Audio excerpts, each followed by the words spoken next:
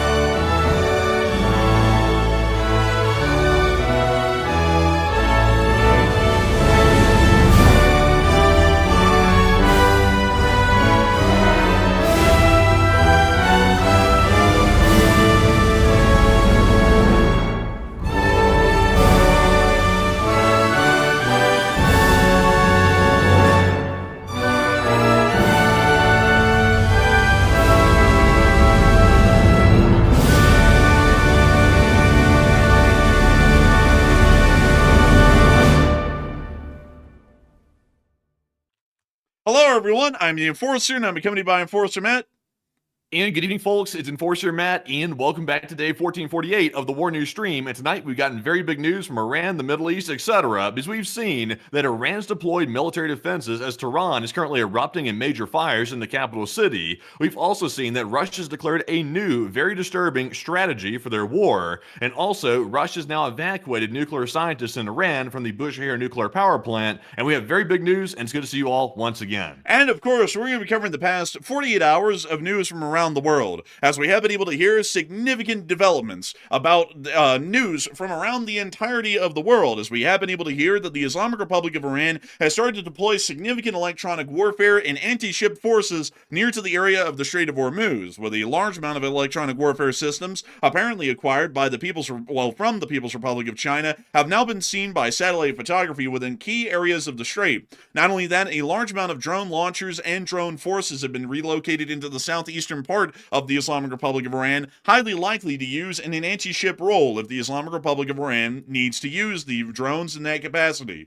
Additionally, we have also been able to see that the United States of America has now issued a warning to all U.S. vessels to avoid the Strait of Hormuz if at all possible, as the current situation within the region is incredibly tense and dangerous, and it is believed that the Islamic Republic of Iran is conducting an effective blockade against U.S. vessels attempting to transit in and out of the Persian Gulf effective this moment. Additionally, the United States Air Forces and armed forces are continuing to move more equipment into the Middle East, with a large amount of C-5 flights and other flights being seen moving into the area, including several F-35s of the Vermont Air National Guard, which have taken off from the United States of America as of 36 hours ago, and have most likely transited into CENTCOM AOR as of today. Meanwhile, the Muwafaq Air Base is also showing significantly increased numbers of aircraft, including EA-18G electronic warfare aircraft, also called the Growlers, which are currently at the Muwafaq Air Base. case. The state of Israel is also apparently wanting war at this point and is urging the United States of America not to make a deal with the Islamic Republic of Iran because the Iranians are not to be trusted and generally are looking towards the destruction and whittling influence of the United States and Israel within the region. Something surprisingly enough they're actually correct on. Meanwhile, the Islamic Republic of Iran has been dealing with a large amount of interesting developments at home, as we have seen and heard that apparently more threats have been made by the Iranian government, while they are now executing some of the protesters that are still alive at this point while they are in their hospital beds throughout the country. Meanwhile, a large fire also broke out at a major power plant within the city of Tehran, once again showing an incredibly odd streak of fires and explosions that are happening inside the country without any real reason for it. The Iranians are also continuing to fortify and attempt protection of their nuclear sites, believing that strikes by the United States of America may be coming soon or imminently, and we've also seen that the Russian Federation has flown a private jet down to Bushehr, possibly to load up Russian nuclear scientists and staff and fly them on out of the country.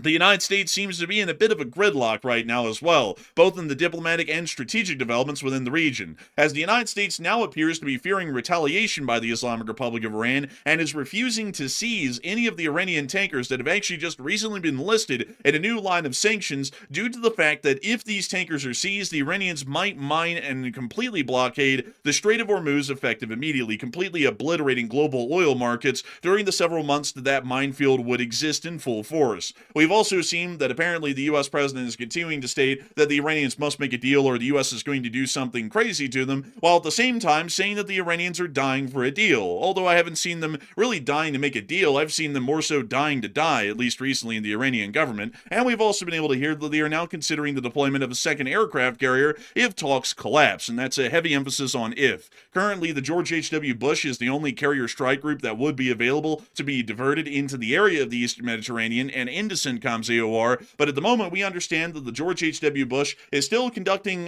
carrier readiness drills off the coast of the Atlantic here in the United States of America in preparation to see if it is ready for another carrier deployment and to be sent out into the Mediterranean, meaning that it will not be available for some time, even if it was called upon right now. Moving on out of the news in the Middle East, we did also get to hear that within the Russian Federation has been making some incredibly wild statements, especially as of late. Foreign Minister Sergei Lavrov has stated that the Russian Federation's primary goal at this point is to reunite all historical lands of the Russian Empire with the Russian motherland.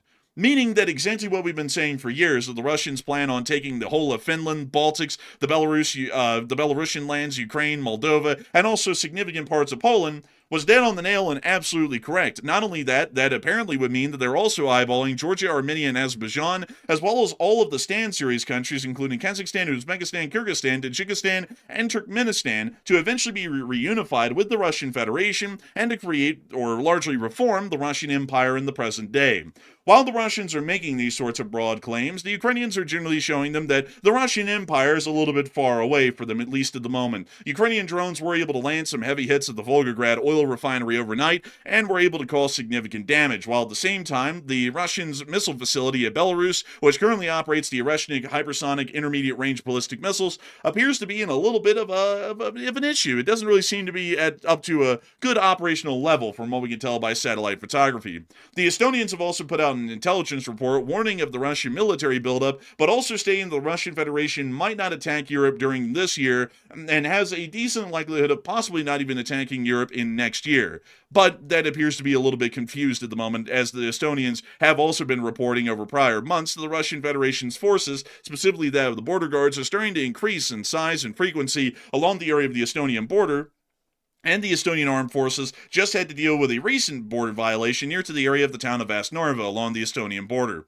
Meanwhile, the United States is also lessening its command control inside of NATO and has handed over two important command facilities, Joint Force Command Naples and Joint Force Command Norfolk, to the NATO alliance at this moment. We have also been able to hear of some other developments that have happened around the world, including Vladivostok in the Russian Federation, and also some significant news out of the Caribbean and the Americas as well.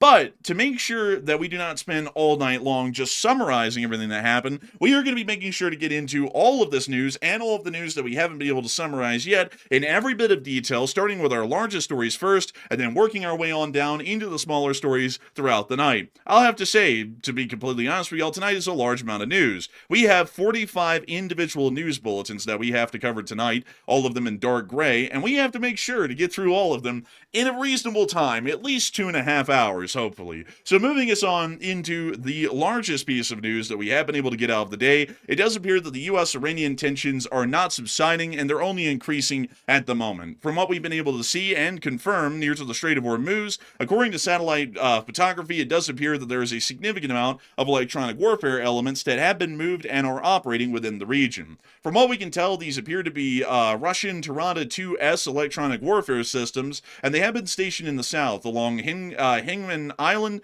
Larak Island, and also Rabar Dock. These satellite pictures actually show the small support facilities that exist for these electronic warfare systems and the electronic warfare systems themselves. These are mostly placed, from what we can tell, around the area of the Strait of Hormuz, and it does appear that the Islamic Republic of Iran is trying to dedicate as much of its military potential and equipment towards the Strait of Hormuz as possible right now to once again prepare and largely hedge their bets that if the situation continues to degrade with the United States of America, they will be able to use all of their military capacity available to protect their mine layers while they mine the Strait of Hormuz and effectively block off a third of the global oil market for months on end before the mines can be removed.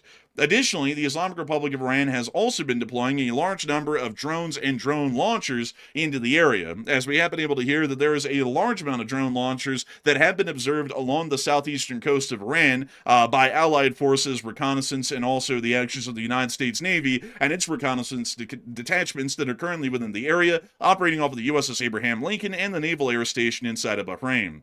This is all giving us an indication that right now the Islamic Republic of Iran is still militarizing the area around the Strait of Hormuz, and the risk of a complete blockade of the Strait of Hormuz happening here in the near future is becoming more and more certain. And right now, this is a fairly precarious situation, at least from what we can analyze and what we can break apart in greater detail here. The Iranians largely have the upper hand right now if they are to conduct any form of preemptive action to beat the United States to the punch inside the Strait of Hormuz. And to explain a little bit of the strategic and tactical situation that we were seeing in the Strait of Hormuz right now, and why this is largely favoring the Iranians over the United States, at least in terms of preemptive action, meaning that the U.S. hasn't bombed or conducted any armed action against Iran yet, is that Iran does have a large number of fast attack boats and small mine layers that are able to be used to mine the Strait of Hormuz, which is this small international passage right here between the island of Larak and also the small little islands and peninsulas at the very north of the United Arab Emirates. This tiny little corridor of water here is what connects the entirety of the Gulf states nations and their oil production to the outside world, to where all of that oil can make it to the countries that have laid out the purchase orders, and for that oil to make it to those countries. If this strait is blocked, oil prices will skyrocket drastically across the world, as the Middle East makes up nearly 30 to 40% of all global oil production across the entirety of the globe, meaning that 30 to 40% of all of the oil that will ever be used or transported in the world passes through this one tiny strip of water right here, which is the Strait of Hormuz. Right now, with the United States not conducting any actions against Iran, this means that the Iranians generally have the ball in their court, at least tactically within the Strait of Hormuz, to go ahead and mine the area. Considering that U.S. naval warships or warships of the United States Navy don't stay within the Strait of Hormuz due to the significant risk and the point-blank range distance that they would be engaging Iranian coastal defense forces at, they generally keep U.S. destroyers somewhere within the Gulf of Oman or inside of the Persian Gulf, near to the Bahrain Naval Station, which currently has one Arleigh Burke guided missile destroyer and 3 littoral combat ships based at the naval station right now, along with several air assets, including P-8 Poseidons. If this strait is mined, the U.S. will not be able to react in any reasonable amount of time due to the significant electronic warfare and air defense assets that the Islamic Republic of Iran has dotted along their coastline on the north of the strait throughout their territory. This means that the United States would have to organize intelligence gathering operations to figure out exactly where those air defenses are, what type of assets and equipment the Iranians have to generally stop U.S. air operations in this area, and then once all of that is asserted, we can then conduct suppression of enemy air defense operations and generally start wiping out Iran's air defense capabilities around the strait, which would then allow for the U.S. Air Force and the U.S. Navy's air arm to be able to conduct combat air patrols of this area and to also ensure that there is general protection, at least in some form, to the U.S. Navy as they attempt to go in and attempt to demine the strait after that point. But by then, we are several days into the minefield being laid, and demining the minefield would be incredibly difficult.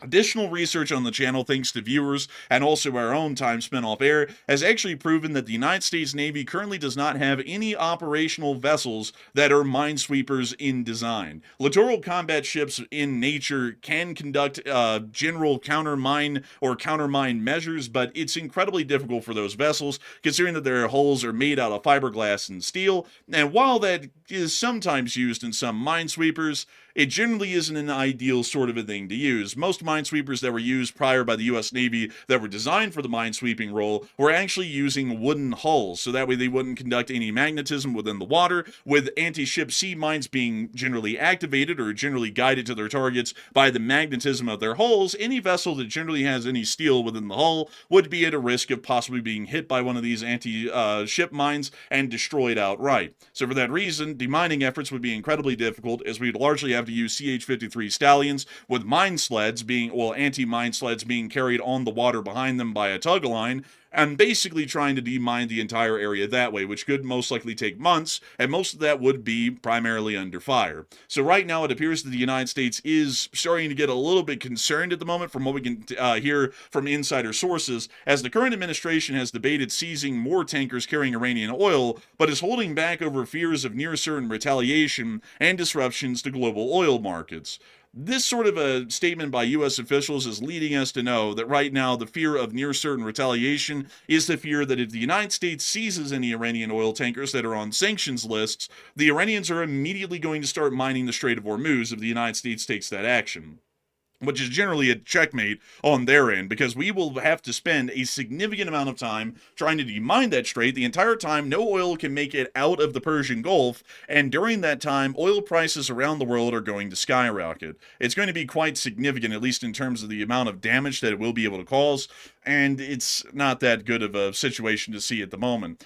We've also been able to hear that the United States is currently advising all U.S. vessels to avoid the Strait of Hormuz, as the U.S. has advised American-flagged ships to steer clear of Iranian waters in the Strait of Hormuz after a vessel was harassed last week. That was the Stena Imperative. Iranian forces have used small boats and helicopters to board or push ships into Iranian territory, most recently on the 3rd of February of 2026, which was the Stena Imperative. The U.S. recommends vessels stay near Oman's waters and as far away from Iran as safely possible, keeping this key oil trade route secure, but once again fairly limited in the amount of shipping lanes that U.S. vessels can use to get into the Persian Gulf and out of the Persian Gulf through this incredibly narrow passage. A lot of people right now are actually talking about the significant risk that might be posed by the Islamic Republic of Iran in mining the Strait of Hormuz and generally creating a complete blockade if the United States takes any further aggressive actions against the Iranians. And Matthew, what are people thinking about that right now, and what are you thinking about that as well? Okay, so now that we've seen the Hormuz Straits become basically a flashpoint for Iranian and U.S. forces, right now that's a huge choke point because Iran has the ability to try to choke the complete cargo ships from going through that strait because they basically have a monopoly over it if they decide to do that. So the U.S. has now warned ships to avoid Iranian waters in the Hormuz Strait, but the reasons are unclear. So what are your thoughts? 44% said the U.S. suspects that Iran will mine the strait, while 29% said the U.S. expects more hijacking, and 23% said the U.S. expects a full-scale war to break out, and that's why they're telling people to avoid the area. So generally speaking, the general guidance that's being issued right now by the U.S. is telling the cargo ships and oil tankers to basically hug the coast of Oman to stay away from Iran's waters, because what Iran's trying to do and what their strategy has been is they'll try to send out these little gunboats, these little fishing boats. They'll try to surround a tanker and try to force it into Iranian territorial waters, where they then claim that they have a right to seize the vessel. That's generally the strategy right now. So they're basically forcing ships into their waters to try to take it. So I think the U.S. is expecting more hijackings. We do know that the Iranians wanted to seize a U.S. flagged oil tanker. They were unsuccessful and the ship took off. But they were able to seize 2 other oil ships, and we're still not sure where those ships were flagged out of. We still don't know that. But they could be looking for another weakling ship, perhaps another U.S. flagged vessel that's not as well equipped as the last one to try to hijack that. So Generally speaking, that's why I think they're telling ships to warn to leave the area. Basically, is because they're trying to avoid more hijackings. So I'm with the 29%. But Enforcer, what say you? I'd have to say that I would be actually with the 44%. I have a feeling that the U.S. is incredibly concerned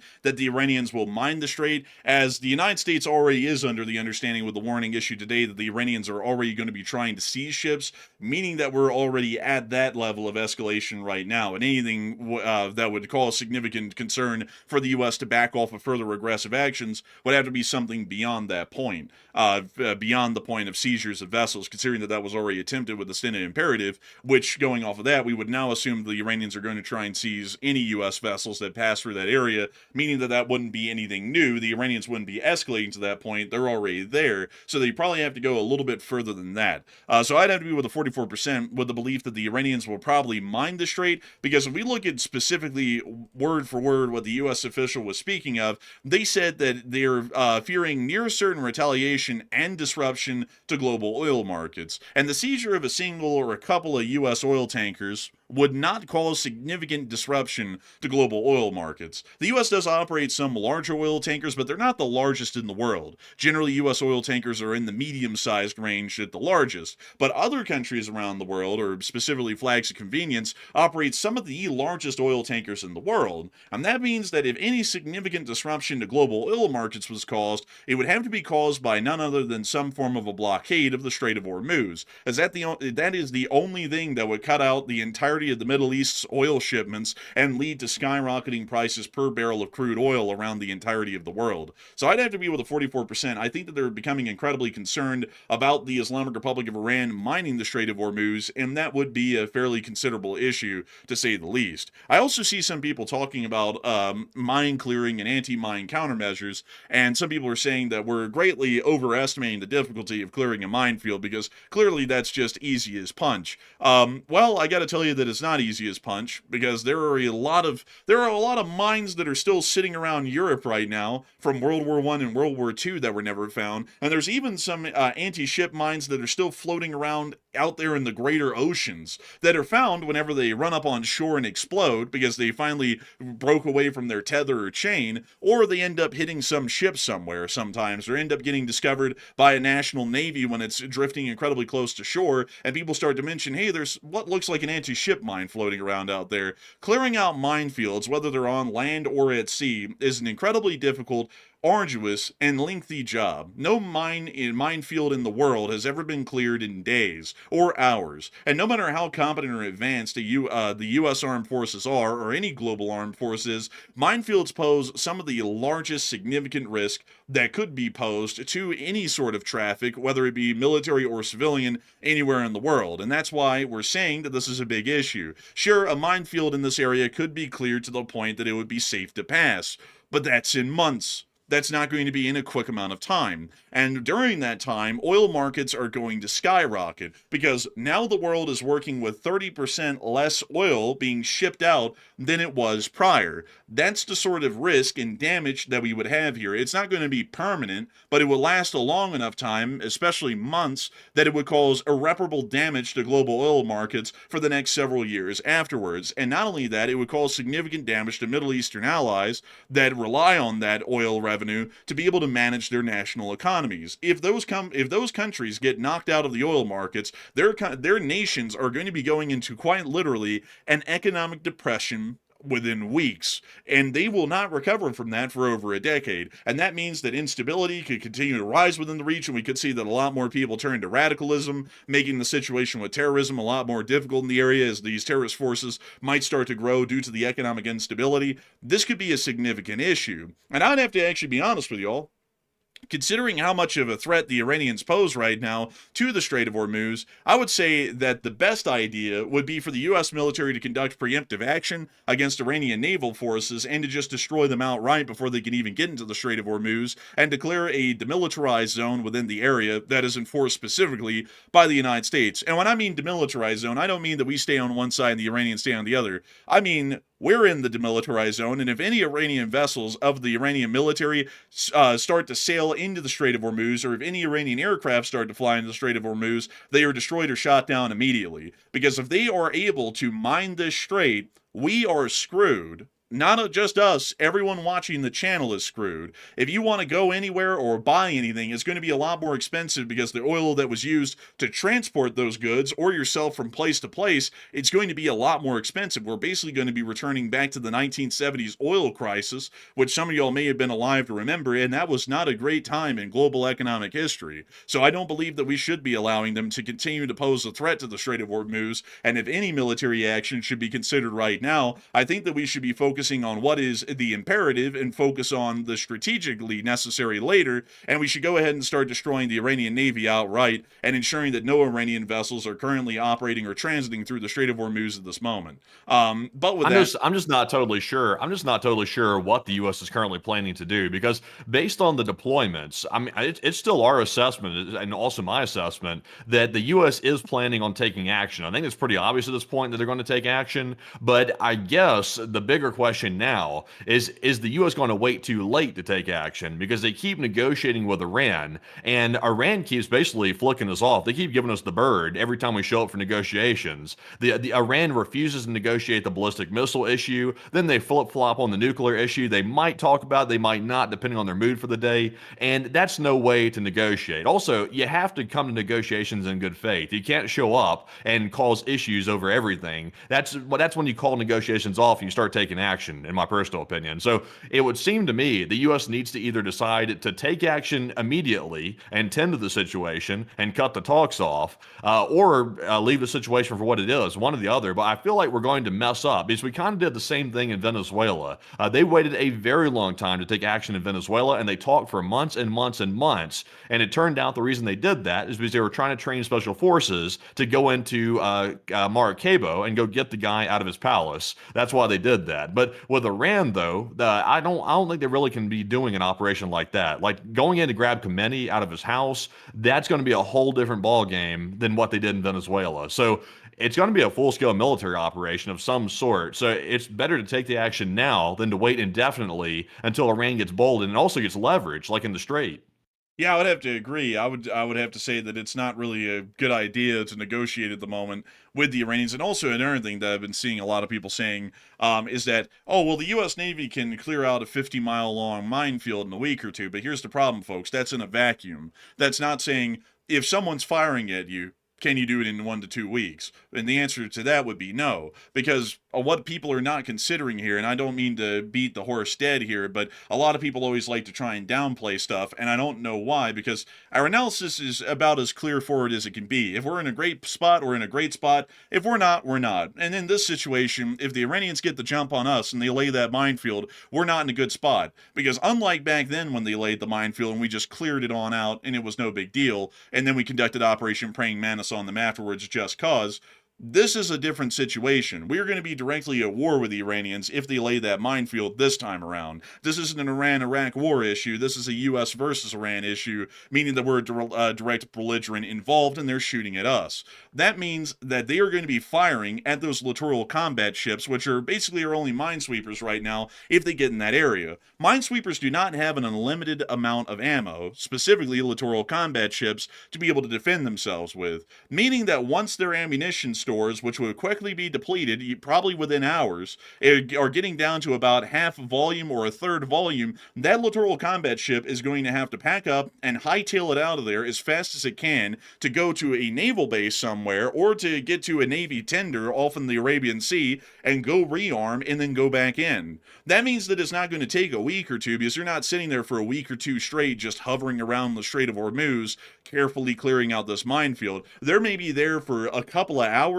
They're almost out of ammo at that point, and then they're having to leave for a day-long venture to go meet a Navy auxiliary in the best-case scenario, rearm for about the next day afterwards, and then turn around and head right back into the Strait, and then try and conduct another demining operation for a couple of hours, and then turn around and go away. And the only way that you'd be able to keep them there for a while is if you spend a large amount of time, preparatory time before that, clearing out the area of every single anti-air defense system, every electronic warfare system, and every anti-ship battery that you can find, and even still the Iranians are going to whip some out of the mountains nearby because they're protected inside of tunnels throughout the area, and we can't use a mop on everything because we only have a limited number of mops. So these ships are always going to be under the risk of having an anti-ship missile fired at them, and when you add in all of those complicated factors, clearing that 50-mile long minefield isn't a week or two, that's about 2 to 3 months probably, and that's not going to be an easy sort of a situation for us to be in. Hell, the honest truth is that the Islamic Republic of Iran might even collapse during that period of time. But the thing is that if the Iranian government collapses, the minefield doesn't disappear with the Iranian government. Those mines are still going to be floating out there in the Strait of Hormuz, meaning we're still going to have to spend the time, even if the Iranian government has collapsed, demining that strait and making sure to reopen all of the shipping channels and such through that area. That would take a long amount of time. And I don't really think that we should be allowing an enemy of the United States the kind of leeway and liberty to allow them to conduct a wildly destructive action for global oil markets, which is going to affect us here in the United States, and generally downplay that until that happens, for people to then realize, after it happens, how much of a severe issue that was going to be. Yeah, I'm just not sure why they're stalling at this point, because if you really think about it, we've seen satellite images. We've shown them here on the channel over the last week or so. We also have more to show you tonight. The Patriot systems are currently stationed all over the region at our partner countries in the region. Like, for example, Jordan, we're seeing them in Qatar and all kinds of states where the U.S. is partnered. So there's clearly a substantial amount of air defense there. We also have the Lincoln off the coast of Oman, the aircraft carrier strike group, and Israel is itching to go. Like, Israel, in fact, keeps meeting with U.S. officials because they want to take action so badly. They're threatening to take action on Iran unilaterally outside of the U.S. purview. That's how anxious Israel's getting to take action. So it feels like, at least based on what we're hearing in the public domain, that pretty much everybody in the region is braced, ready to go, and Iran, or Israel, is locked and loaded and also ready to attack Iran. The only wild card right now seems to be the U.S. forces, not really sure on whether or not they're going to attack now or they're going to stall and wait until negotiations are over. It just seems to me like with Iran, you really don't want to stall because they could get leverage over us. It's a lot more perilous than the Venezuela situation, so you don't want to wait. And also, it's like, what are we confused about? Number one,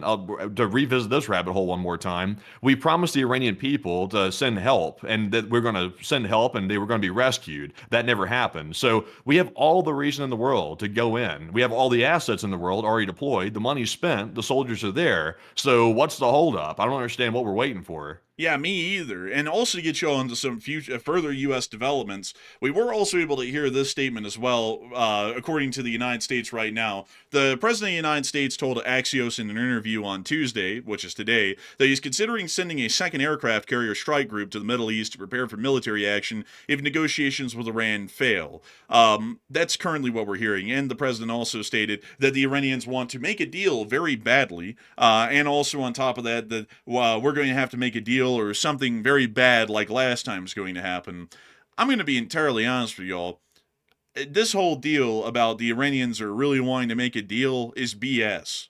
They are not wanting to make a deal. I can tell you all this right now. If they wanted to make a deal, they would have made a deal when we all went and talked in Muscat, Oman about a week ago. They didn't make a deal. They're hardly even wanting to come back to the negotiating table right now. That's why it's taking so long to even get back around to talking to them, is because after they walked off from the last talks, basically getting nowhere with us, we said, oh, we'll have another one in a couple of days. It's almost been a week now. We still haven't had a second round of talks with these people because they don't want one. They don't want talks with us because they're trying to buy time. They don't want to legitimately engage in talks. They're playing the game. They're gaming the system. They're gaming the system by talking about deal making because the president's obsessed with deal making, while in reality they're just hedging their own bets to try and get themselves in about as good a spot as they can get realistically, so that way if something happens they might be able to weather it all and come out the other side somewhat intact. That's what they're trying to do right now, and they're also trying to buy themselves time to see whether or not they're going to try and screw over oil global markets by mining the Strait of Hormuz. Additionally, we did get to hear, adding on to this once more, that the president is considering sending a second carrier strike group to prepare for military action if Iranian talks fail. The problem with that, though, is that we have one. Well, actually, we kind of technically have two carriers that are available, but one of them really isn't.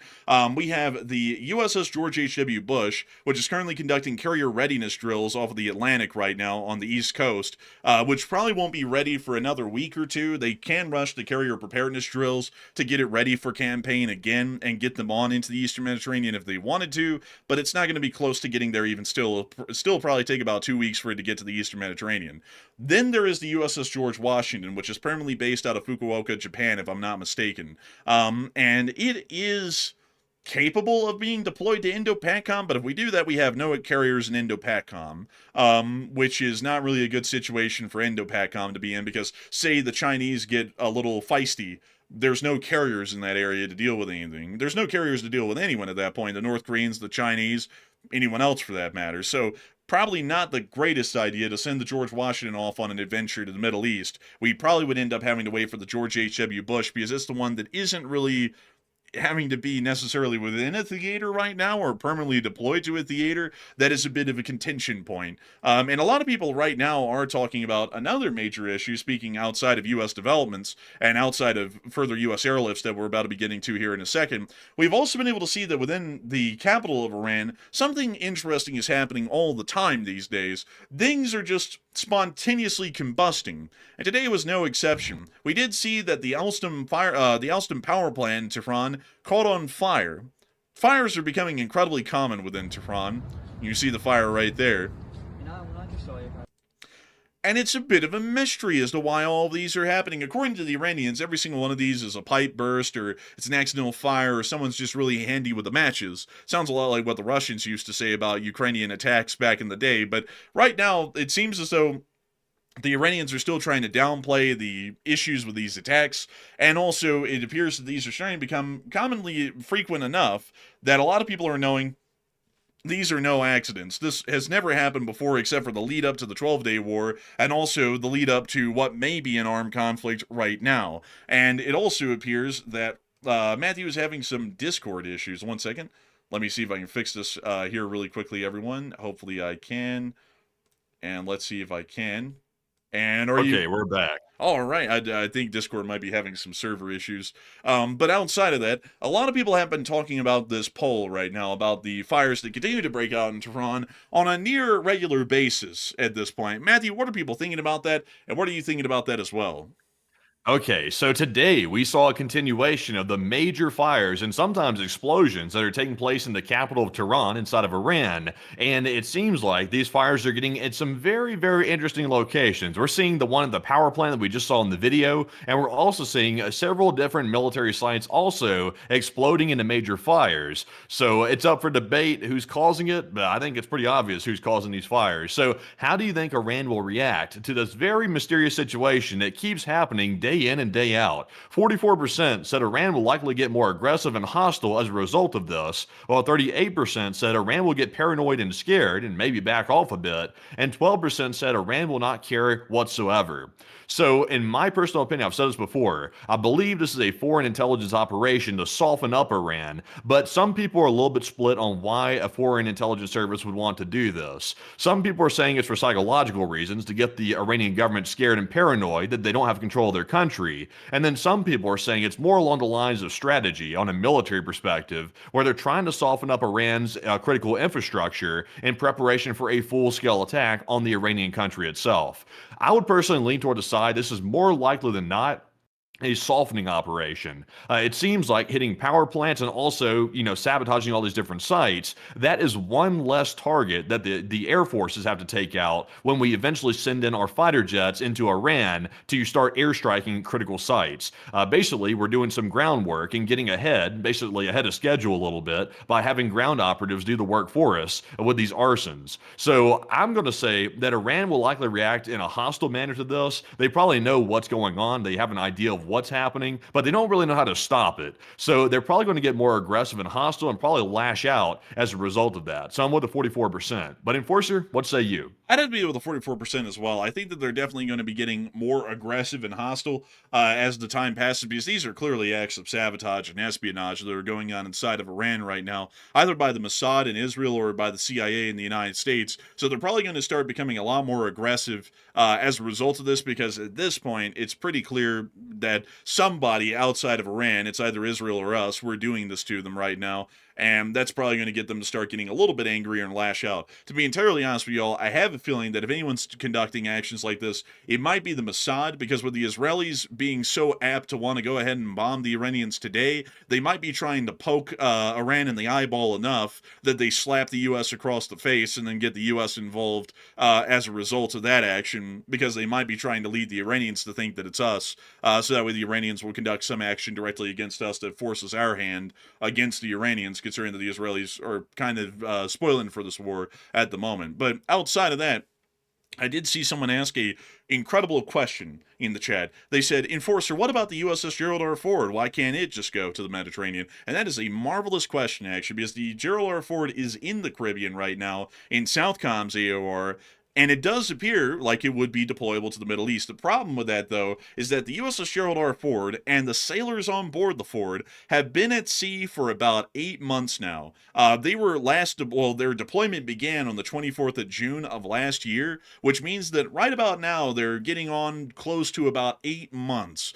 And generally in the modern day, the U.S. Navy tries to maintain 8-month deployments for their carrier strike groups and generally any vessels within the Navy as the longest sorts of deployments that can be seen. And so right now, all of these sailors generally have to get some form of leave. They've been basically on 24/7 deployment for 8 months now, so they're going to be transiting back most likely to the Newport News or Norfolk Naval Shipyards and getting some R&R. And then once they get done with R&R, they'll do a little bit of restock, resupply, inventory, all that stuff that the carriers do. Then they'll send them back out like the George H.W. Bush is doing right now for some carrier preparedness drills. And once they pass those drills, usually with flying colors, then they're sent back out on another deployment somewhere else in the world. So right now, it's just not a good idea to send the Ford, because if we ended up canceling their leave that they're about to be getting here soon, and we send them out to the Eastern Mediterranean, that might affect morale. And you generally don't want to affect morale that badly. You know, you could end up getting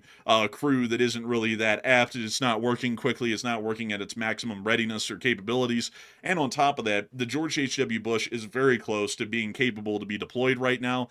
And it would be probably a lot better to just send the George H.W. Bush at this point than it would be to send the Ford. So that way the crew can get some leave. But anyways, with that, I hope that does address that well, at least the best I can from what I know about the condition of the Ford right now. But with that, we are going to be moving on into some other major news, hopping us out of Iran for a moment, and moving us on over to Israel, because while we're all talking about what Star Destroyer we can send around the world right now to obliterate the Iranians with, the Israelis seem to be in a bit of a tizzy about the whole idea of the United States actually negotiating an end to this whole deal, as Israeli media outlet Ynet News reports that Israeli officials are having a growing concern over a potential U.S.-Iran deal they fear could sideline Israel's strategic interests. And that appears to be something that the Israelis have been hammering home a lot recently. Currently, Netanyahu has just arrived in the United States today to discuss with the President of the United States the political and not really the political, but more so the foreign policy and diplomatic situation within the Middle East,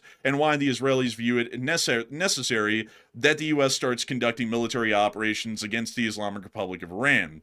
And it seems as though a lot of people are starting to get an idea that the U.S. isn't really working at Israel's speed. And of course, we all know that Israel is, our greatest ally. They always wait for us to be ready. But just in case, they might be looking out for our best interests in a way that we can't really foresee, because we're too small-minded. So they might want to conduct strikes early against the Iranians, even when the U.S. might not necessarily be ready yet. Or the U.S. might be leaning towards making a deal with the Iranians that's basically just the JCPOA 2.0, which would be ridiculous to see. But Matthew, what are people thinking about the Israeli position right now in this matter? And what are you thinking about it as well? Okay, so the big question is, if the U.S. fails to act against Iran and tries to come to a really shoddily negotiated deal with the Iranians, do you believe that Israel will take the bold step of attacking Iran unilaterally without the U.S. blessing? And it looks like 58% said yes, Israel will act independently in that case, while 20% said no, Israel cannot risk angering the U.S. officials, and 17% said I'm 50-50 on this one. And at this point, I think the reports sound to be accurate. It sounds to me that Israel is getting very concerned that the U.S. is going to waltz right into a crappy deal just for the sake of getting a deal with the Iranians. And they're currently trying to meet with U.S. officials. And I believe right now, I believe Netanyahu is meeting with some of the president's aides or officials. And I think tomorrow he's going to meet with the U.S. president. So that's allegedly what's on the table. He's trying to basically tell the United States that, hey, look, like Israel wants to be, listening to the United States, but Israel cannot sit back and allow a bad deal to be made. And then that hurts Israel's security in the future because Iran's allowed to nuclearize itself or further build up its ballistic missile forces. So I would say the way Israel is currently framing this, they're framing it as an existential crisis for their country. So it sounds like they're setting the groundwork to basically move unilaterally against Iran if the U.S. decides to be weak on this issue. So I'm actually with the 58%. It will piss the U.S. off. Like, make no mistake, the current administration will be livid if Israel acts without the blessing of the United States. But I think Israel might do it. They might go for it because they see a weakness, basically, and they don't want to put themselves in jeopardy. But Enforcer, what say you? I'd agree with the 58%. The Israelis are probably going to act independently. And I've got to say, one, I kind of got mixed feelings on this. One, I don't really like countries that call themselves allies of the United States working out of step with the United States where they might be putting us in a bad spot.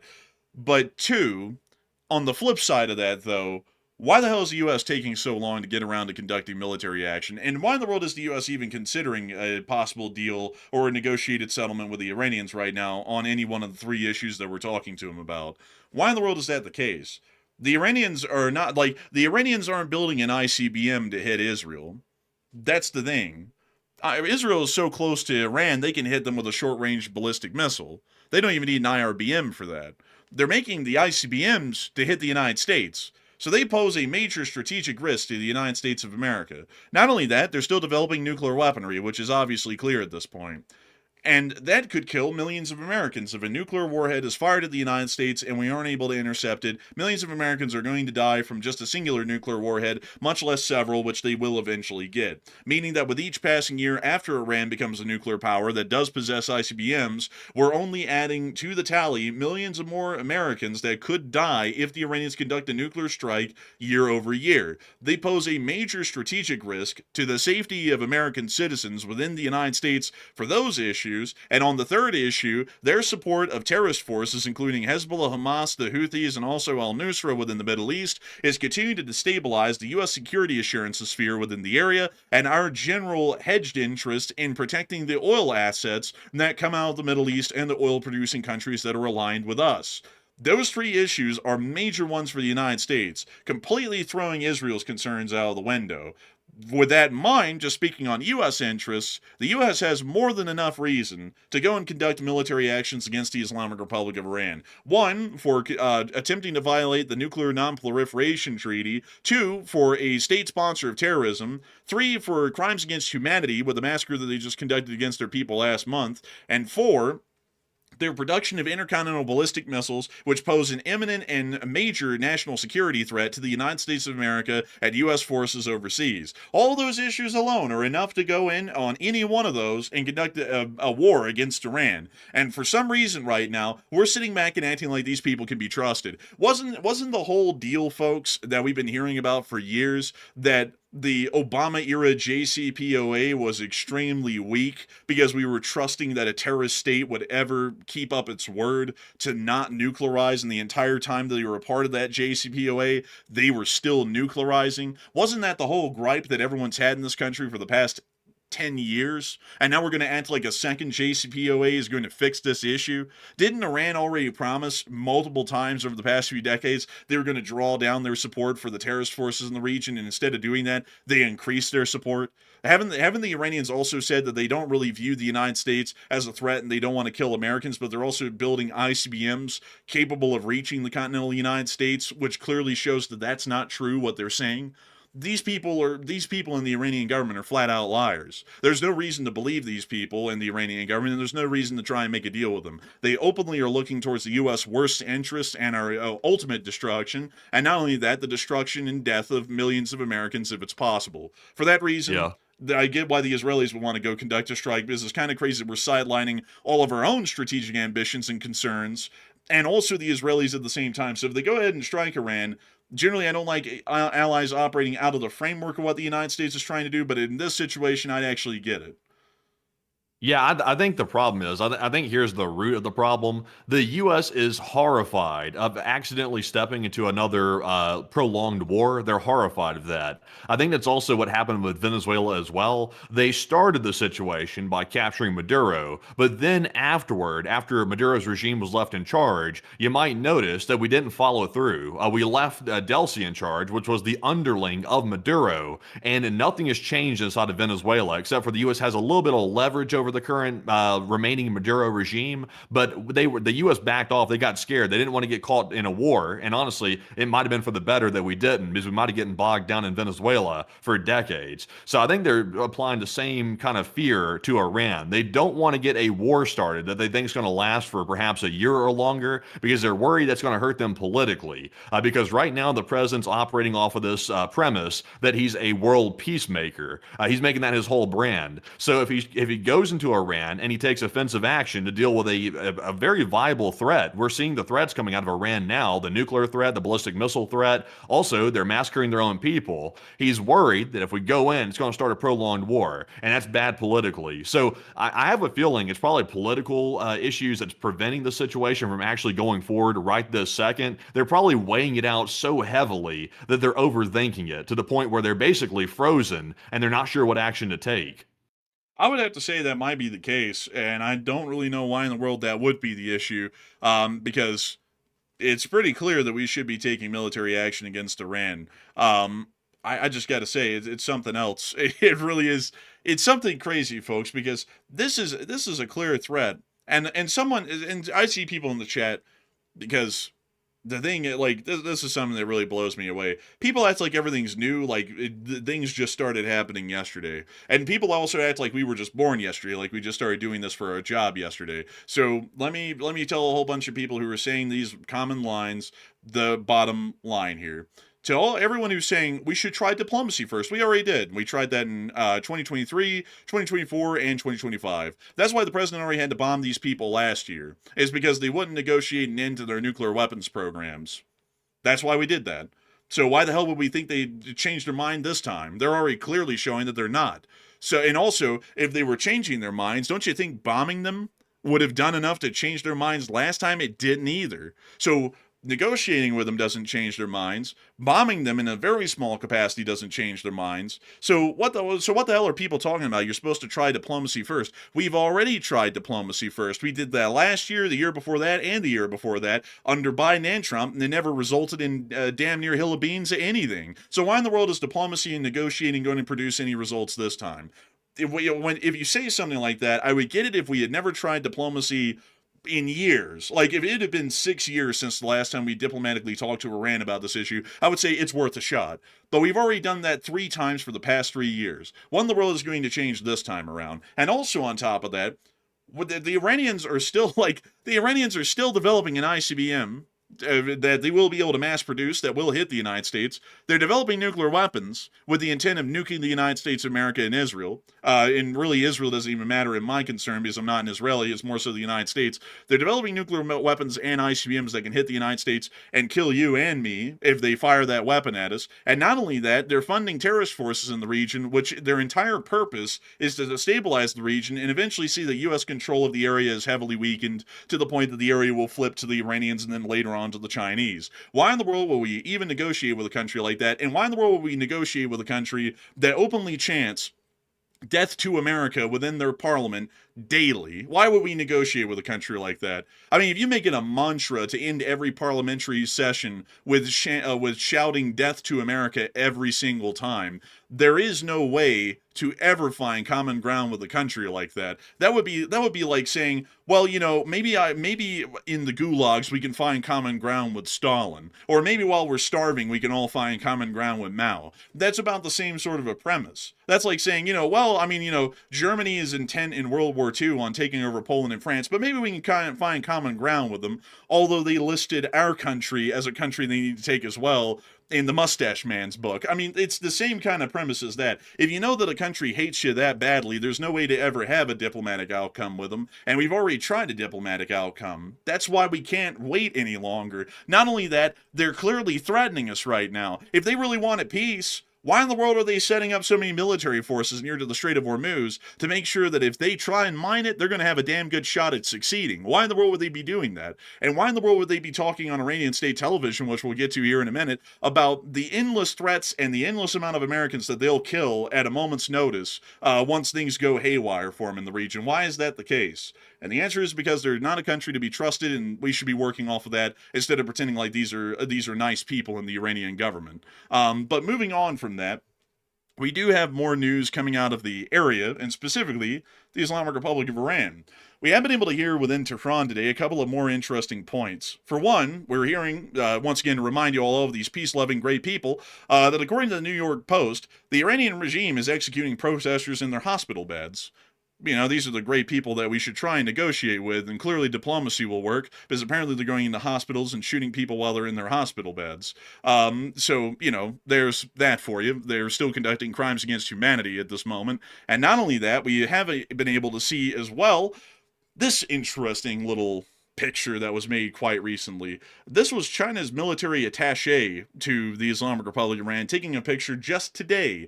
And in between the two of them, they're holding a Chengdu J-20. And that's a little interesting to me because the only country that currently has the J-20 right now in the whole world is China. Why in the world are they holding up a little model of a J-20 with the Iranian commanders as a part of the Chinese military attaché? And it generally looks like this is supposed to be some sort of an insinuation that China might be considering or willing to provide Chengdu J-20s to the Iranian Air Force, which generally, it's not going to be that big of an issue, but at the same time, it is a stealth air superiority fighter, and we really don't know how small the cross-section on this thing is.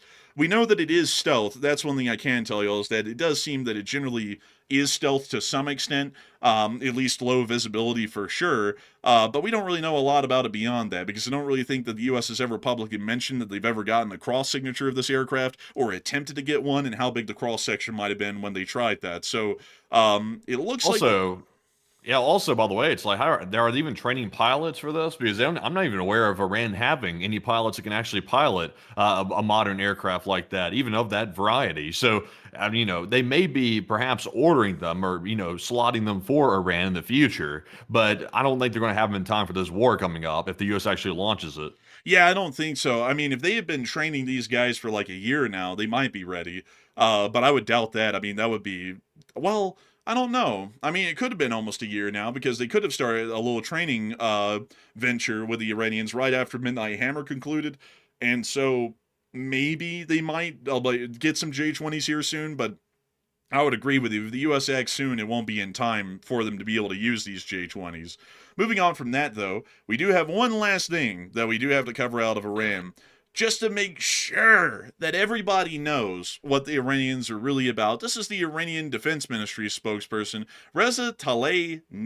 He stated, "The armed forces are at a very high level of readiness for any miscalculation or potential act of aggression by the enemies." And when they mean act of aggression, they mean literally anything, like looking at them the wrong way they consider to be an act of aggression. So while everyone's saying that we can talk to these people and that we ought to give peace a chance, like we did with Venezuela and everyone else, saying that with a great deal of sarcasm. But outside of that, while everyone's saying, oh, we have to give peace a chance, this guy's clearly making it quite obvious they don't want to give any chances, and they're ready for war at a moment's notice.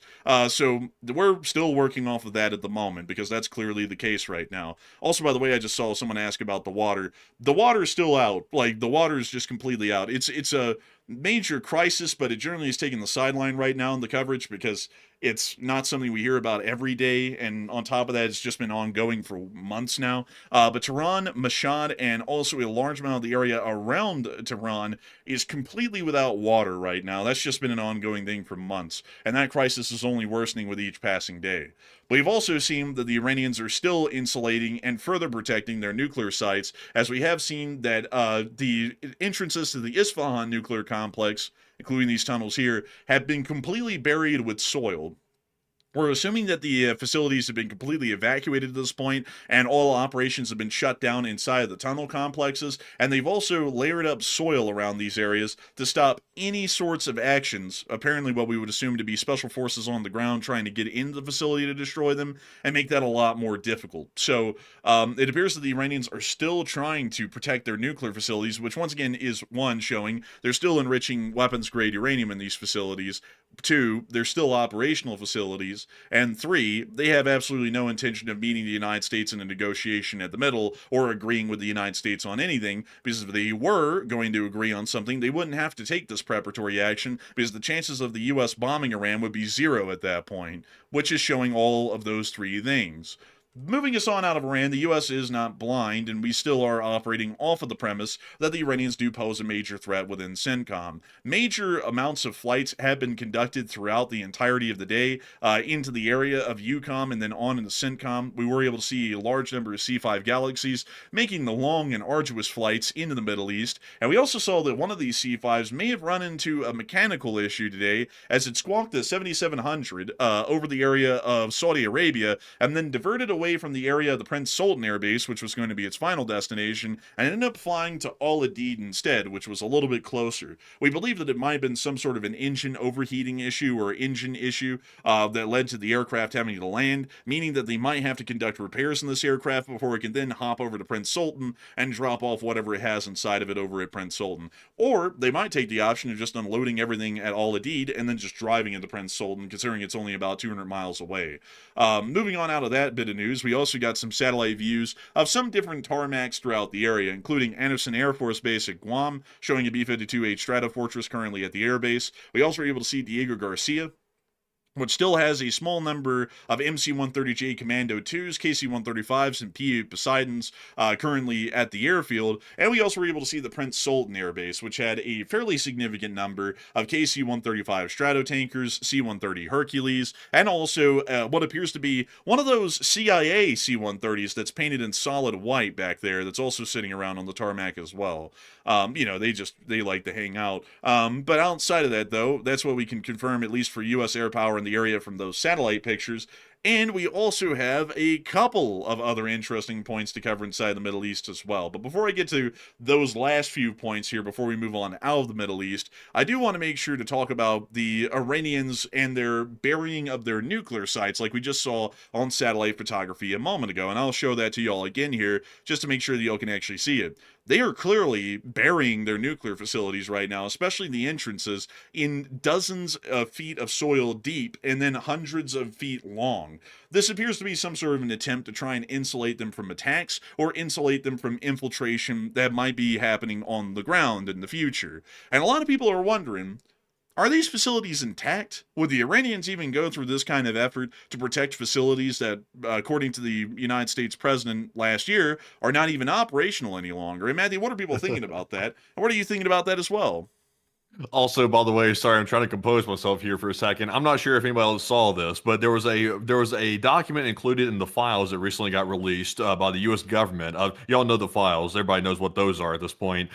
They said something about the Sultan, and they said something about Bionic and fill in the blank. I'm just going to leave that for what it is. But it looks like a lot of people are talking about that right now in the chat, which is a little bit interesting. I'm not going to go any further than that. You'll go look into it yourself. But anyways, jumping into that poll, we are seeing that Iran continues to completely bury its nuclear sites, as we saw here. They've literally covered it up completely with dirt. And are the facilities still intact? And is that why they're going through so much trouble to protect them by covering them up with soil? 69% said yes, the facilities are still intact, while 17% said I'm 50-50 on this one, and 8% said no, the facilities are destroyed. And we never really got a clear answer. Like, if we're being totally honest here, we never got a clear answer from the U.S. government nor the Israeli intelligence services about whether or not the nuclear sites were properly destroyed by the first round in Midnight Hammer of B-2 strikes on these facilities. Based on the data that we know about the MOP, it sounds like the facilities likely were not destroyed with one simple round of strikes. They're likely still intact, and that would likely explain why the Iranians are going through so much trouble to protect these facilities. Because, for example, if they were completely destroyed, like the U.S. likes to claim that they were, then how come Iran is going through all this effort to protect a completely burned out husk of a facility? That would make zero sense whatsoever. So I'm with the 68%. I think they are still intact, and the U.S. will have to come up with a better strategy this time if they plan on hitting them again to make these actually be destroyed. But Enforcer, what say you? I'd have to say that I'd be with the 67%. These facilities are clearly intact. Why in the world would they be filling in the entrances to a destroyed facility? There would be no point. There would be nothing there that could be infiltrated to be destroyed at that point. Everything in there would not exist. It wouldn't be operational. It's like saying, why in the world is that guy going over there to that house and boarding up the windows to it when it clearly looks like we burned it out last year, but they generally rebuilt it and refurbished it. And now they're boarding up the windows before another wave of looters comes through the neighborhood. It's like, well, if you look at that with some sense, it's like, well, if the guy got looted last year, and they busted in and boosted all of his stuff out of the house, and they almost burned it to the ground, and then he rebuilt the house, and it looks like it's lived in at this point, and then he's boarding up the windows, the only thing we could assume at that point is that the guy has something in the house that is worth looting again, apparently, and he's scared of people coming through and boosting his stuff. I mean, that would be the great example. It's a stash house. Yeah, it's a stash house. I mean, they're literally boarding up the stash house at this point that's housing the weapons-grade enriched uranium and the centrifuges. That's what they're doing right here. So clearly this shows that the facility is still operational. I mean, how in the hell would it not be? Like, if it was not operational, they wouldn't go through all this effort. They wouldn't have a whole bunch of guys on some payroll running dump trucks somewhere, dropping off metric tons of soil at the entrance of every facility, and then packing it on down to try and make sure that it's as hard to get through as possible. So I would say that they're definitely intact, and that's why the Iranians are blocking the entrances. Now, I'll also say this is not going to stop a MOP, and also this isn't where you put the soil if you're wanting to stop a MOP. This is so that way, if the U.S. drops off special forces here, somewhere around these facilities, and they try and get in there physically and set up charges to blow away the tunnels from the inside out, they can't get in. That's what this is for. Because there's really no way to protect from a MOP. I mean, you can drop as much soil as you want. Soil is incredibly soft, especially compared to hard rock. The MOP would go through the soil like nothing. So this is generally to stop U.S. Special Forces from busting on in and doing whatever they want within the facilities if strikes happen in the future that are of that variety. So I would say, generally, these facilities are definitely operational. But we are going to be moving on out of that and getting to our last bit of news, our last bit that we have out of Iran, and then we're going to be getting into the small little bit that we have at Muafak and also in Syria. We have been able to hear that the Russians have flown a jet down to Bushehr, specifically to Bushehr. It appears that it was an Embraer Legacy 600. Legacy is very fitting considering that Russia is about to become a legacy here in a little bit. Like, they're not going to be an existent country. They're just going to be a legacy of failure. But beyond that, they flew a little Embraer Legacy 600 down to Bushehr. And it looks like, because I do have to remind you all, that's where all the Russian scientists are at right now, and they're working on the nuclear reactors right down here at this power plant. It looks like they might have been picking up some of their top scientists and bringing them back to Russia, so that way if the U.S. strikes Iran here in the future, those top Russian scientists won't be in the line of fire getting bombed themselves in the midst of all the chaos that'll be unfolding. So it seems as though, from what we can tell, that's what's going on right now down there. It's fairly interesting to see. But we'll leave it at that for now. Moving on out of that, we've also been able to see within the Muafak Air Base inside of Jordan that there are some growlers. The Chinese, who are more than graciously sending out every single satellite picture that they take to the public around the entirety of the world, did show that they took a satellite picture of what appears to be some form of an air squadron of EA-18G growlers of the United States Navy, that have been diverted to Muafak Air Base and are under CENTCOM's area of responsibility. We also were able to see some MQ-9 Reapas that are also down there on the tarmac as well, which is generally showing that the U.S. is preparing for reconnaissance and electronic warfare activities here within the very near future. So that's a little bit interesting to note, and it is confirming that the U.S. is still building up a significant amount of offensive capabilities, as generally EA-18G Growlers are usually used in offensive air operations. They can be used in defensive air operations, but generally they're best suited for the offensive, jamming enemy installations and such things to open up an area for a higher chance of strike successes. Moving on from that, we also were able to see that within Syria, F-16 flew over Al-Hasaka as Jelani's guys were entering Al-Hasaka, or they're generally there. This is very close to an ISIS prison, where... Can we show this? Oh, well, I can show a little frame of it here and there. I mean, I can do that. That's what I was going to do. That's why I paused the clip instantly. But they were flying over. As you can see right there, there's an F-15E Strike Eagle. And that's not an F-16, actually. That is an F-15 in the entire video. But beyond that, we are going to be moving on from that clip, as it does appear the U.S. is still concerned about Jelani's guys breaking into ISIS prisons and busting out thousands of ISIS fighters to send them off to go do God knows where, doing God knows what. We all know what they'd be doing. They'd be doing that ISIS stuff. But outside of that, that's what we have right now out of the entirety of the Middle East. Quite an interesting sort of a situation that's developing within this area. And with that, folks, it's now time for us to move on and into the rest of our news outside the Middle East, which we have a lot to go, as a matter of fact. The Middle East was a pretty big segment tonight, but we do have a lot of interesting news coming out of the Americas. We also have a lot of interesting news coming out of Russia and Europe as a whole today as well. But before we get on into that, I do have to say that we are massively appreciative and thankful for all of y'all watching so far tonight. We have hit a peak viewership tonight, folks, of 15.9 thousand people. Holy moly, that's a lot of people here. And we've had a total viewership in about an hour and 16 minutes of 92,000 people. And we're entirely honored and greatly appreciative of all of y'all enjoying the stream so far. I hope y'all have enjoyed our news coverage. We always try and make sure that it's the most well-researched and informed that it can be. And of course, folks, we are going to be getting on into our second segment of news. But before we do that, though, I do want to get a couple of questions out of the chat before we move on. So, Matthew, what do we got? All right, so let's grab our first of 3 super chats of our first segment, and this one goes to none other than Nick Hines. And thank you very much, Nick, for that $50 support right there. Very generous support, and it's that support that keeps the channel running, and we do appreciate that. And Nick said, like button gets you 25 free XP. Give yourself a thumbs up. And if Iran mines the strait, would Iran use an underwater drone strike to demining efforts, and do they have any?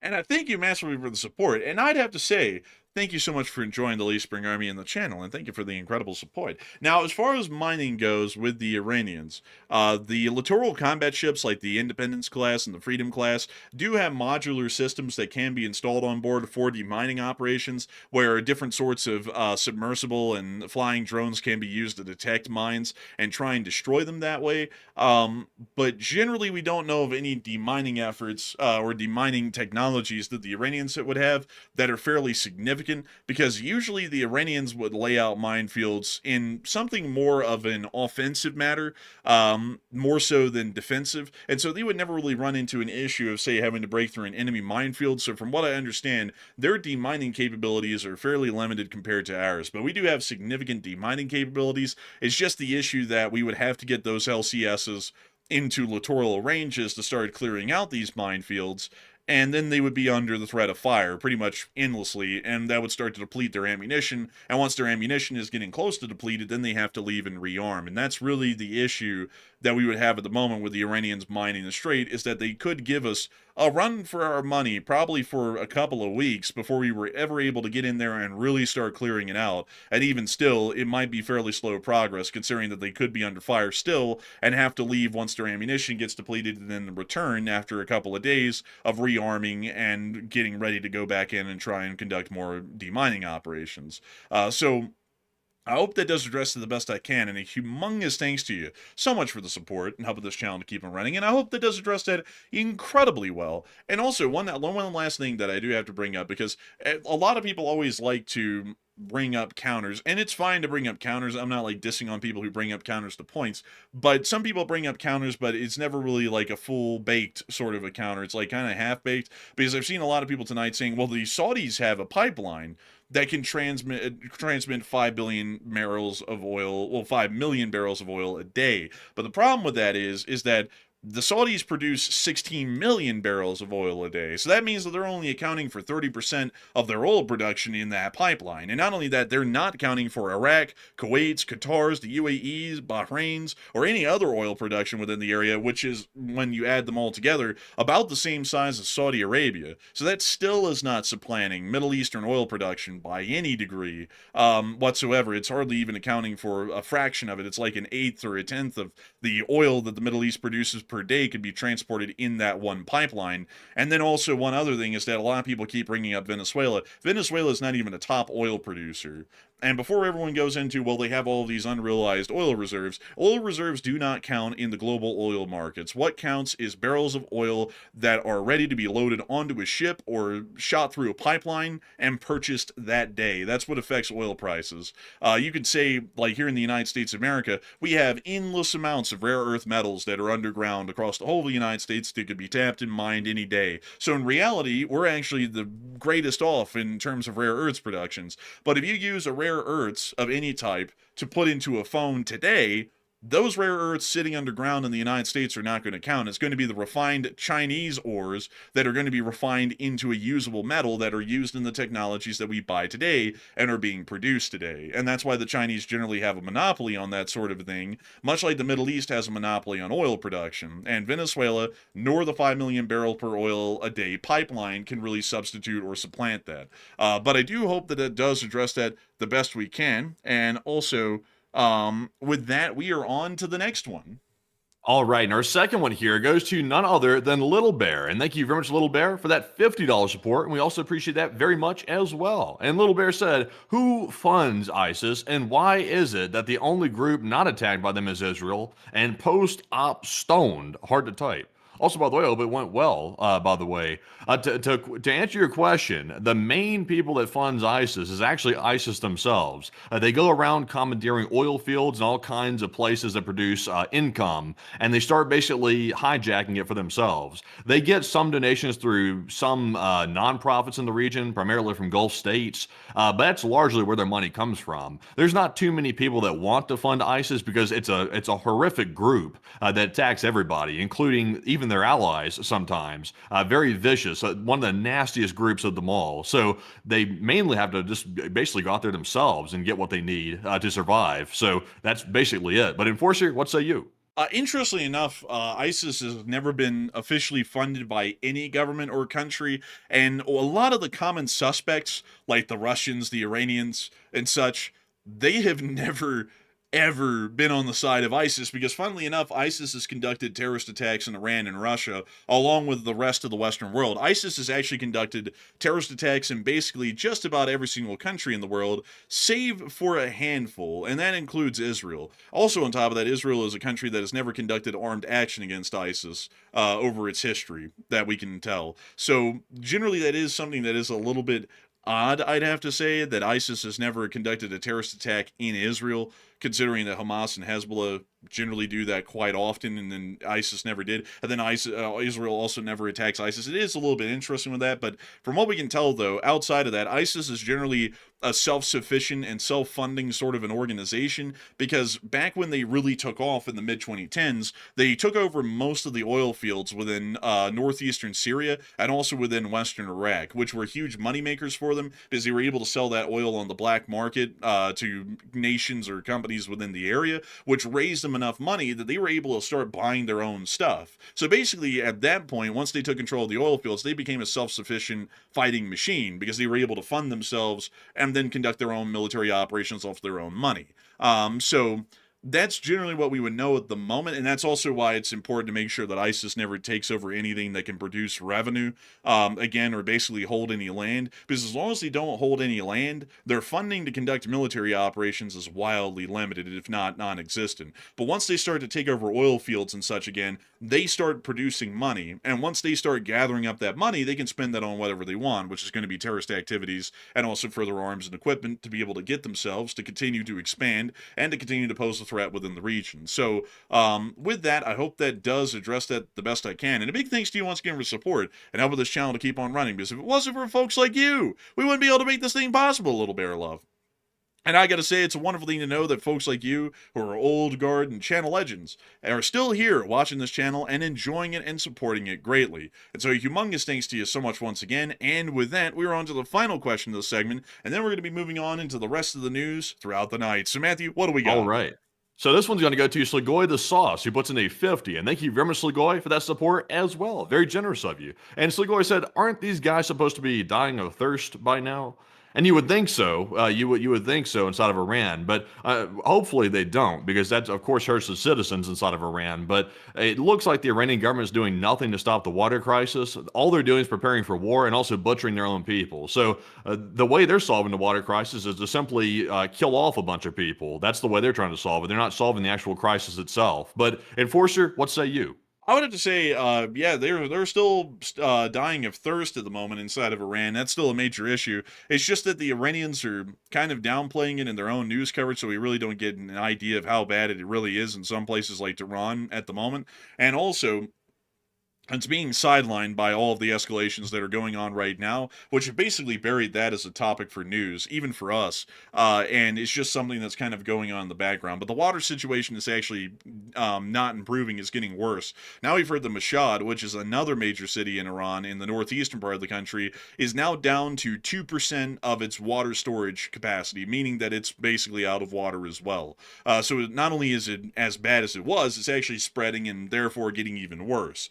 But I hope that does address that the best I can. And a humongous thanks to you so much once again for the support and helping this channel to keep on running. And with that, we are going to be moving on from that sport. But a huge thanks to Sligo is the sauce once again for that incredible support and being an old guard and a channel legend. And so with that, it's time for us to move on into the rest of our news. Moving us on out of the Middle East, it's time for us to move on to the Americas, and then we're going to flip right back and into Europe and Russia.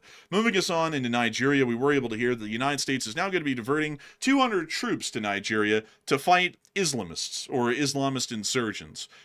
So, while we're stripping the Middle East of our combat capabilities in Syria and Iraq to go fight the Islamist insurgents and ISIS there, which is where they're from, apparently we're going to be sending 200 troops to go and fight Nigeria to go and fight ISIS inside of Nigeria. I mean, I'm not against fighting terrorists, but I mean, make that make sense. I mean, why in the world would we be pulling all of our forces out of Syria and Iraq, where they're literally at and growing right now? And that's literally their base of operations is inside of Syria and Iraq. Why in the world would we be pulling all of our forces out of there to then go divert them to Nigeria? That's like going and putting a Band-Aid on a cut on your leg while you got a giant hole through your chest and you're pouring blood out through your heart. It's like, what sense does that? Like, I don't even get it. I mean, it's nice to hear that we're going to be fighting ISIS in Nigeria. I can't really complain about that, but it doesn't really line up with a greater strategic framework globally as far as the war on terror is concerned. But moving on out of that, we also have been able to hear within the area of the United States of America that another Russian tanker has been seized, this one also leaving Venezuela. We were able to get some incredibly interesting footage of this the other day, right here from U.S. Southcom's area of responsibility of the U.S. Special Forces boarding the Seahawk, which we believe is on board a U.S. auxiliary tanker, which can be used for heliborne operations. There they go off into the distance, and there's the tanker that they're about to seize here soon. You see them flying on around it.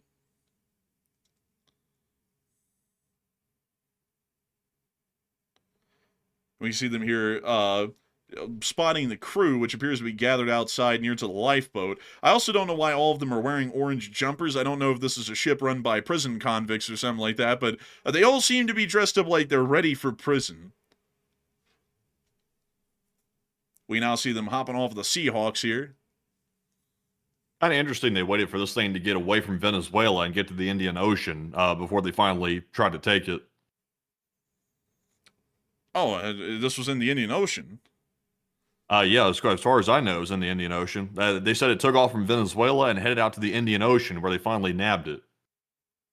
I gotta check my second post here because I swear that it said Southcom on it. No, that's why I put it out here. Hold up, let me go and get to the second clip here because let's see here. Yeah, this makes no sense because this is the same ship that they showed on this footage here.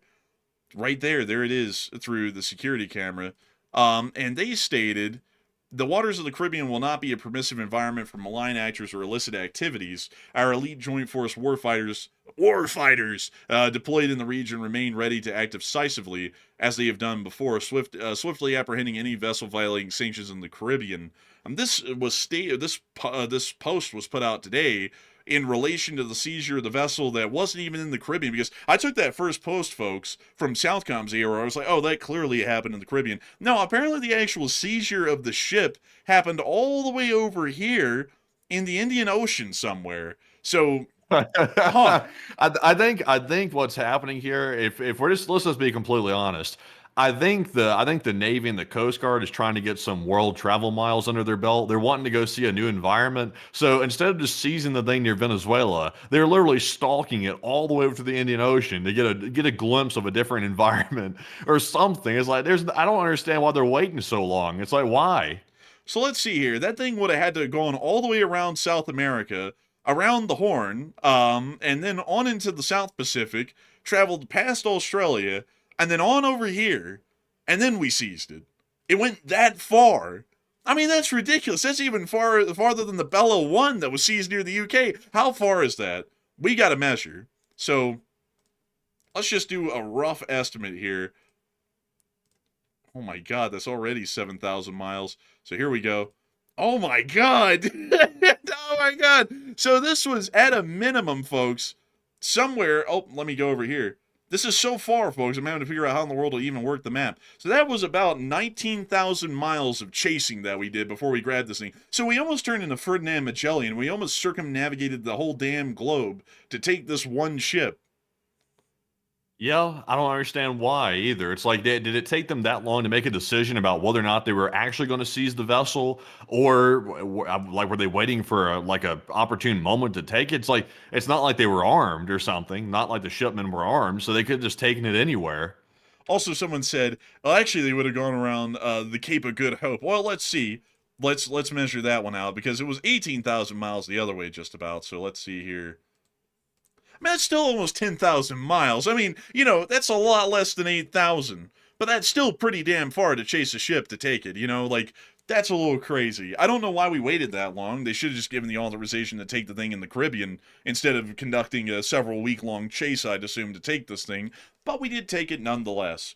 Also, by the way, news out of Venezuela today is that apparently the fella who was arrested apparently by the Venezuelan authorities again, Juan Pablo Guanipa, if I'm pronouncing his last name, has once again been released from prison by the interim authorities. This time he was flown to his home in Maracaibo, where he'll be restricted to house arrest. So they kind of released him. See, I told you that wasn't the CIA that wanted to nab that guy. You're making it sound like that C-130 coming in had a strike team on board to go nab them. It wasn't our guys. They said a Range Rover pulled up, a Corolla pulled up. They got him. They brought him in. It turns out it was the Maduro regime that's remaining was the ones who actually allegedly nabbed him. So I think they're just trying to screw with the guy, basically trying to scare him into silence. That's what it sounds like, what they're trying to do. Yeah, it does kind of sound like that. Also, we were able to hear that the U.S. is apparently working on getting the oil companies on in, as the United States has issued a new general license to allow oil field service companies to work in Venezuela.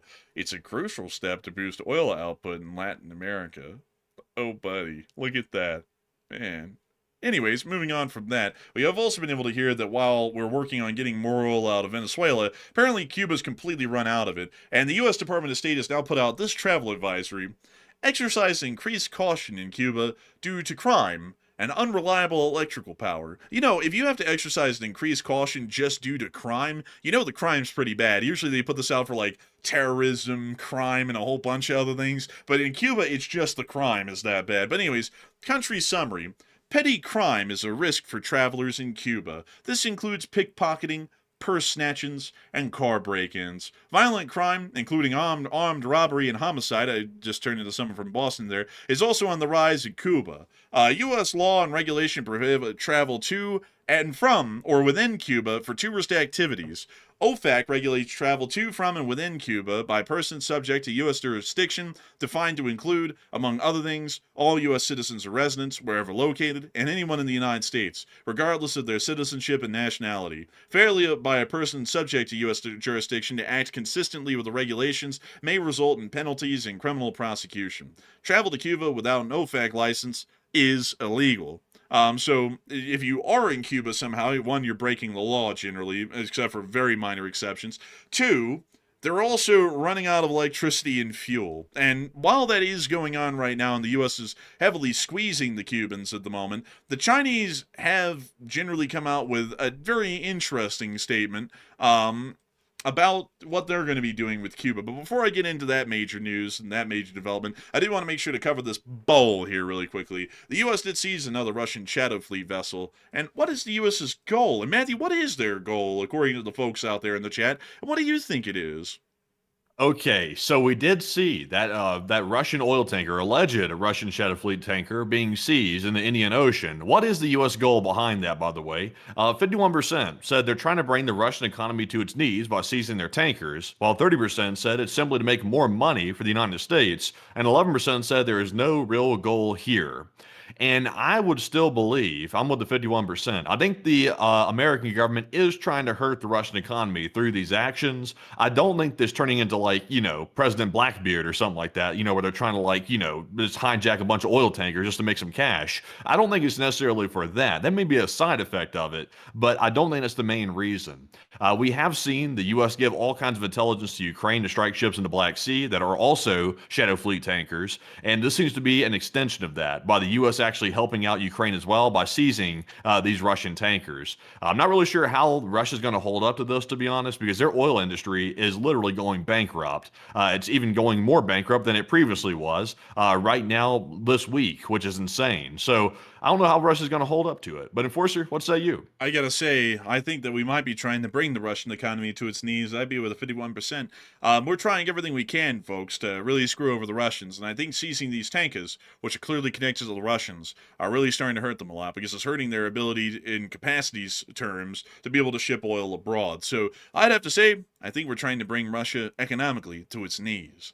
So I hope I was able to address that well. And also, folks, I do know that we have a poll on the Cubans. Sadly, I don't think our timing here will work out well for us to be able to get to this while we're still on the topic. We'll probably have to just circle back here in a minute. But outside of that, though, we were able to hear that the Chinese are now offering to provide fuel to the Cubans in the form of oil to be able to try and float the Cuban infrastructure system and not lead it to the total collapse that it's currently suffered at the moment. Because if y'all haven't heard right now, Cuba has completely run out of oil, and with it, their entire electrical grid has gone offline, and every public infrastructure in public transportation has stopped. That includes their limited rail infrastructure, their bus connections, and also their only international airport. All of that has completely ground to a halt, and there is no real transport or movement going on in Cuba at all. There's not even any electricity in the country right now, so it is pretty rough. I mean, when I mean rough, it is rough. If a country does not have electricity or any basic form of motorized or mechanized transportation, you're screwed. I mean, you're literally living in the 18th century at that point again with nothing going on, really. So it does appear that we do have a bowl on that at the moment. And just to give it a little bit of time for that poll to gather some results, I will show you something cool that was photographed in central Missouri today. This B-2 bomber that was conducting aerial refueling exercises over the central area of Missouri. This thing isn't going anywhere, so this isn't OPSEC sensitive. This is just a B-2 conducting some training exercises to get their pilots in good form for in-air refuelings. Pretty cool to look at. It has nothing to do with anything else around the world. It's not like, these things will fly over to Iran or anything anytime soon, but it is pretty neat looking. And I just thought that was cool. It's a neat picture. Cool find. Anyways, moving on from that, big shout out to Phytux Network, by the way, who got this from one of their sources in central Missouri that happened to be outside at the right time to take this picture. And it really is a cool picture. I mean, isn't it a cool picture, Matthew? I think it is pretty cool. It looks like they're trying to get in some practice, though, before they have to go back to Iran, possibly. So, good times. Yeah, it does look like good times, I'd have to say. I would have to say it would be really cool to fly a B-2. So I bet they're having fun up there, getting their little flight hours in, training-wise and all that, I bet they're having a blast. But now that we've spent a little bit of time loitering around for this poll to gather some votes, a lot of people have been talking about the Chinese offer of help to the Cubans. And Matthew, what are people thinking about that? Are they thinking that the Cubans are about to be sitting back, relaxing, smoking some Cuban cigars and having a nice cognac? Or are they thinking that the Cubans are still going to be screwed? And what are they thinking about that? What are you thinking about that? Okay, so what is the US's plan with blockading Cuba? Because right now we are seeing that it appears to be doing exactly what I predicted it was going to do on Sunday night stream. I had said on Sunday that this plan might end up backfiring because now that Cuba is out of fuel and they've had to issue a NOTAM for their airspace to let all pilots know that they simply cannot refuel their jetliners when they land at their airport because Cuba has no aviation fuel to refuel those aircraft. So it's now apparently pushing China closer to Cuba, which was my big fear. And I would imagine that Russia is probably going to be showing up very soon as well. So is the plan backfiring? 44% said no, the U.S. plan will work just fine, while 28% said yes, the U.S. plan is starting to backfire, and 24% said it's simply too early to tell right now. And I'm with the 28%. The plan is starting to backfire because Cuba, as we all know, has very strong relationships with both China and Russia because it's strategically located right off the Florida coast. And for that reason, it makes a really good spy base. And it basically works like it does in Taiwan off the Chinese coast. Cuba is our version of Taiwan off the United States coast. So for that exact reason, I would say that China has all the reason in the world to show up and help Cuba, which is basically going to negate the fuel blockade that the U.S. is currently running on Cuba. So not totally sure what their plan is, I'll be honest. I hate to say this on everything because it sounds like I'm trying to be intentionally negative about everything the U.S. is currently doing in foreign policy, but I genuinely don't see the plan that the U.S. is trying to carry out with Cuba. I didn't really see it with Venezuela either, and I still don't. I don't really understand what they're doing there, and I don't really think they know what they're doing. I think they're just sort of throwing crap at the wall and hoping it sticks, and that seems to be what they're up to. But Enforcer, what say you? Well, the U.S. plan will work fine if we act quickly. But one thing that we know about this administration is that they are anything but quick when it comes to foreign policy. It takes them about a year to come up with a decision. So nothing will happen quickly enough to really see that this will pan out, in my opinion. This is probably going to end up poorly. Because now once again, we're making Cuba a foreign policy contention point where other people can hop in support of Cuba. So while we are screwing them over in the short term, which is somewhat beneficial for who knows what, I don't even really know, because it's not really like they pose a major strategic threat to the United States. It's a literal impoverished island with nothing on it. So, beats me what strategic threat they pose. But now that we've made them an international point of contention, this now makes it to where the Chinese can step in and try to help out the Cubans. And then we basically make this into another flashpoint, and that doesn't really end up well for us because we don't act quickly enough to make sure that once a flashpoint appears, we make it disappear as quickly as it arrived. The only way to do that would be to go into Cuba and basically overthrow their government, or force them into making a deal with us of some sort that is wildly beneficial to the United States, but is to their detriment, which they probably would never agree to.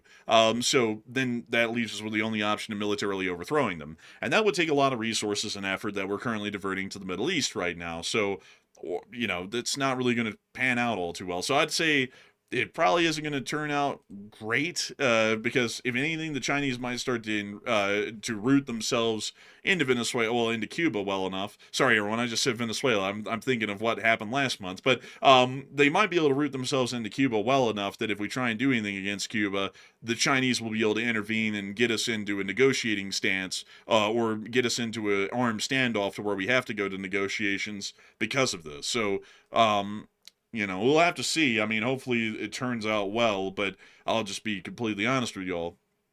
These sorts of foreign policy endeavors that seem to be pet projects, they're just not really turning out well in most ways. But I don't know, maybe Rubio wants to now be called the Guevara of Cuba. Maybe, I don't know. He might be, so we'll see. But anyways, moving on from that, we are going to be moving on out of the area of the Americas and on over into Europa. We have a lot of news coming out of Europe, so let's get into it. First off, inside of Belgium, we were able to hear that the United States is apparently changing some commands. According to an exclusive document obtained by La Lettre, the United States is set to hand over two major NATO operational command centers, Joint Force Command Naples and Joint Force Command Norfolk, to European allies. Joint Force Command Naples is in, you guessed it, Naples, Italy. Joint Force Command in Norfolk is in where of two places? Norfolk in the United Kingdom, considering that this is a European command, or is it in Norfolk, Virginia? And now, before you give the answer, Matthew, I want everyone to actually give their honest opinion. If you heard that there was two European commands that the U.S. just transferred today over to European forces, either the U.K. or the Italians, and you heard that Naples was one of them, which is in Naples, Italy, and then the other one's in Norfolk, would you think that that's Norfolk, Virginia, or Norfolk in the United Kingdom? Which one do y'all think it is? And I see someone said Virginia, and I see that, let's see here. Anyone else saying anything on this one? Let's see here. I'm waiting to see. Panning over Norwich. And well, no, it's not Norwich. Up here, this is the Norfolk region of the UK, up north of Norwich. So there's a Norwich. So everyone's saying Virginia. Well, when I read that earlier, folks, I assumed that it was Norfolk in the United Kingdom. Turns out it's Norfolk, Virginia. So I was wrong on that one quite badly. That happened before we went on air. But outside of that, Italy is expected to take over Joint Force Command Naples, and it's responsible for NATO's southern flank, while the UK will assume Joint Force Command Norfolk, covering the North Atlantic. Germany and Poland are also set to alternate leadership roles on Joint Force Command Bronsum on the eastern flank. However, the United States will retain control over NATO's most strategic military architecture. The U.S. will keep SACEUR, or SAC-EUR, the top allied command in Europe, or the Strategic Allied Command of Europe, that's what that actually stands for, and is set to take over MARCOM, while already leading AIRCOM and LANDCOM. In practice, this means the U.S. will continue to dominate NATO's air, land, and maritime capability planning, as well as the alliance's core command and control and tech infrastructure. For sure, interesting to say the least. I'll be entirely honest with y'all, folks. This basically is structured in a way to where we do nothing that really makes any sense as to why we still control the top commands in the alliance, and everyone else is actually having to do all of the menial work while we keep control of the final shots to be called. I'll tell you what that is. That's what people would call loafing. And that's not going to turn out well, because a lot of people in Europe are going to start saying, why the hell are we letting the U.S. call all of the shots for our own strategic sake? But we have to do all the dirty work, and the U.S. doesn't have to do anything, but they reap all the rewards of getting to call all the shots at the end of the day. That's what this is going to turn into right here. I would say that this isn't that good of an idea, because for the United States to hold the top dog position in leadership and decision making within NATO, we have to do a little bit of the actual nitty gritty menial work in NATO to make it seem like, well, you know, not only are they the largest military spender in NATO by just raw margins, but they're also doing the actual menial work of running EUCOM's AOR, and for that reason, they ought to be the top commander inside of NATO.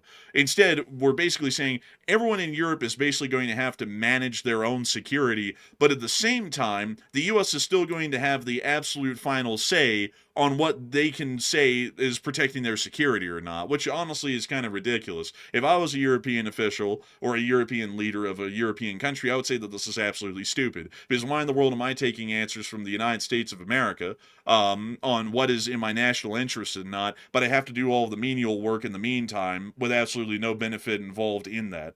But anyways, we also were able to hear that the U.S. ambassador to NATO stated that we want Europe to take over the conventional defense of the European continent. Which, I mean, you know, it's like, sure, I mean, you know, maybe that's a prerogative of the U.S. government right now, but why in the world would they listen to the U.S. making all the shots at that point in Europe if they're the ones who have taken over the conventional defense of the European continent, and also the nuclear defense for the larger part? Why in the world would they ever listen to the United States and what we have to say at that point? We're basically making Europe into its own separate entity. If you do that, why in the world are they ever going to listen to us at all? I mean, there's no benefit, there's no mutual benefit there. It's not like we get to face the Russians down in Europe and we also deal with the nitty gritty so that way we can be the allied commander of Europe. And that would make sense, and that's a bit of a mutual exchange, and they give up their autonomy, at least strategically, for us to basically run the show over there. Instead, we're running the show now, but they have to do everything in the meantime, like they're the ones over there independently without the United States. But if the U.S. doesn't want something or doesn't like something, we still have the authority to go over there and tell them, no, you're not doing that, and that's not going to happen. Yeah, I feel like Europe's going to tell us to piss off before long, and honestly, they might be within their rights to do that if it keeps going this way. The U.S. has got to get its act together, like it really does. With the strategy, it's got to get its act together. Also, trying to punish Europe for whatever personal grudge they have against European leaders, they got to let that stuff go because this stuff doesn't even make any sense. It's like, why are we ceding commands? It's like that's our power over Europe. It's like that's literally the power that we had was having these commands.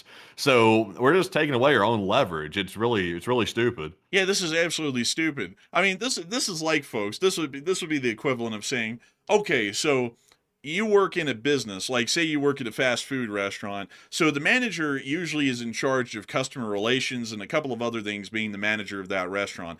But instead, they throw that all on you, but you keep your pay, and you also get no decision-making ability still, and the manager can come in and cuss you out and reverse any decision that you make if they don't like it. But you have to do everything else in the meantime, including basically all of the manager's responsibilities.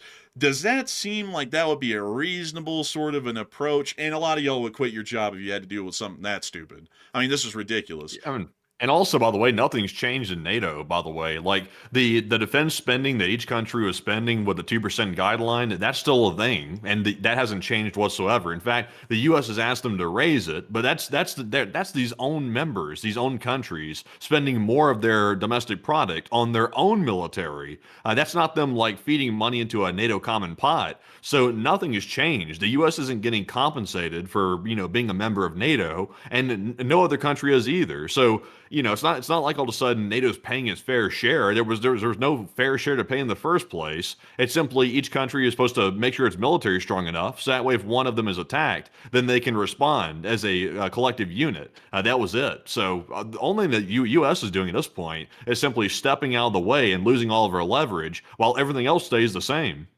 Yeah, also on top of that, I just saw someone say, let's see, well, they don't have any money or tech. I don't know if you're stupid, but they have a $24 trillion economy in Europe. It's the second largest one in the world, right behind the United States, almost the same size as ours. And then also on top of that, they produce all of their own military tech. I don't know what world you live in, but that's not that's not reality. And I would highly suggest that a lot of people get off of this whole America high horse that we can treat people like shit and they're going to have to get over it. Because I find it really funny that whenever the opposite political side of whoever the hell is talking right now in America wins, and then they start to treat y'all like that, like who gives a shit, they didn't vote for me, I'm going to piss on their head. Y'all don't like that. But when it comes around to treating our allies with some sort of common decency or respect, then y'all act like we can shit on everyone's heads and they just got to take it. I can tell you this.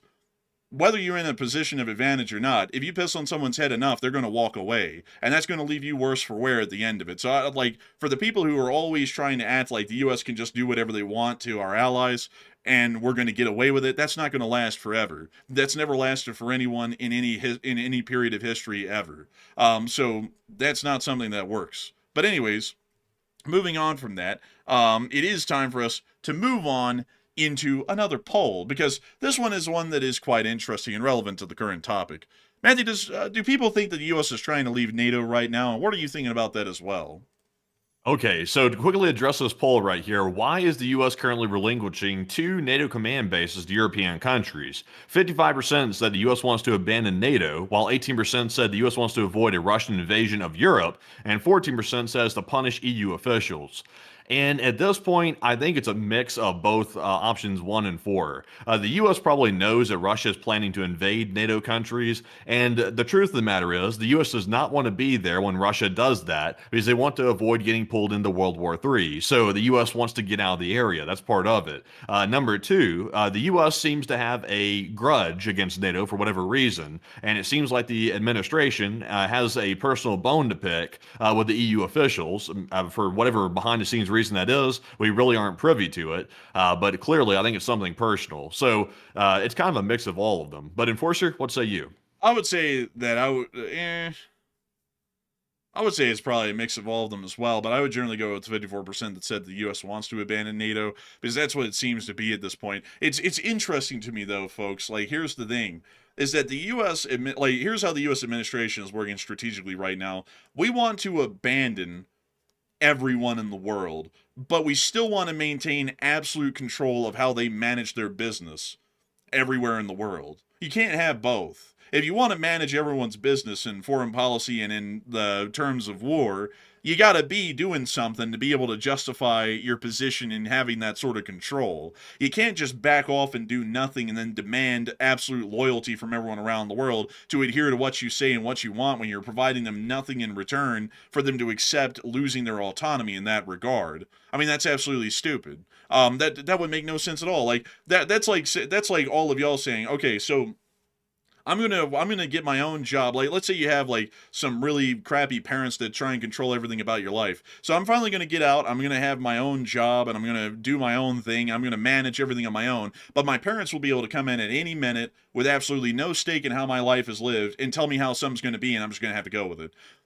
Everyone would say hell no to that. Like, everyone would be like, that's stupid. They're not paying my bills. Who in the hell are they to get involved in my affairs and tell me how things are going to go and how they're not going to go and not give any common benefit or any reason for me to give up my autonomy in that regard? That would be absolutely stupid. That's the same sort of premise that we have here. This is absolutely goofy on endless levels. Why in the hell would Europe pretty much take on the lion's share of doing everything like they're on their own, but then the U.S. still gets to call the shots in Europe, doing nothing in return for them to go, okay, the U.S. can call the shots? That makes no sense. And that's why that we're going to eventually piss off the Europeans enough. They're basically just going to leave NATO on their own, because this is ridiculous. Yeah. Also, by the way, man, how much news do we have left? We don't have a lot. Like I know you're like thinking that there's a lot. There's not a lot left. There's only about 11 bulletins left. So with that, we are going to be moving on into Estonia, as we have also been able to hear that Estonia is it sent out some mixed signals today. In one message, they were warning of a Russian military buildup aimed at shifting Europe's balance, and also the imminent risk that the Russian Federation poses to the rest of Europe. But on the flip side, in the same report, they also said that they don't expect the Russians to attack Europe this year at all, or next year at all. So the report was a little bit mixed, and I don't really know who wrote the report because it kind of contradicted itself in two different forms. It said Russia's building up forces and they pose a significant threat to Europe, but they're not going to attack us in the next 2 years, so they don't really pose that much of a threat. So I don't really know what they were going for with that report. But moving on from that, we've also been able to hear, finally moving us on into Russia, as we do have a lot of news out of here, that the Russian government has made a very interesting statement today. Sergei Lavrov, the foreign minister of the Russian Federation, has stated the following word for word today. Russia will complete the process of returning ancestral Russian lands to the motherland. End quote. Foreign Minister Lavrov said that today. Now, to everyone who has said that the Russians don't have that ambition, where are they now? Where are they now? This is basically the Germans coming out right before World War II and saying, we're going to take over the Lebensraum and also all the other countries that are German-speaking countries. It's basically the same thing. They're admitting it face value today. They are going to take over ancestral Russian lands. And what are ancestral Russian lands? Let me show y'all. The Russian Empire in 1890. So, this is the Russian Empire in 1890. This is all of their land holdings that they had just about right before World War I. So if you look at that, it's easy to say that they're wanting to take all of that over. So that would include Georgia, Armenia, Azerbaijan, Ukraine, Moldova, the Baltic states, and also the entirety of the Stand Series countries within Central Asia. So that is their goal. That is the intended goal. They stated that clearly today. So once they get done with Ukraine, it's clear they're going to move on to the Baltics as well as Poland and also Moldova, and maybe even on to Finland, because for a while the Finns also were a part of the Russian Empire as well, but were eventually able to break away. So it's quite clear that that's what they're shooting for right now, and it's quite obvious that they're going to continue this sort of aggressive expansion as long as they can sustain it. We've also been able to hear that the Russians are shutting down YouTube and Telegram today. So if you were on YouTube in Russia, first off, how? And secondly, I'm very sorry to hear that y'all are having to use a VPN apparently to be able to get on YouTube. Also, we've That's been interesting. Russia, that's interesting. They're cutting off all this stuff at once. They've cut off Telegram, or they're trying to cut it off. They're also trying to cut off YouTube. It seems like they're worried about the populace doing something against the government. Because usually when you shut off social media, that usually indicates that the populace is getting a little bit out of hand, or maybe there's some type of murmurings of some type of uprising or something. At least that's what Iran did. Yeah, that is what Iran did, and we believe that that might be the reason why Russia is doing this as well. And we can also hear that they are restricting Telegram on top of that. And I gotta say, folks, the stuff coming out of the Russian army today about Telegram being suspended has been the funniest thing, because the Russian army uses Telegram a lot like the Ukrainians use Discord. So the Russian army has been going off on social media. We'll be getting into that on the frontline news here in a minute, but they are going mental right now about losing Telegram. We've also been able to hear that, according to that same Estonian report, the Russians are now producing about 7 million shells a year. That's according to Estonia's Foreign Intel Service, which stated, given this production growth and substantial imports, Russia is highly likely to be able to replenish part of its strategic artillery ammunition reserves, even while engaged in the ongoing war against Ukraine. So seems as though the Estonians are saying that they are rearming, possibly to start a larger war with Europe, but then they also say that they're not going to start a war with Europe for the next 2 years, which I'd have to say it seems to me to be a little unlikely with everything that we've been seeing in the meantime. So, with that, fairly interesting developments out of Moscow. Before we move on into the rest of the physical developments in Moscow, including these new Su-57s they just got today, a lot of people are wondering, what do the Russians mean by ancestral lands? Is that like Lebensraum? And Matthew, what are people thinking about that? Okay, so we did hear that Russian officials are saying they will return ancestral Russian lands to the motherland, which is very interesting terminology, by the way. That sounds very similar to a group in World War II that said very similar things about the quote-unquote motherland. So what does it mean? 58% said Russia plans to invade NATO, while 29% said Russia's just scaring Europe, and 10% said it seems like they mean just about Ukraine. So technically, ancestral Russian lands, that would also include, I believe, Alaska. So they're not just threatening Europe, they're threatening the United States indirectly with that statement. So I would say, I mean, how long can we ignore this? We've seen European intelligence reports saying that Russia is gearing up to invade and attack NATO. I mean, we're seeing that from several different European countries. We've also even heard that out of the United States intel community as well.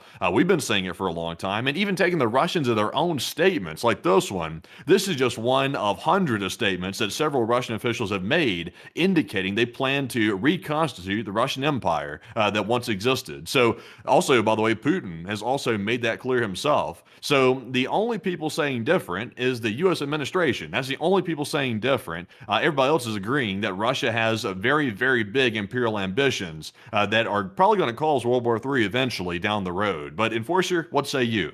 I'd have to say they clearly have a plan to invade NATO. Look at all of this over here. I get to show this to y'all really quickly. This is the part that they're really talking about. I mean, the Central Asian parts, they're not really that important for us because we don't really have a bone in the fight, or a bone to pick in Central Asia. We don't really have a lot of strategic connections with most of those countries. But with Europe, we do. And if you look at this map right here, at one point, they controlled the entirety of Ukraine, Georgia, Armenia, and Azerbaijan. They also controlled all of Moldova, significant parts of Poland, the entirety of the Baltics, and also Finland. So that's all technically a part of Russian quote-unquote ancestral lands, and it clearly is once again indicating exactly what we've said for years now. We've been saying this for 4 years. The Russian Federation is looking to expand deeper into Europe than just Ukraine. This statement today once again confirms that absolutely. They pose a major threat to the security of Europe, and they pose a major threat to the security of the United States of America with their continuous expansion into allied states that we have significant trade and military relations with. That's why we need to treat the Russian Federation as a significant threat. We need to cut off negotiations with them, and we need to support the Ukrainians until the Russians get beat down enough that they're willing to actually talk to us in fair and square terms, instead of this stupid clown show that we keep talking to them about for about a year and 2 months now. But moving on out of this news, we also have more news out of Moscow. The Russians have been able to get a new batch of Su-57s. Holy moly. It only took them about a year. Actually, I'm sorry. It took them 2 years to make these almost. So they finally got a new batch, and I think it's like a handful, like 3 or something like that. So not even a lot of them. And these things aren't even stealth, but they did get them. There they are.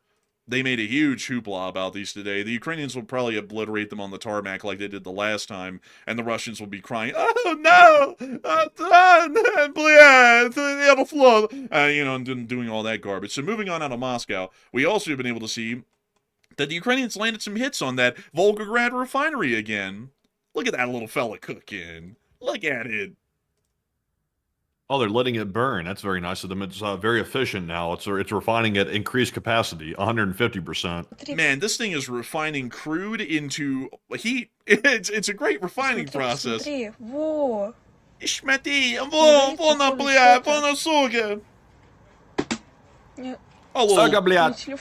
That's where they used to work, but now it's burned. Man, this chick just did a joke right here. She did a one-liner. She said, "I guess you can say that they're warm." Like, listen. Мне телефон это прям хорошо видит, сами мои глаза нет. Я уж трясусь от того. Oh, well, where in the hell was it? Oh, well, whatever. Смотри, посмотри, посмотри. Hold on, I gotta play it here. Там горит, походу, что-то. There it was. There it was. Yeah. Oh, man. Oh, yeah. We gotta hurry on. But moving on out of Volgograd. Oh, Lord. What? Oh, what's all that about? I'm just saying that, it's a rush. We got to get through all this. But moving on into Vladivostok, we were also able to see that the thermal power plant caught on fire today as well inside of Vladivostok, and it appears to have suffered a boiler explosion. Also a substation explosion. Forgot to add in that part as well. Смотри, там все горит. Да я вижу.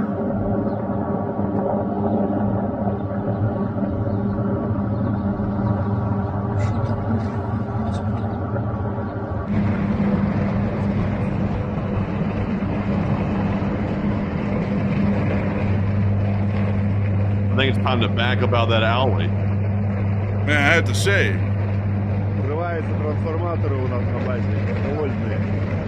Transformers are exploding at our base. I'd assume. Their base? Man, I guess that's their drum and bass. It's not a military base. It's a power plant, so I don't know why he said that. Yeah, really. It's like it's a substation. He's sitting there talking about it's blowing up at our base. It's like, well, you're not based underneath the electrical lines and stuff like that. Bruh, you don't know this? Vadim lives under the substation, bro. He lives in a little hut. Bro, he lives in a hole under the substation. He's got a bottle of vodka, a cardboard box, and a radio down there. He hangs out most of the day down in that spot.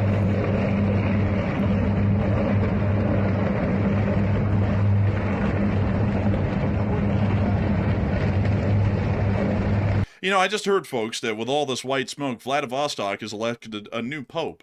We've also been able to hear a little bit more of this out of the city today in this second clip right here.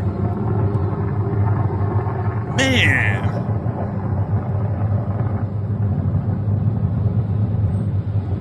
That's troublesome. Bloody yeah. Well, moving on out of Russia, though, it's time for us to get on into Ukraine, because that was just a nice little fun fire there. Oh, sorry, forgot one more thing before we get on into Ukraine. We do have a little bit of Belarusian news out of Khrushchev 6. We did get to see a satellite picture that came out today, which appears to have captured vehicles from the Oreshnik missile complex on the territory of the Khrushchev 6 airfield. There they are. Wow, that's cool. It's just the Oreshnik IRBM operational facility in Belarus, but they finally spotted the Oreshnik launchers on satellite, so that was kind of a little bit of an interesting event. Moving on from that, though, and out of that news inside of Belarus, it's time for us to move on into Kyiv, where we were able to see that apparently the president of Ukraine, Zelensky, has signed a decree allowing men aged 60 and over to officially sign contracts for military service in Ukraine. As you can tell, the manpower pool in both Ukraine and Russia is getting fairly spent at this point, and so they're having to further expand the list of people who can be allowed to serve, so that way they can try and keep up some running manpower. So, it's like, I'm not gonna, like, some people are about to say, oh my god, Ukraine's doomed. The Russians have been doing this for, I think, 2.5 years. The Ukrainians just got to this. So as far as the two sides are going, the Russians are still worse off than the Ukrainians. But I mean, the Ukrainians are kind of getting towards the ropes at this point as well in terms of available and usable military manpower. Moving on out of Ukraine, well, moving on out of Kyiv, though, and on up towards Tekhino, we also were able to see the Ukrainians using a MiG-29 to drop some hammers on the Russians in Tekhino. You want to see what a hammer looks like when it enters out of the atmosphere at Mach 30? Take a look. You're about to witness it.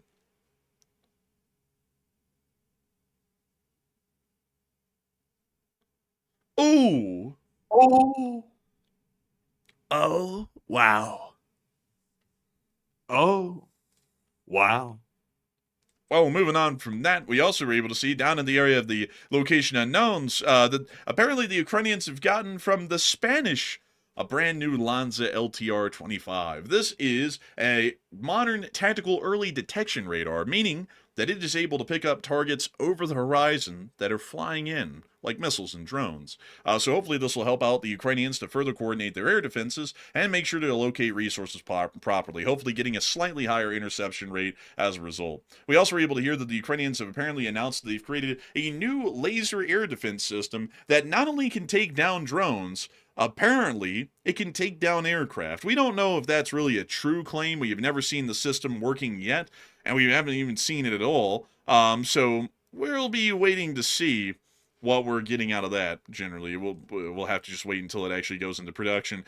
Also, we were able to see this Ukrainian drone doing what I call its best. Oh, yeah. Look at that thing. Look at that thing. It's got the Ukrainian spirit. It doesn't stop, even though it's on fire. That thing's literally burning down and it's still going. Man, the Ukrainsky. It's still going. That's kind of Ukraine. Man, even our drones do everything to the last to help out the state of Ukraine. But moving on from that, we also got the Russian casualty report over the past 24 hours. Sadly, Kyiv Independent didn't publish theirs, but we did get the Ministry of Defense's direct report, thanks to Miss Disa sharing this with us. And a huge shout out to Miss Disa, keeper of the records, for helping us to make sure that we can keep the loss report on air. And over the course of the day, the Russians lost one Bobcat skid steer. One of them, skid that thing right off the road into a ditch. Man, that thing be skidding. But beyond that, Ms. Disa, keeper of the record, stated that 1,198 drones lost is the third highest daily loss. 182 supply trucks is the 13th highest, and others are close to the 7-day average. And over the past 24 hours, we have been able to confirm that 980 Russian soldiers have been wounded and killed, along with 2 main battle tanks, 5 APCs, 33 artillery pieces, 2 air defense systems, 1,198 drones, 182 supply trucks, and 1 Bobcat skid steer. What a great day. A wonderful day, as a matter of fact. Moving us on out of the location unknowns and on to the front, we didn't really get a whole lot of footage out of the front today. It was kind of a little bit sparse in most places, but we did get some big news out of Zaporizhia, which I'm going to move you all down here to get to the juiciest news on the front line first. The Ukrainians are conducting a little minor offensive down here. They have made progress, actually. From what we can tell, the offensive is fairly limited in scale. It only exists from the very edge of one of the Dnipro River reservoirs, which we understand is generally depleted at this point. I've actually showed you what that looks like on Google right now. That's what it actually looks like. But nobody really ventures out into the old reservoir area from what we can tell, so might as well still be a reservoir. But beyond that, the Ukrainians are conducting their offensive around the area of Stepnohirsk and over towards the area of Lukianivsky, moving south. We were able to confirm that the Ukrainians did take Lukianivsky today from the Russian army with this video right here. Заявляємо, що населений пункт Лук'янівське Запорізької області звільнений від загарбників і Сили оборони України просуваються далі. Перемога! Great to see. And we also got to see some combat operations of the international fighters of the tactical group Revenge in the area of Stepnohirsk itself, which is really the major linchpin of the offensive that we can tell right now. You see them going through their intro cards. Pretty cool ones, I'll have to say. And now we can see them using Google Maps to show you Stepnohirsk in the Zaporizhia Oblast in 2026. Let's see what we've got. That was trippy. And we It's a trippy. Look at them going through this mud. They said, we're going to sling the mud and go through the mud. Yeah. Oh, a little net. Now see them making it to the trees, looking up into the sky, of course looking out for drones, as they try and advance onto the Russian positions around Stepnogorsk.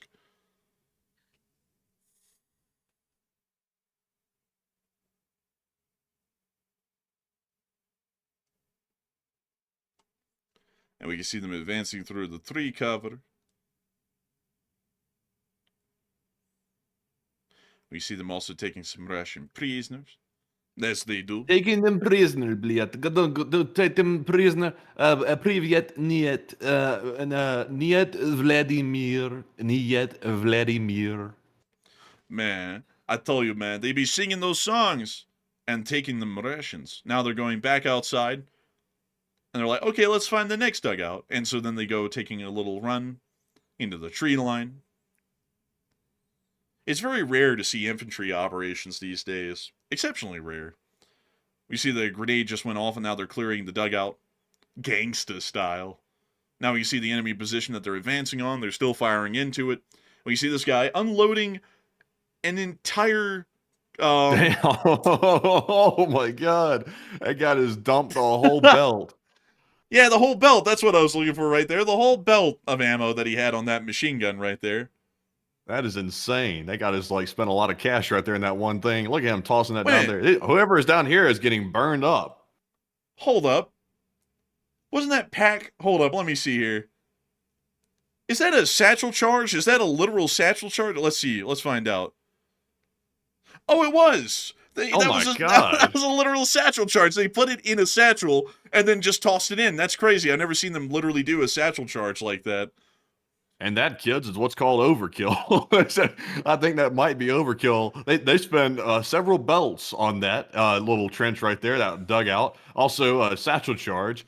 Oh, look, they've got some more. They got some extra down here in the bunker. Man, American law enforcement trainers are shedding a tear over the amount of firepower that was used on that one outpost. They're like, they're learning. But anyways, we now see them in a dugout inspecting the food.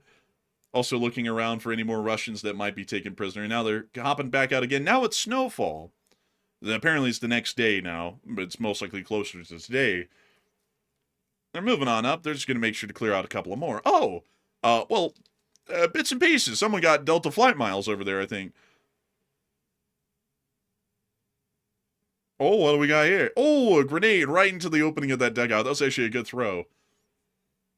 Oh, блядь, it turned the snow outside because the Ukrainians are ice cold.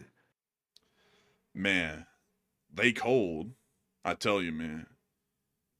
Rumor has it they caught a Russian trying to snort the snow when it fell, but he couldn't succeed. Ooh, but yeah, that's a good one. You know, I see some people saying, what is this gun that he's using? I don't know. Some people are saying that it's probably a saw. I don't think so. Yeah, honestly, like, to me earlier, it kind of looked like an AR that had a belt-fed upper put on it. I don't know if that's true. I mean, that would be really weird. You know, you can do it, but it's just not common. But I've never seen... That barrel's pretty thick for an AR, like maybe an AR-10, possibly. But I don't know. I think it might be a saw, actually. And does it have the box that holds the belt below it? Can we tell that? Well, there was a part earlier where he was reloading it, and I want to see if I can find that here. Let's see here. Sorry, folks, I'm kind of clipping around really quick to try and find this. Let's see, I think it was right about here. Let's see if we can just get the gun in frame a good bit and try and tell what it is. Let's see, that was the part where he unloaded. I think, okay, so hold up, he started reloading right here. That looks like an MG. I don't know, honestly, man. Like, it looked a lot like That's strange. It's really just a bizarre sort of a gun. I've never really seen one like this a lot before. At all, really. Everybody seems convinced that it's a German MG5. Like, it seems like the whole audience is convinced. Let's go pull one out. We got to find this out because this is actually interesting to me. This is a bit of a mystery. Let's see, it would be an H and K. H and where's the A? There we go. H and K MG5. Let's take a gander. Oh yeah, it would be. That's the MG5. That is the MG5. So that's what it is. We haven't seen these a lot recently. Yeah, we haven't. Yeah, we haven't. I mean, but anyways, moving on from that, we've also been able to hear that apparently the Ukrainians are conducting some kind of a little offensive down here in Zaporizhia, and that's led a lot of people to wonder what's going on with that. And it's a fairly interesting sort of a situation. We'll have to wait to get y'all's opinions on it. Moving on from that and on to Polohi, we've also been able to see that the 65th Ronin was hitting Russian positions down in this area as well. We're generally going to skip this video though because we are starting to get a little pressed for time, and also it's just generally the drone montage as usual. But if y'all would like to see it, make sure to click on the link in the description below, go to this map, and you can click on that link right there near to Polohi in Ukraine, and you'll be able to watch the clip. Moving on from that and on up into Pokrovsk, we also were able to see that the Ukrainians were hitting them softly up here in the 68th Jaeger Brigade. There's the bear with the axe, I mean. And oh, look, it's a large crowd of Russians. What do we call a large crowd of Russian soldiers in the wild, folks? We call that a graveyard. Oh, Oh, I got assaulted. what do we call a singular Russian who is wandering around on his own? We call that a tombstone. Oh, look, it's a graveyard of Russians. Oh, looks like it stood true. Now we can see another drone hunting its next prey on down in the town. Or what's left of the town. More like a junkyard or a landfill at this point. There was only 2 Russians down there. That's what we call a burial plot of Russians. But moving on out of the 68th Jaeger Brigade and its clips today, we also got to see within central Pokrovsk, the 155th Mechanized was clearing out Russian dugouts. Look, they could see them down there. And the drone is just trying to make sure to line it up nicely. Oh, there it goes. Oh, there goes the basement. Damn. Man, I told you, They took the basement and put it down to bedrock, I think. Man, I think that's what they call a renovation. They lowered the roof. Man, how we light this roof 6 feet lower, please? Like, yes, sir. Like, it's like, dang, get him. You want the roof lower, but your ceiling height will only be 1 foot. It's fine, lower it. Well, oh, look, the Ukrainians are coming in and they're popping a grenade in now, too. And just unloading the mags in there. You know, they just got to make sure. They got to be certain.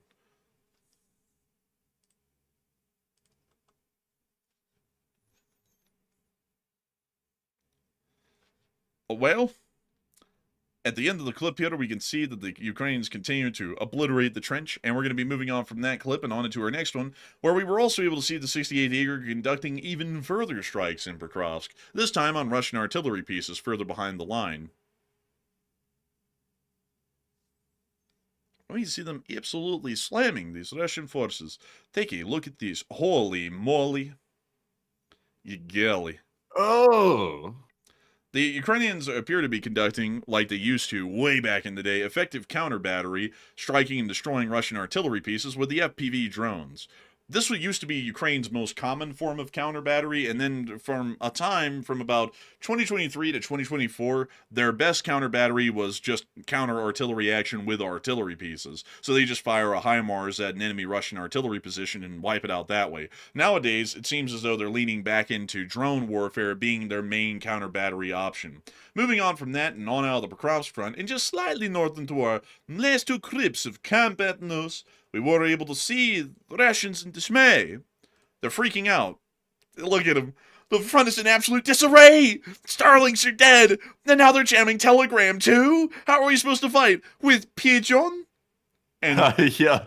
Go back to pigeons now. That is something interesting, though. Like, considering how heavily the Russian forces use Telegram to communicate with each other, and now the Russian government's trying to throttle the connection between Russia and Telegram, it's like that's a bad recipe, considering that Starlink just went out and was disabled inside of Russia, at least for the armed forces. So that's why I said earlier, there must be some type of civil disobedience or uprising happening, like within the people inside of Russia, because for the Russian government to know that their armed forces use that and to cut it off anyway and cause who knows how many logistical problems because of that and cut off their communications, there has to be a good reason for it. I would agree. I'd absolutely agree. And it does look like they're screwing over the Russian army to try and keep the civil dissent to a low roar. We also were able to see some Russians getting hit near Konstantinivka by the 28th Mechanized Brigade. Look, it's a snake. The Snake Brigade. Oh man, it was a picture of your average U.S. politician. Oh no! Why do you hate America? I don't hate America. It's just that sometimes I don't like the people in charge. Really, I don't like anyone in charge. But anyways, we were able to see they were slamming him. Holy mo! Oh, look at that! That was like a milk jug. Well, I guess you could say Papa got the milk. Bada boom, chicka chicka. Oh my God! That took out the building. Damn. Oh, another milk jug. They love the milk jugs. You know, a lot of Russians' dads, they went out to go get milk and they never came back. So I guess in their final moments here, when they watch the milk jug drop down on their position, they go, oh, Papa! And then, it's a happy moment for them, at least for a few seconds. But... Hey, Papa Smith. Papa Smith. Man, they're hip. Oh my God. Man, I gotta say, flight miles were given out for free this day. But moving on from that, and out of that little badge right there, really cool to see. We do have to get on to the truth, everyone. We have to get on into the big news today. Over here in the United States of America, we have been able to hear the ultimate truth about the Epstein file. Oh, look, an alien! Matthew, what do we got on that? And what are you thinking about that? Okay, so to jump into our last poll of the night before we get into the rest of our Ukraine news and the speech, we're not going to name the U.S. congressman, by the way, because I didn't personally hear his statement verbatim, but I did see the quotes. A U.S. congressman claims that non-human intelligence, which is the new term for extraterrestrial life to avoid the stigma of conspiracy theory, may have bases off the U.S. coast, at least 5 of them off the U.S. coast. So what are your thoughts? 36% said it sounds like some sort of distraction, while 32% said it sounds interesting but odd. 25% said it's probably real. Aliens are here. And to be perfectly honest with y'all, here's my real thought on it. The odds of something like this actually being real is actually not as low as people think. There's been whistleblowers over the past 3 or 4 years that have come out and made congressional statements under oath indicating that they've recovered non-human biologics by the Air Force. And these aren't just your average fringe people that run around talking about, oh, there's aliens, and they put on the tinfoil hats. These are people with actual clearances and people that actually have insider knowledge. So this is a pretty bold claim. To say that I know this for a fact would be crazy to say that, because I don't. But all I can do is speculate on it. So I would say it's intriguing, but we don't have any concrete evidence to prove it. All we have is a bunch of sightings that have been released by the military showing craft that appear to defy physics hundreds of times in a row. But Enforcer, what say you? I just have to be honest. I had to be with the 36%. I feel like this is distraction at this very moment in time. There is a lot, there is something going on in the background right now that everyone knows about with the island and the files and everything that blew up basically in coverage right at the end of last year. It was about in October and November, and since then, well, actually, it was more like September, honestly. But since then, the U.S. has been running with just basically every other story that could be imagined. Venezuela's a threat, Cuba's a threat, Iran's a threat, there's other things. Look at the Bad Bunny of the Super Bowl, yada yada, anything and everything. And now it's aliens. I mean, it's literally everything that possible that could just take attention off of what else is going on at this point. And I'll just be completely frank with y'all. Maybe this is true, but I feel like this is being released at a very strategic time to distract people from something else. I'll just be completely frank on that, because why in the hell would they say that information now? They could have said that a year ago, 2 years ago. They could have said that 2 years later. They said it right now, basically when most other topics are kind of fading out in news coverage. Well, one thing that's not getting a lot of coverage is the executive branch just gave permission to a group of nonpartisan Congress people to visit sites that they were previously not allowed to go to because of classification and things like this. They were allowed to go to certain sites to examine evidence, so they would not disclose what the evidence was, but it was relating to these craft that they keep seeing on fighter jet imaging pods and things like that. So that's probably why they're talking about it right now. But the problem is, though, there's been a lot of claims like this, but there hasn't been a whole bunch of evidence released to the public about it, which is intentional because, there are things that are classified. But here's my thing, though. They can't just come, even if this was true, let's just be hypothetical for a minute and say this is true. They can't just come out and tell people, oh, yeah, also, by the way, aliens exist and they're here and we're going to start introducing them to the American population. Could y'all imagine the pandemonium that's going to break out if that happens? That is going, if you thought COVID was bad, like the whirly bird for destabilizing society, society, that might take the U.S. out. Like it might just absolutely destroy our society at that. Because there's a lot of people in this country that don't have the critical thinking skills to deal with something like that, and that would destroy our financial system. It would also probably make people go so berserk they probably don't want to show up for work. It would cause people to go nuts.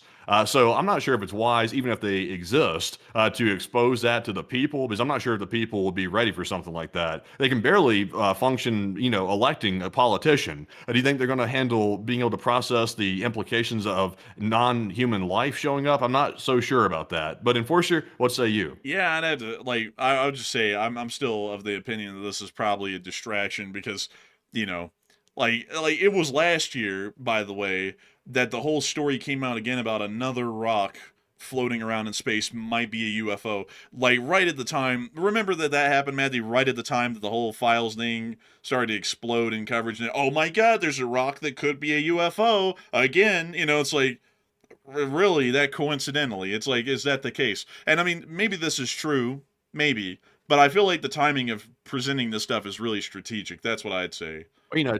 It's this has been released before. There was a whistleblower that came out back in 2022, well before any of this was actually happening with the whole Epstein files thing. At least with the more modern releases, it was well before this. And he was testifying that there were non-human biologics and craft that we've seen on these images and these videos that have come out from the Air Force that apparently do exist, but nobody understands how they operate and nobody understands where they're truly from. Which, I mean, if you believe the videos that are coming out from the Air Force, I mean, it's pretty compelling. I will admit these aircraft appear to be defying physics. They're making like 90-degree turns on a dime. They're also accelerating like beyond our visual range in like milliseconds. I'm not sure what can explain that based on human technology. There's just simply no way that humans could develop something of that magnitude. That would be so far ahead of our technology, of what we use to fight our wars and things like that, that it's just simply not feasible for that to be human technology. So I don't know what the answer is. It's certainly not time to panic. Whatever this is, it's apparently got some intelligence because they don't simply show up and say, "Hey, look, we're aliens" or something like that. I mean, that would clearly send the world into chaos. So I would send some intelligence out of this, maybe some more intelligence than even our politicians have, perhaps. So there's no reason to panic, at least. Maybe not. And so with that, we are going to be moving on out of that and on into Kyiv to cover the speech from the president of Ukraine, Volodymyr Zelensky, here on day 1448 of the news from around the world. And so without further ado, here's the speech. Peach! Speech! Бажаю здоров'я, шановні українці. Сьогодні була тривала розмова з військовими, головнокомандувач, керівник Генштабу, міністр оборони України. Багато змін відбувається зараз в роботі протиповітряної оборони в окремих регіонах. Фактично повністю перебудовується те, як працюють команди. Перехоплювачі, мобільні вогневі групи, весь компонент малої протиповітряної оборони. Але це тільки один з тих елементів захисту, які потребують змін. Зміни будуть.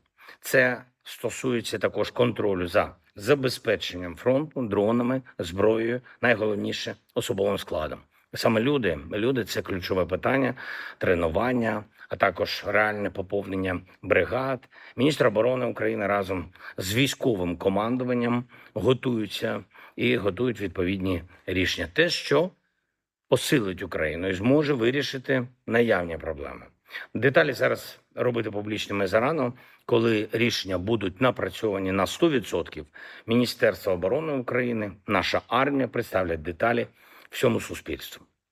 Ми готуємось до двох системних безпекових подій, які будуть на цьому тижні. Перше – формат міністрів оборони держав, які з Україною будуть нові пакети підтримки для нашого захисту. Другий формат – це Мюнхенська безпекова конференція. Україна братиме участь в її роботі. Важливо, щоб сигнали України були почуті Європою, були почуті Америкою, всіма нашими партнерами. Я впевнений, так і буде. Більше спільної активності заради безпеки нам потрібно. Більше спільних виробництв, більше сучасних розробок та, звісно, більше координації. Якщо європейці порізно, багато хто в світі грає проти Європи. Усім нам в Європі потрібна єдність. Саме на це Ми працюємо. Я хочу подякувати всім державам. Хочу подякувати кожному лідеру, кожному народу, які зараз допомагають українській енергетиці, нашим містам, нашим громадам, відновленню після російських ударів. У частині наших регіонів фактично постійно триває відновлення. Постійно російські удари, постійно наші люди повертають світло, повертають енергетику в роботу. Я хочу подякувати кожному, хто працює заради українців, заради світла для наших людей. Сьогодні у 3 регіонах була найскладніша ситуація з постачанням електрики. Це Харківщина, це Полтавщина, Суми і область. Специфічна проблематика в частині Одеської області. Більше на півдні області, де багато будинків з електроопаленням, і справді рідко буває така холодна зима, як цими тижнями. Місцева обласна влада, урядовці мають ресурс, щоб допомогти людям. Треба, щоб в кожній громаді це було відчутно. І досі одна з найбільш проблемних ситуацій в столиці. Значна кількість будинків без тепла. Я дякую ДСНС України, нашим енергетикам, усім, хто виконує те, про що ми домовлялись на селекторах, щоб у кожного будинку, який залишився без тепла, був достатній доступ до електрики. Це принципова річ. Я прошу місцеву владу, всі служби реально це перевіряти постійно. Такий же підхід повинен діяти і в інших містах та громадах. На жаль, є випадки, коли про проблеми немає повних звітів, багато часу втрачається. Розбирали сьогодні такі ситуації в Києві, в Охтирці, в Кривому. Кожен керівник громади, усі відповідальні служби повинні приділяти реальну увагу тому, що відбувається з будинками в громадах, з мережами, з виконанням обов'язкових рішень на допомогу людям. На всіх рівнях перевіряємо. Відповідальність буде персональною. Я дякую всім, хто б'ється заради нашої держави, як заради самого себе. Я дякую всім, хто з України. Слава Україні! And Drum Slava. Drum Slava. And with that, that is the end of the speech from the President of Ukraine, Volodymyr Zelensky. And boy, howdy, folks. What a long news segment it's been tonight. We have had an hour and a half of news. That's about as long as I thought it was going to take tonight. It was actually almost right on time.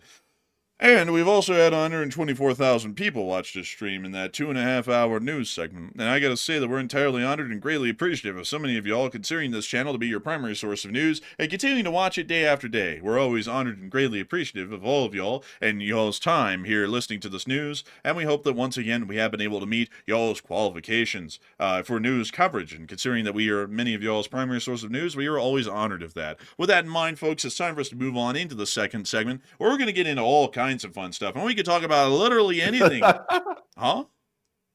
I was just laughing. I was just reading these posts that people are making about the aliens, all the jokes and stuff coming in. I got to point one out real quick. Someone said, and I've heard this before, by the way. I'm not saying you're necessarily wrong or anything, but someone said, yeah, trust me, you don't want them alien demons. Don't be fooled. Because I made a comment earlier and said, hell, I might vote for the alien, like over our political choices. I might vote for the alien if they run for office. Do you don't think the people in charge are demons? I mean, you're scared of the aliens. You don't think the people that are literally humans are demons? I mean, come on. I mean, geez. I mean, I don't think the aliens have been feeling all over people. At least maybe they're a little bit more civil, perhaps. I mean, we got some of the worst of the worst that we're currently picking from to lead our places. So, I mean, to me, I don't think it would be a bad idea. But with that, everyone, we are going to be moving on to this question segment where we get to talk to each and every one of y'all. And of course, we'll be able to talk about anything and everything except for religion, politics, climate change, and whether the 810 is relevant in modern warfare or not. And so with that, Matthew, what do we got? All right, so jumping into our final question segment of the night. It's now time to jump into our super chat questions, our live chat questions, and our Morse code decoders of the night. But first of all, though, jumping right back into our super chats, this one goes to none other than BC Skyman. And thank you very much, BC, for that $150 support in total. Massive support, by far the largest super chat of the night, and we do appreciate that very, very much. And he did not leave a comment, but he did say that he was back from his Bama hunt, and I hope it went well, by the way. And he's actually leaving tomorrow for a cruise, actually. So BC Skyman, he's living it up. He's absolutely living the life right now. So thank you very much, BC, for that support. And Enforcer, what say you? I gotta thank you massively for that incredible support, BC Skyman. Unbelievably massive support, and we thank you greatly. And also, I hope that hunt in Alabama went well, and I hope that cruise goes well as well. I was actually watching a documentary today in my free time about how the cruise industry works and how they're in a competition with the land-based attractions to be able to try and draw in more customers. So they have to build the ships larger to add more stuff and all that. It's really interesting, honestly. And I hope that you enjoy that cruise. Me and Matthew, we were traumatized at a young age to hate cruises. Actually, I feel like that hatred is very undeserved on our end, though, because we ended up getting on a cruise on what was called the Carnival Holiday, and it was the first ship in the world, folks.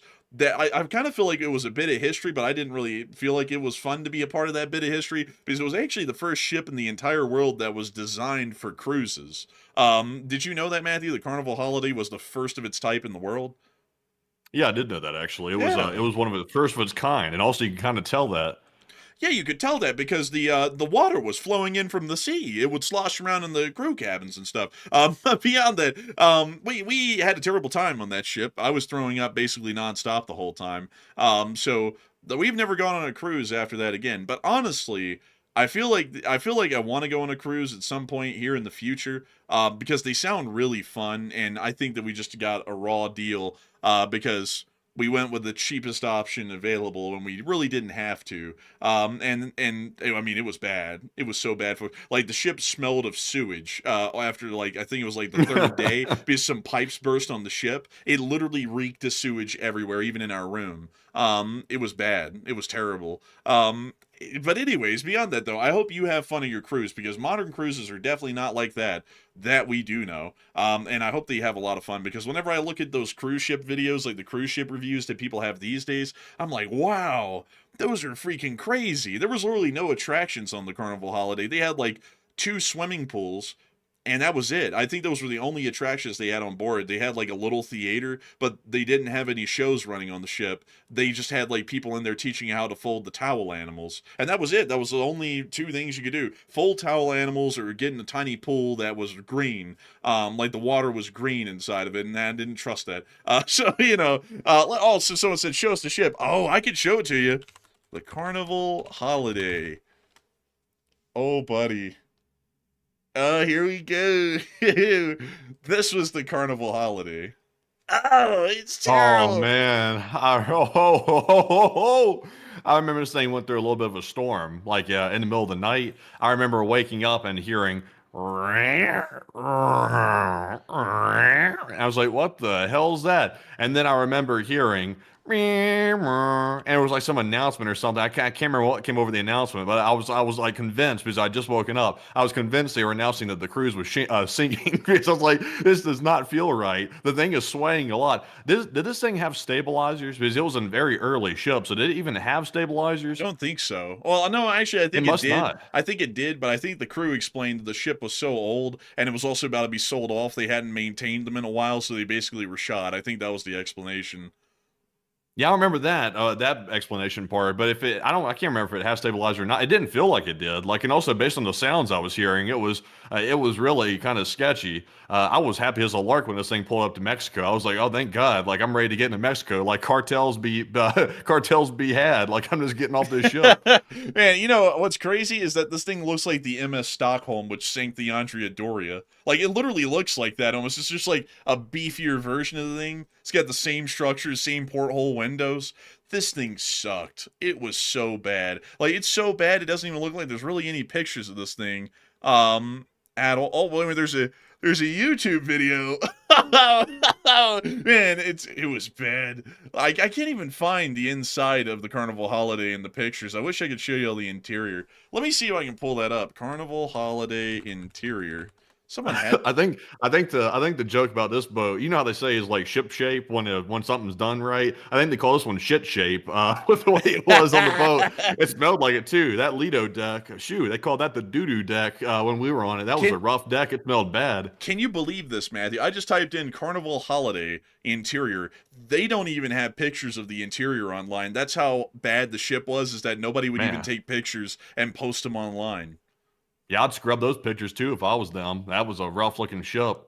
Man, and also, by the way, folks, a lot of people are like, oh, you took Carnival? Hell yeah, we took Carnival. Because for some reason on that vacation, it was like the cheapest option possible. that could possibly be taken. I mean, we took the cheapest cruise line and then the cheapest room on the cheapest ship. It was an awful experience. Like, and we were like very little kids when that happened. I don't even know why in the world.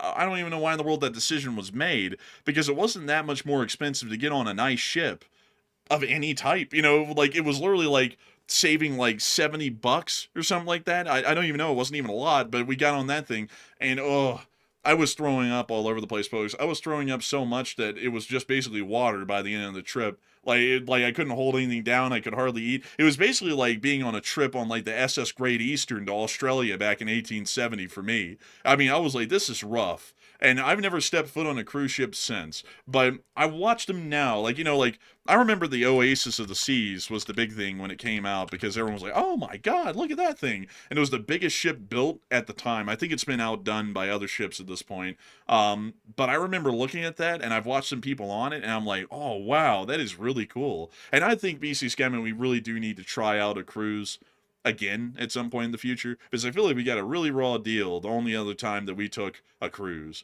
But a humongous thanks to you so much for support, and I hope that you have a great deal of fun. And also a huge thanks to you for being here with us tonight and enjoying this channel and helping us to keep this thing running. And so with that, it is time for us to move on and into the next one.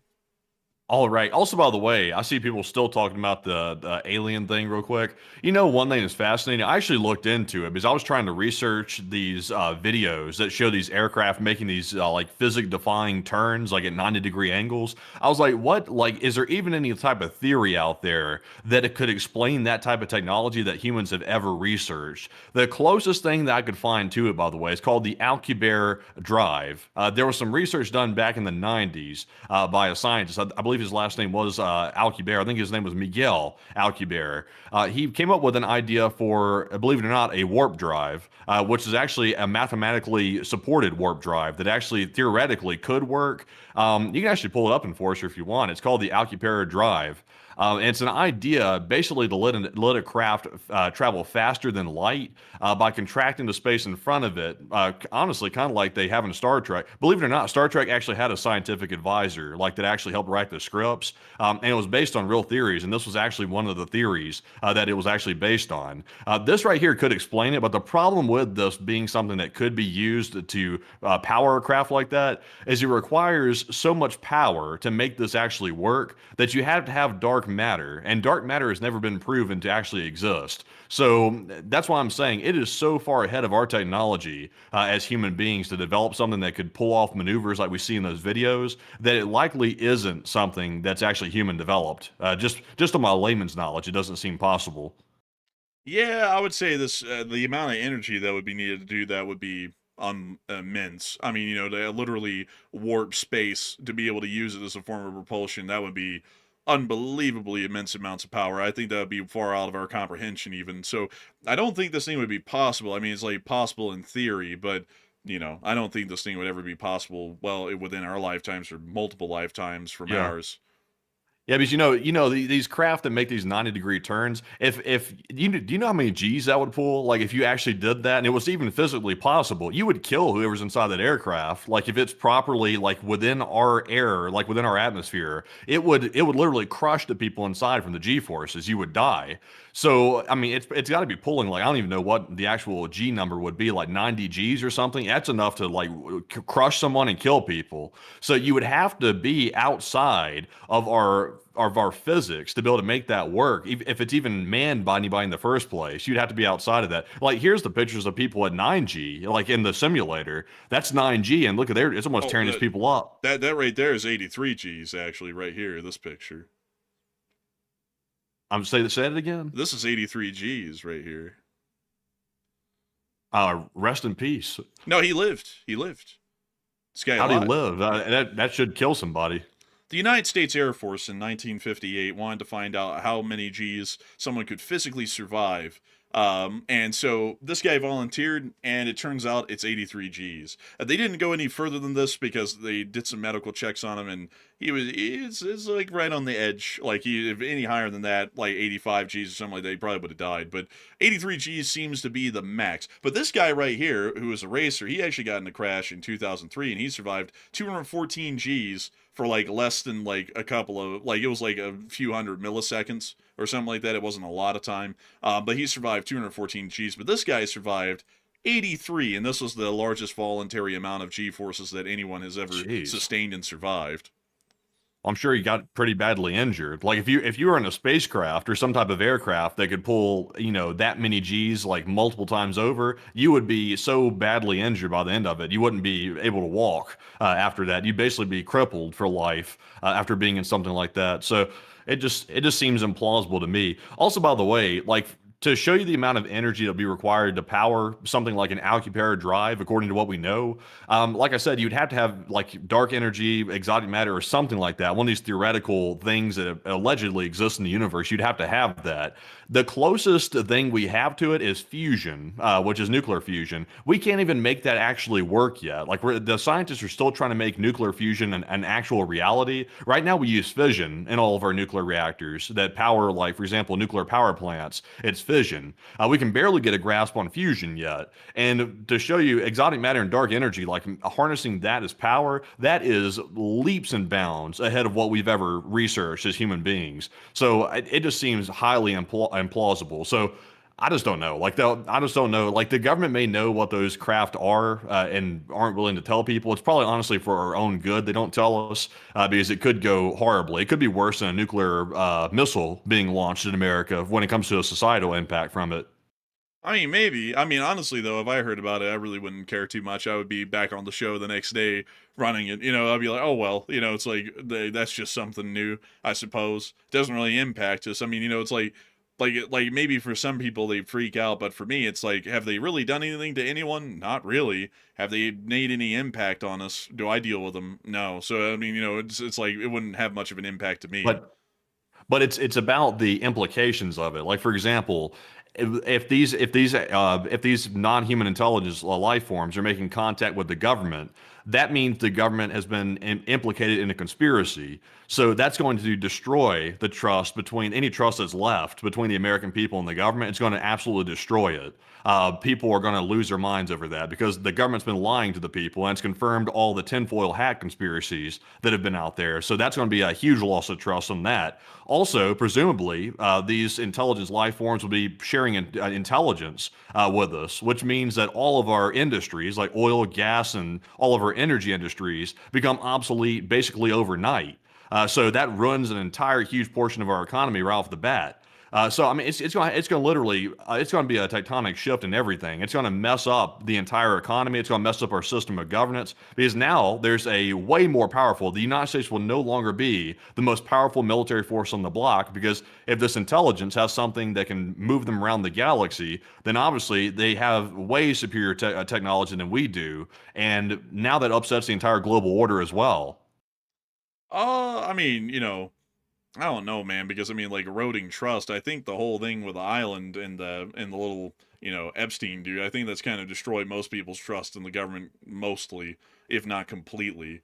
Because it's like that kind of that I don't even think I have to go into that. I think everyone can kind of understand why that would be the case, but I don't really think aliens can add all too much to it. And also on top of that, there's been a lot that's happened recently that ought to upset everything, and it just doesn't. Like that, like you would think that people would go crazy over that. Really, no one honestly that cares too much, and it just becomes another political topic that flip flops. Whoever's in charge isn't releasing the files, and whoever's not in charge is demanding the release of them. And then there was the whole pandemic thing and quarantine that happened for almost a year and a half straight. And that should have upended everything if you think about that in a realistic sense, because the economy completely came grinding to a halt. People were hardly traveling, business, logistics, everything slowed down, and it hardly even had that much of an impact. I mean, things are clearly worse for wear because of everything that happened then, but it's not to a degree to where it was world ending or, nation destroying. And I just feel like that would be a similar sort of a thing. And on top of that, it's like, people still got to pay bills, and a lot of people are struggling to get by. So it's not really like you can just panic and stay home because you still get evicted. The court systems are still going to be running. Everything's still going to be working. People are still going to have to go to work the next day. I'd like, it would probably be shocking to a lot of people. Like, it would be shocking to me. I'd be like, wow, that's crazy. I didn't really believe that those were real. But, we still got bills to pay like everyone else. I would be here the same next day just going, isn't that crazy? Look at that. That's breaking news. And that would be it. I just don't think people understand the psychological impact it's going to have on people. Like, yes, it sounds logical what you're saying, but human beings are unpredictable, especially psychologically. It's very unpredictable because not everybody processes stuff, purely logically. Most people operate primarily on pure emotion, and they sort of operate off that basis. So, for example, if people's core beliefs are shaken apart, like, for example, let's say people that are religious, and now they see like a non-human intelligence show up. That's going to disrupt their core beliefs, even in their religious beliefs. It's going to disrupt it. So just the ability to shake up somebody's entire perception of the world, just by the fact that some non-human intelligence showed up, that would likely cause people to react unpredictably to the point where it's almost too dangerous to even tell people that something like that exists, because it could send people so awry, so mental, that they end up just not functioning. I don't know, man. I mean, like honestly, man, like if I've learned anything recently, it's that people take a lot more than you would think. People in Russia take a lot more than we think they would take before they break. I mean, they still haven't broken yet, really. People in America take a lot before they break. I mean, they'll take anything, and then they'll just change it. Like, I'll promise you, man, if aliens arrived, what would happen the next day is that the Republicans would be blaming the Democrats for hiding them, and the Democrats would be blaming the Republicans for hiding them, and they wouldn't even worry about the aliens showing up. They'd just be trying to figure out who to blame for hiding it for so long, and that would probably be how it would go. Then, I mean, God forbid, folks, imagine if an alien tries to do a halftime show. I mean, good God, imagine. Imagine the fallout from that. I mean, like, I feel like the fallout from that would probably be worse than the fallout from, them showing up, honestly, at this point. Because the way I've always expected people to react to stuff, they react in a way that's completely off left field to me every time, in a way where I'm like, I didn't even expect that to be the thing, and then it is. That's how people react to it. I don't really think the impact would be too big. Like, people would be shocked about it. It'd be a big topic for like a month, and then people would move on. Well, the good news is, and honestly, it still feels insane to even really talk about this with any type of seriousness behind it, because it's been highly stigmatized, and also conspiracy theories run rampant about this stuff. So it's sort of natural when people hear someone talking about, oh, the possibility of non-human intelligence or aliens or something like that. Instantly, people are like, oh, they got to be psycho or something like that. The only reason I'm considering this with any type of seriousness behind it is because it's hard to look at the videos that are coming out from the U.S. Air Force that are being filmed by fighter pilots over and over and over and say that there's nothing to it. It's kind of hard to just dismiss that without any type of credibility behind it, because these guys who are pilots, who are highly trained, they will swear that they saw something that did not correspond with any technology that they've ever seen ever. And these people hold, security clearances, very high security clearances as well, and they've never seen anything like it. And we can see the video for ourselves. It's pulling maneuvers that we've never seen before. So, I mean, the good news is, like, hypothetically speaking, not to sound insane or something, but if these craft are piloted by off-worldly intelligence, they appear to have some ability to be conscientious of the way our society works, because they haven't made a point of disrupting us. They're also spotting these aircraft mainly over nuclear sites, which are nuclear launch sites for nuclear missiles. And there's also been a lot of reports that have been documented from the military saying that when these objects show up, their launch systems go offline and they can't launch the missiles, and none of their systems are working, which I'm not sure why that would be. There might be some reason behind it, but nobody's been able to ever explain that, which is really strange. And it happens everywhere, not just to America. It happens to Russia. There's been sightings in Ukraine over military sites. Pretty much anywhere where nuclear technology has ever existed, there's been sightings in those spots. Yeah, that's true. It might be the case. But with that in mind, we do need to make sure to get onto some questions. And so we are on to the next one.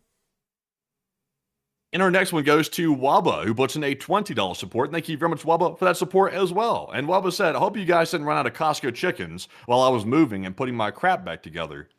And no, we didn't run out of Costco chickens. And thank you so much for the support. And I hope that the move went well. And I gotta say, Of course, we thank you greatly for watching the show. It's great to know that you came back as soon as you could, and I got to thank you massively for the support and helping this channel to keep on running. Because folks like you help to make this thing possible and help us to talk about all kinds of interesting things like the news and aliens and stuff. And so a huge thanks to you so much once again. I hope that does address that incredibly well. And with that, we're on to the next one. Also, by the way, there's a bank in England that's actually preparing for extraterrestrial disclosure. Did you hear about that? I think it's the Bank of London, if I'm not mistaken. Yeah, I was trying to scroll down to it real quick to go get the actual post. That I found that interesting, like that a major bank that does a hell of a lot of banking. I don't know exactly how much money they process each year, but they're a huge bank. They're actually preparing a contingency plan in case it's revealed to the public that aliens do exist, that they can keep their bank running properly. The bank's got their priorities in order, I would say. They're trying to make sure that money is going to stay flowing no matter what happens. So that's quite interesting. I can't find the name of the bank. Well, here it is, right here. It says, allegedly, the Bank of England must plan for a financial crisis sparked by aliens. A former analyst at the central bank has urged the governor to put contingencies in place to prevent collapse if alien life is confirmed. So, I mean, that's a little bit weird in itself that a bank would be preparing for something like that. It's like, why would they engage in a conspiracy theory unless they had some reason to believe it was somewhat true or something? Let's see here. So, I mean, I'm not trying, to play devil's advocate here really quickly. A lot of banks also have a zombie apocalypse preparedness plan, from what I can find online. I was just wanting to check that really quickly because I was like, I think I remember hearing something about that, and it appears that a lot of them have something that is very akin to that, or it basically is that. So, I mean, I don't know. I mean, zombie apocalypses aren't happening anytime soon, but they have preparedness plans for that. So, I guess just banks spend the time to just prepare for anything, including that. I mean, might show something, it might not show something. I don't know, but that is interesting. Yeah, it is fascinating. Certainly, indeed. I just would hope that, I doubt that this intelligence would help cover up like the Epstein situation or something. It's like, if they're hoping that that's going to show up and, dig them out of that situation, I'm like, I don't think that's going to be the case. At least I don't think. It may be a good distraction though, to get everybody's mind off the stuff. Maybe. I mean, I would say though, I just find it to be very hard to believe that there are aliens, like just me personally, because if they came from another solar system, which they would have had to, because there's no confirmed life except for our own here in this solar system, they would have had to travel at an unbelievably extreme expanse over a very quick amount of time, which would take an unbelievable amount of energy and technology to be able to achieve that. And that's, like, to me, it seems like it would just be physically out of reach of any sort of a life form that would still exist in a physical form. Because if they had that ability to create that kind of energy and do that, why in the world would they even exist in a physical form any longer? Why wouldn't they just transcend the plane of existence if they're capable of that? Because that kind of energy... Well, I mean, at that point, why in the world would they even be here? I mean, why in the world would we even matter? We would be beyond their understanding. Well, we wouldn't be beyond their understanding. They would be beyond our understanding. We wouldn't even know that they're around. Well, it might explain if you believe the stuff, like for example, the congressperson saying that there's allegedly bases off the coast. That might explain why they're not sighted everywhere, because it could be that some people, if you want to get really deep into the tinfoil hat stuff, some people speculate that it's not like a warp drive type thing, like I was describing earlier, that Miguel Alcubierre researched back in the 90s. Some people say that maybe these craft are interdimensional, like they move between dimensions, and that's how they're able to defy physics. But we don't know. Like, I'm not a scientist. I don't know the math behind it. I'm terrible at math, and also I'm just going off of what I'm hearing from people. So I'm just telling you what I'm hearing. That's all. I don't know if it's true or not. I've never heard of that woman. Never heard of her. I don't know. I have no clue. But with that, we are on to the next one. And our next one goes to the Spike James, who puts in a 20. And thank you very much, Spike James, for that support. He said, I greatly appreciate that there are no ads interrupting the live stream, and I can listen from work without suffering through the stupid ads. And thank you. And also an E3C Sentry headed to the Middle East earlier today. And any thoughts? Probably a normal rotation from what I know. I think we saw one of those heading over there earlier, if I'm not mistaken. So I think that might be a bit of a normal movement. But I do thank you for the support, and also I thank you for enjoying our ad-free show. I'm glad that you noticed, because we always run an ad-free live stream. There's no ads, there's no sponsors. The stream is entirely funded by the viewers themselves, and I got to thank you massively for your support, because you're one of the viewers who are helping to fund this show tonight and help us to keep on air, help us to keep our lights on, help us to keep fed and warm and alive and focusing every day on covering news. So a huge thanks to you so much once again for the support. I hope that has addressed that incredibly well. And with that, we're on to the next one. And our next one goes to Pleasure Burn, who puts in a 20. And thank you very much, Pleasure Burn, as well, for that support. And they said, just in general, why? Well, why? Why not? Oh man, I like there's a lot of jokes that can be made on that one, man. Oh man, but beyond that, I gotta say a big thanks to you so much for the support, and that's the big question: why? Why? I'm about turning to Joel Osteen up in here. Why? But beyond that, huge thanks to you so much once again. Hope that has addressed that incredibly well. And with that, it is time for us to move on and into the next one. But before we do, I do have to remind folks, because for some reason a lot of people are feeling like really lax about doing this these days.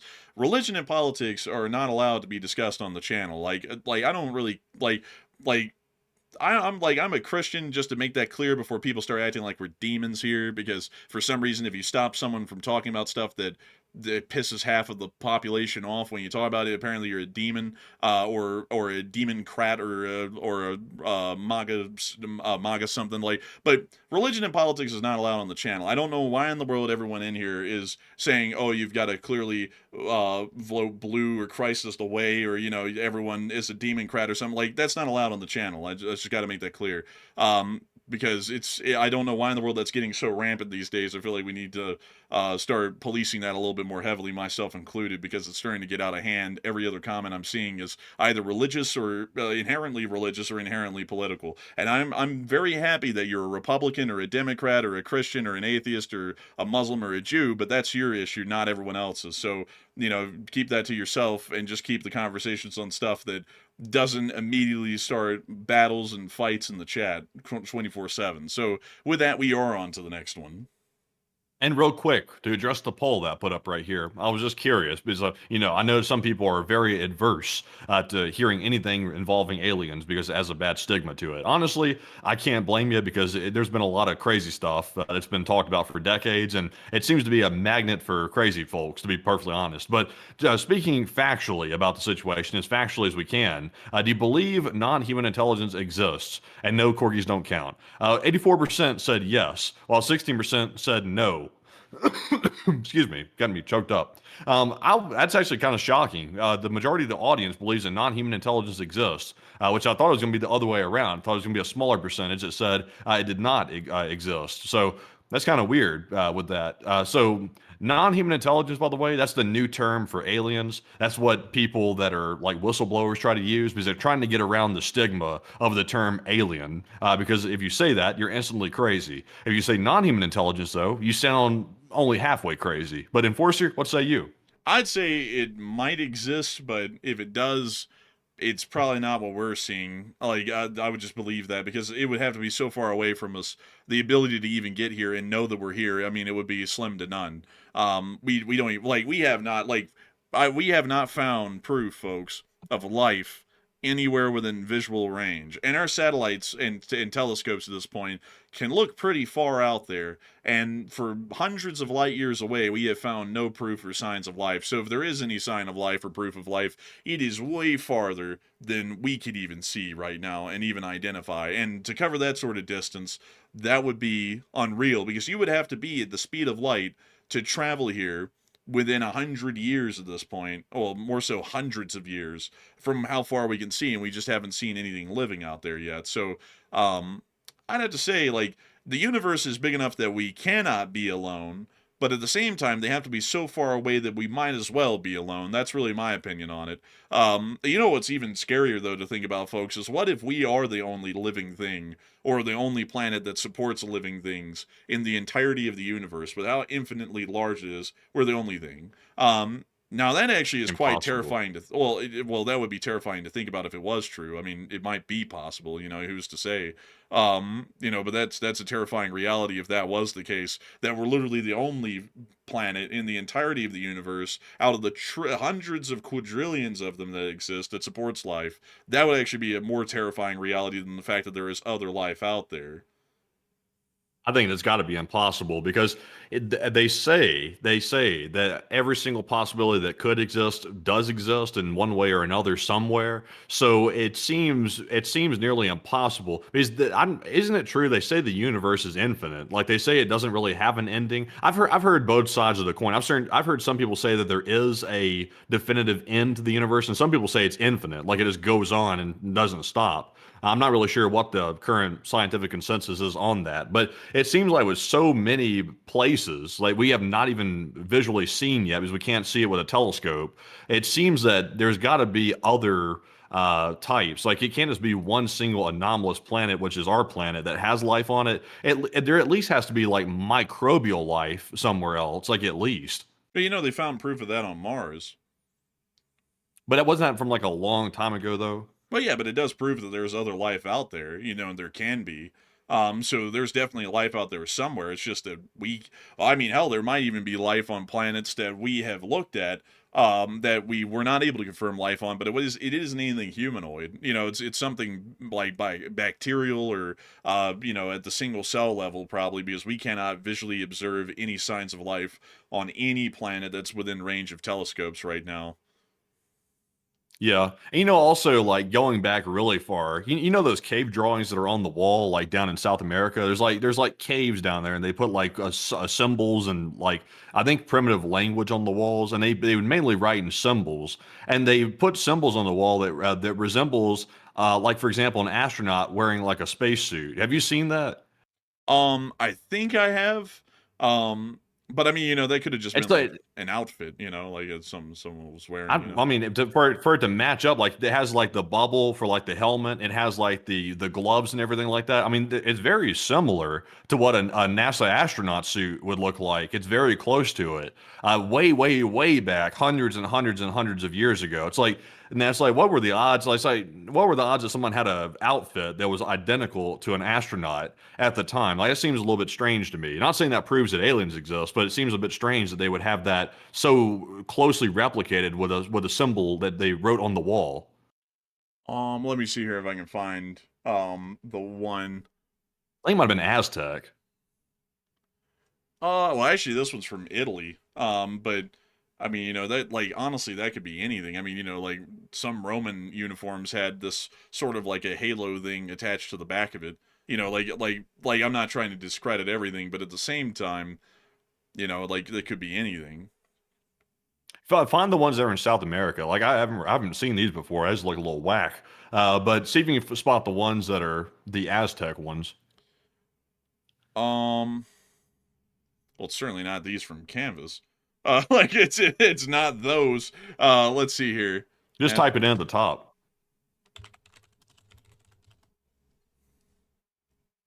So these seem to be about the only ones. Like there's this one, but I mean, then again, I've never seen that one. That one's interesting. That's just Scarf Boy with some nice cornrows. I mean, honestly, that's just what he is. I mean, that's nothing too crazy.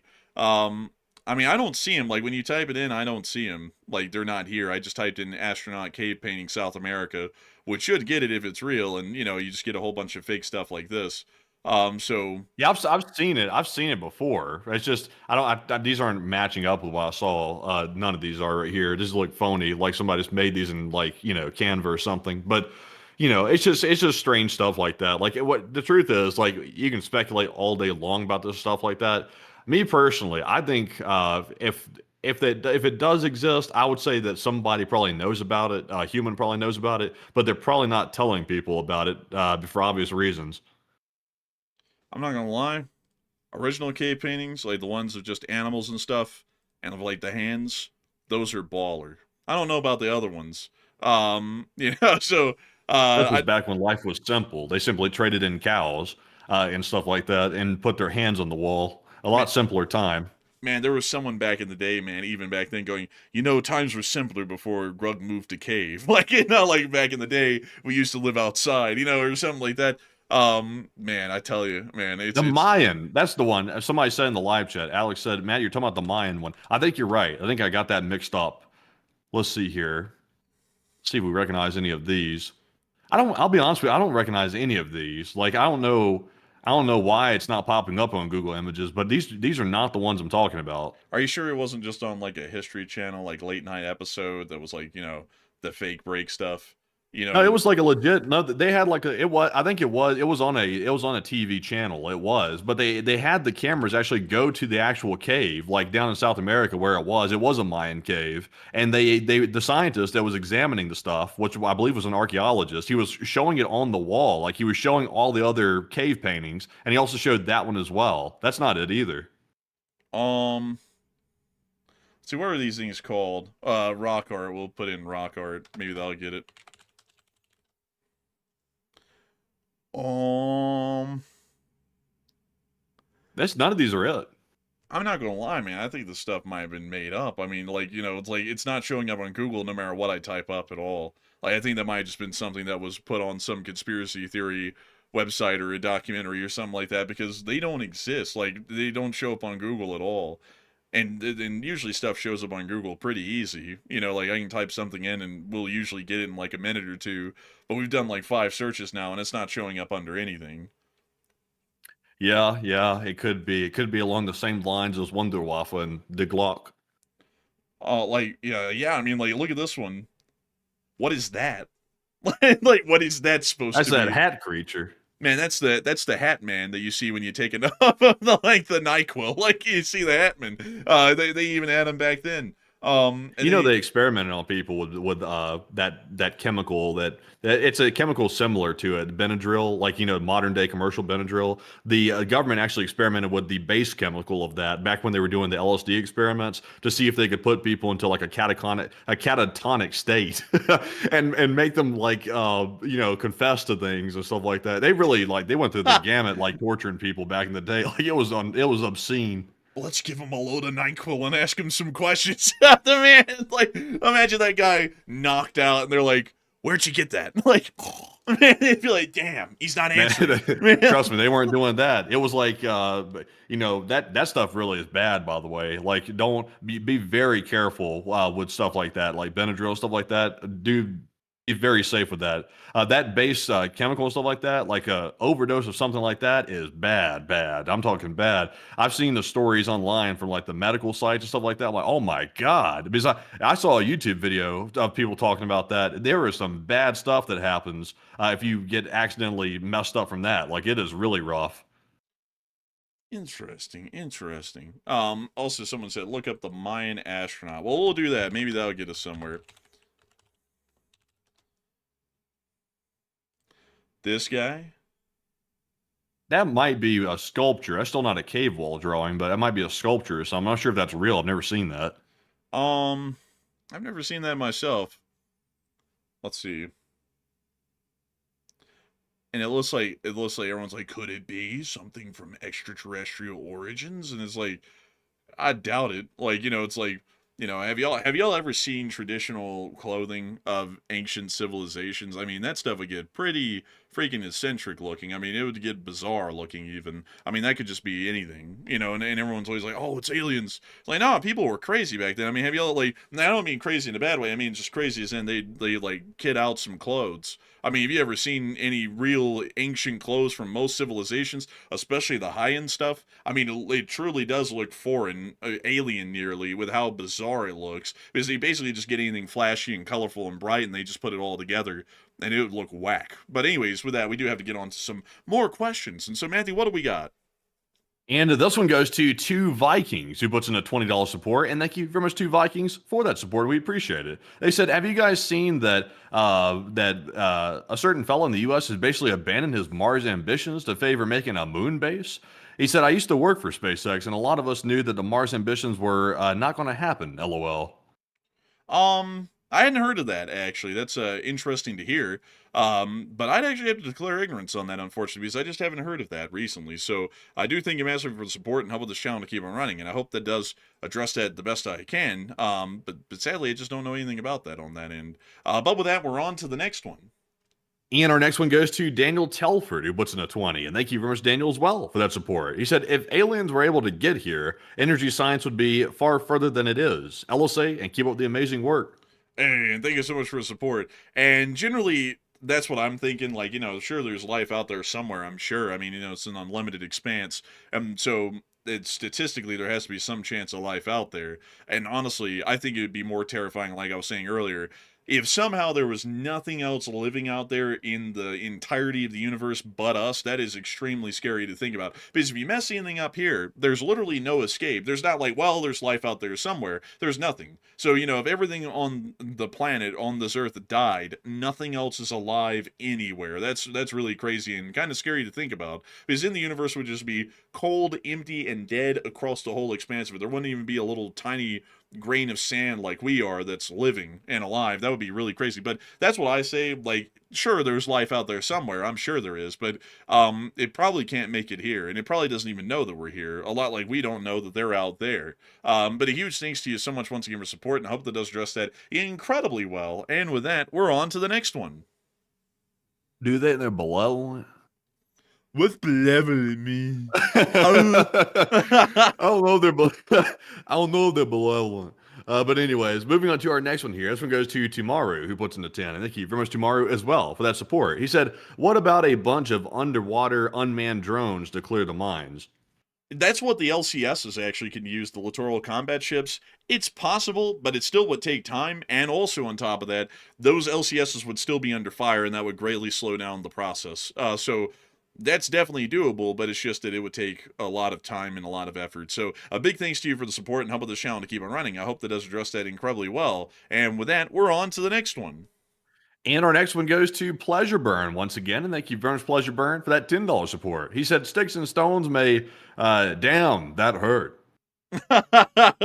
Oh, man. I find that phrase a little bit funny because they always say sticks and stones may break my bones, but words may never hurt me. I've seen words hurt a lot of people over the entirety of life. And I'm not talking about just like hurting their feelings. I'm talking about ruining their lives and destroying them and stuff. It's like I feel like that phrase was really a whole bunch of hype talk, because the truth is like, if words never hurt you, why in the hell can you sue someone for defamation and slander and libel? I mean, if words never hurt, why in the world is there a legal provision to where you can sue people over hurting you with their words because they're lying about you? Like that's what I feel like. But that's a pretty good joke too. And I gotta thank you massively for the support and help with this channel to keep it running. And I hope that does address that well. And with that, we're on to the next one.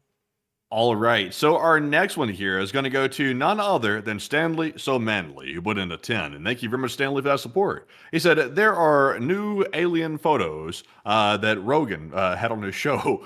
Check out. I thank you for the support, but sadly we can't check out other folks' shows, including his especially, because we'll probably get copyrighted. But I do thank you massively for the support and help with the channel to keep on running. And with that, we're on to the next one. And our, excuse me, goodness. Our next one here goes to Andrew Honeycutt, who puts in a 10 as well. And thank you very much, Andrew, for that support. He said, there is a disturbing anti-intellectual trend recently in which any scientific imperial studies are disputed on the internet. And what is the impetus behind it? Obfuscation, perhaps. LSA all the way. And also it's empirical. Like I heard you say imperial. I was like, imperial. I was like, what imperial? And I had to go. Like, yeah, you said imperial. I was like, the Imperium of Man. I was like, huh? I mean, I was trying to choke through that choke I was having right there. I was trying to hold it back. Bro, I understand. But I heard imperial. I was like, huh? I was like, what does he mean? I was like, I don't even know how to answer that. And I was like, oh, empirical. The reason why is because, let's see, how do I say this? Some people think they know everything, and like it's kind of rough, because usually the people who act like they know everything, they don't really know a lot of anything. And I'll be the first to say, a lot of people say that it sounds like we know a lot. I hardly know anything. I mean, like, it's like, in the true reality of things, even on the historical level, my knowledge is surface level, and it sounds to some people, like some people say, oh, it's really in depth. It's not. There's a whole load to history that I don't know, and I can't even talk about because I just don't know it. But beyond that, like, there's a lot of people out there who act like they know everything. So if a scientific journal says something like, For example, the increased temperatures in the state of Utah is going to lead to a high rate of evaporation for the Great Salt Lake in the summer and a very depleted watershed to replenish the Great Salt Lake, meaning that it's going to be a very rough year for the Salt Lake and it may dry up to its lowest levels in history. Someone is going to absolutely deny that and say that it's not true when it is empirically true. And it's really something to me about how that's the case, because there are things that you can debate, like, for example, moral issues, like, gun control, abortion, those types of topics, which no one will ever agree on in all of history because they're moral issues, and morality is different from person to person on what they think is morally acceptable and not. But there's also empirical facts, like, for example, jet fuel, like for example, with the Twin Towers, jet fuel. Don't touch that one. Don't touch that one with a 10-foot pole. Okay, well, what's a common one that I could talk about that's approved? Let's see here. Well, and what we're looking for again? Something that people debate all the time, but it's just empirically true that would be false. Let's see. Honestly, like, there's very few you can touch on because they're all very highly controversial. But that specific one you're about to mention right there, that one right there gets people in trouble on this platform. Well, I mean, I think saying that it actually happened probably wouldn't get you in trouble if you're bringing it up to disprove false claims. I don't really think that'd get you in trouble too much. I'll just steer clear of it. That one's not a good one to touch. Well, if I could come up with an idea, I'd explain it, but I can't. So I do thank you for the support and help with the channel to keep on running. And with that, we're on to the next one. And our next one goes to Racer Jake, who puts in a 20. And thank you very much, Racer Jake, as well, for that support. He said, check out the Alien Face crop circle, 2002 in England. Crop circles are very strange. I also thank you for the support. Honestly, I think most of those crop circles seem like they're something that, like, people might have done for like a prank or something like that. I think they've proven before that most of those are people that prank and then they later act like, oh, what is that? And it turns out just to be a joke. I think that right there is man-made. Oh yeah, definitely. I mean, look at this one as well. I mean, you can literally see that this one was mowed. I mean, like, you can actually see that it was just cleared out of the field. So, like, I feel like the crop circle stuff is generally, like, that is something that is straight BS. It's just people who are trying to do something to catch some attention. Because, there was these obelisks that were showing up in the U.S. Southwest for quite a while, and people were talking about the aliens put them there. It turns out it was an artist that admitted that they put them there, so that way they could see how people react to them, and everyone's first reaction was that the aliens put them there, and it's some sort of a communication system with the aliens, so a lot of the stuff that people go, like, look at the crop circle, like, the crop circle thing isn't real. Like, that's always made by some person out there.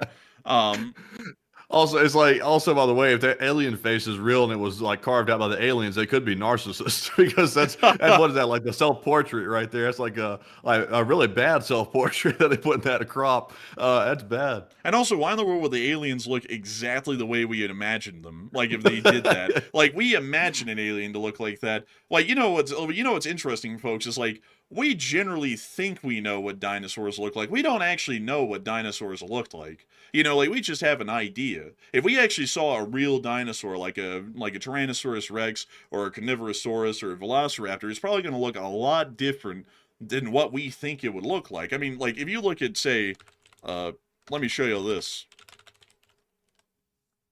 This right here. If you looked at the skeleton of a penguin, and that was a fossil, you know how people would illustrate that thing? They'd illustrate it with this long, weird neck. That's what that penguin actually looks like. Same thing with, like, the pterodactyls and many other dinosaurs. We actually don't know what they look like. So, like, with aliens, we don't even have fossils to go off of to even imagine what they might look like. So we just have, like, this really rough idea. What if they don't even have a humanoid form where they have 2 legs and 2 arms? What if they are completely different than that, and their facial structure is completely different as well? And, it's like, that is a high likelihood. And even if we're close to imagining what they look like, they probably don't look exactly like we think they do. What if they're on all fours and have a snout? Man, I mean, what if they're They got that dog in them. Man, what if they look like whales? Well, no. What if they don't look like anything? What if they're just a blob? They could be. Yeah, I mean, it could be anything technically. I mean, it could be anything. It could be AI. And also another thing, folks, here's something else to think about. What if we're toxic to aliens? Like, what if they land here and all of the diseases... Yeah, we're toxic to each other. Man, truth, man, truth. But what if we're toxic to aliens, like for example in the War of the Worlds, to where if they land here, the diseases that are on this planet are so foreign to their biology that they simply die off if they ever come here, and so that's why they never really show up in Huh? any large number. So you telling me they can get across the universe and they got technology that we can't even fathom, but yet they can't cure a cold? I mean, that might be possible. I mean, it could kill them Stupid pretty aliens. quickly. I mean, well, think about it, man. The Native Americans died off in droves. They lived on the planet. They were also people just like us. They died off in droves because they had never been introduced to any of the diseases from Europe and Asia. And once European explorers arrived, they immediately transmitted every disease basically known in Europe to them, and they died off before we even showed up again a couple of years later. Like it literally took a few years after Christopher Columbus arrived for most of Native American populations to basically be halved in size. But they didn't really have technology though. Like they had like, medicinal like knowledge and things like that, but they didn't really have like modern medical knowledge, like if you know what I'm saying. Like they didn't know about vaccines or anything. Well, yeah, but I mean, it still killed them off quickly enough. I mean, like imagine if COVID had been like that deadly, where it killed off half of the population in 2 years. I mean, there wouldn't even be anyone to really sit around and figure out how to deal with that. That's literally an apocalyptic scenario right there. And there's like, at that point, if you have 30 scientists in the lab trying to work on a vaccine, 15 of them are going to die within 2 years. It took 2 years to come up with one. So it's like, at that point, you've basically got half of the staff dead that's trying to work on the fix, and half the population's dying as well, and things are only going to be getting worse and worse with time flying by. So if they came here and they picked up a disease, and then in a week or two they're back on their planet, they are patient zero of probably the worst disease outbreak or viral outbreak they've ever seen. And no matter the technology, they might not be able to figure that out quickly enough to save themselves. And that might not be why we see a lot of them, because every time they show up, they go put those into quarantine, they drop dead, and they're like, well, hell, we can't do anything with them. I mean, if we try to, we might all end up dying out here. Maybe so, possibly. I just feel like they have the technology to get around, distances quite that vast. They'd probably have the knowledge, medical knowledge, to deal with stuff like that, or at least have enough knowledge of who to avoid and what to avoid to prevent something like that from happening.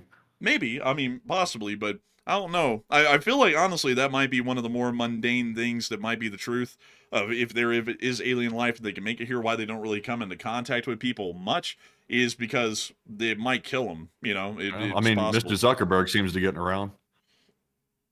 Well, I mean, that is true. And I mean, Elon, he's making the rounds. Oh. Yeah, I'll tell you what. It's a legalized company. Man, honestly. But with that, we are on to the next one. And our next one goes to none other than Gerald Everett. And thank you very much, Gerald, for that $20 support. We do appreciate that. And Gerald said, I am not so quick to attribute UAPs to aliens. The U.S. has been working on gravity modification since 1915. Excuse me. And with some success, I will let aliens take care of themselves.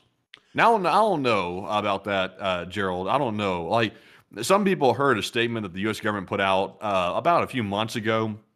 I don't know if maybe it was just some lunatic writing it or what, but they claim to have the ability to manipulate time and space. And that was in a legit White House press release, by the way. That's not just some lunatic saying that. That was in a White House press release. Maybe it was a lunatic saying that. Now that I'm thinking about it, but who knows? We'll have to find out. But Enforcer, what say you? I would say, I would generally say that, like, I generally lean more towards some sort of conventional technologies at play, something that we just don't really know about yet. And of course they can't say, oh, that's ours, because then everyone in the world's going to know what we're up to and what we're making, and that could be a security risk. So, that's also possible as well. I'm not going to rule that out either, Gerald Everett. So a huge thanks to you for the support and helping the channel to keep on running. And with that, we're on to the next one. And our next one goes to Dago Bah, who puts in the 7. And thank you very much, Dago, for that support. He said, can you do a poll for what people think Crimea is worth for the next 100 years in US dollars? I'm curious about what the resources and ownership is valued at. And when World Cup Venezuela, LSA, Cuba, open it up, money, money, money.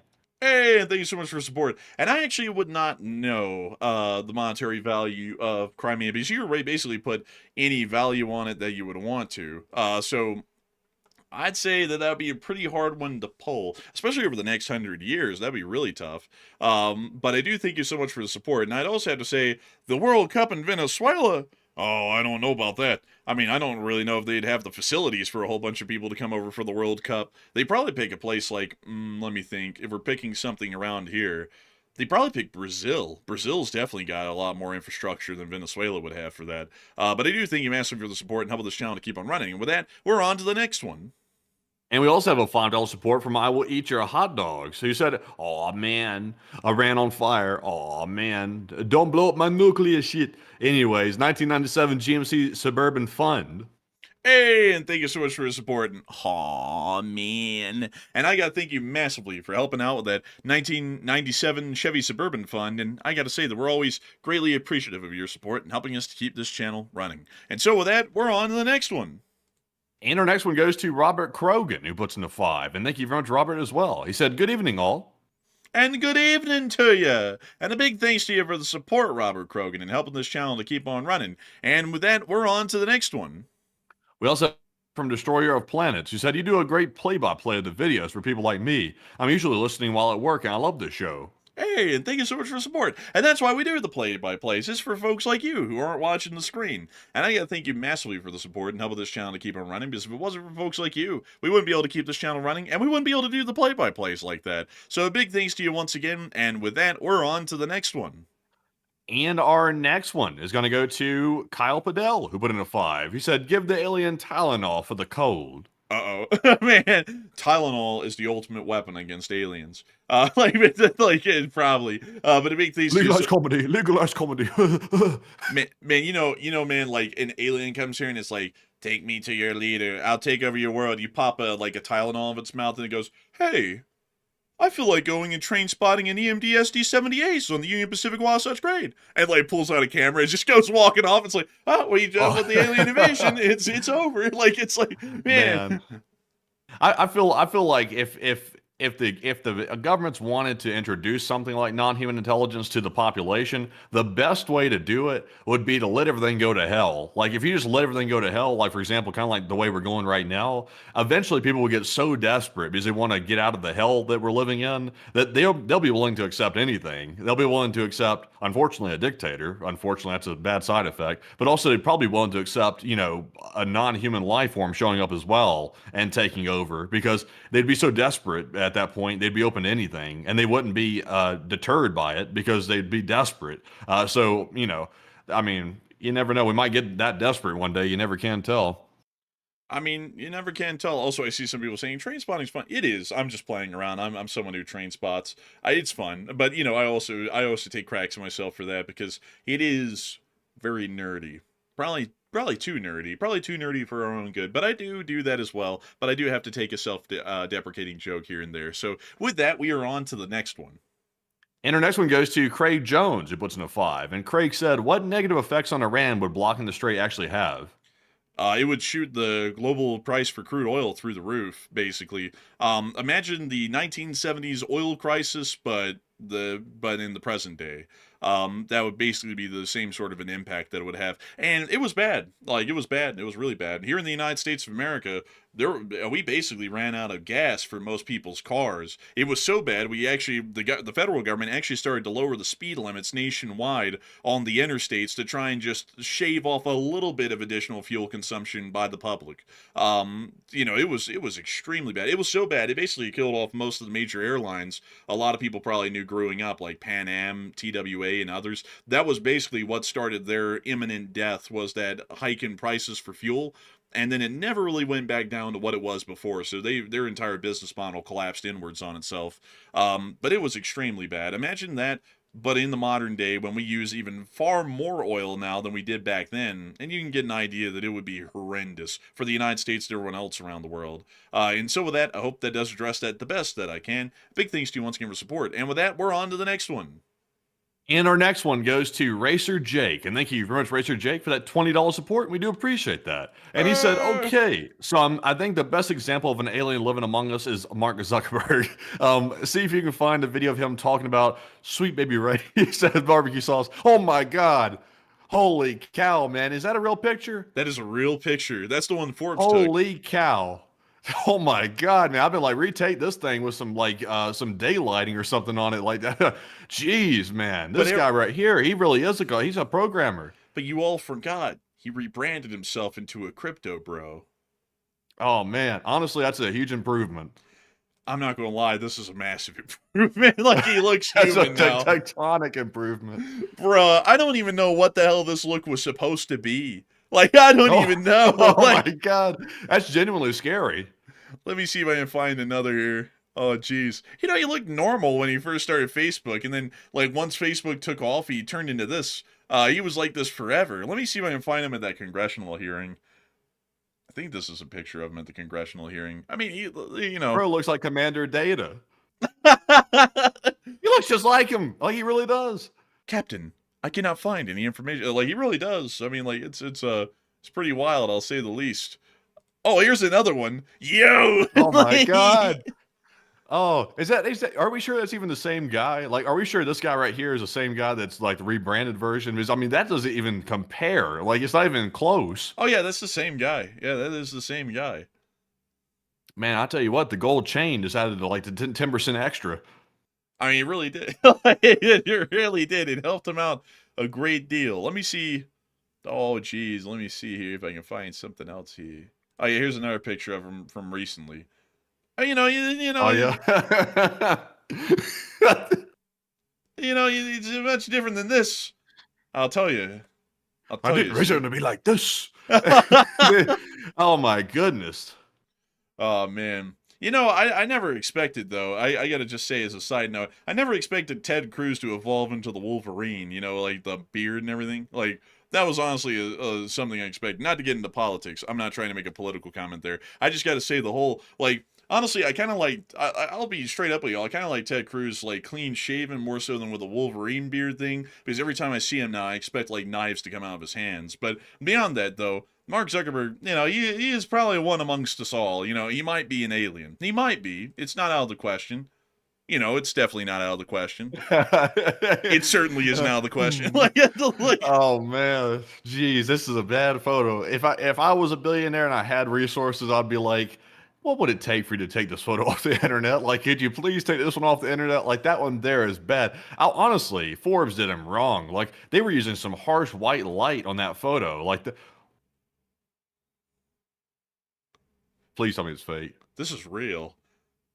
No way. Yeah, it's real. He No lathered way. up with sunscreen, dude. Hold on a minute. Go back to that full shot. Hey, yo. What? I mean, hey, yo. Hold up. I think, let me You say know what I'm talking about. Let me say what Matthew's trying to say. Yeah! Oh my God, bro.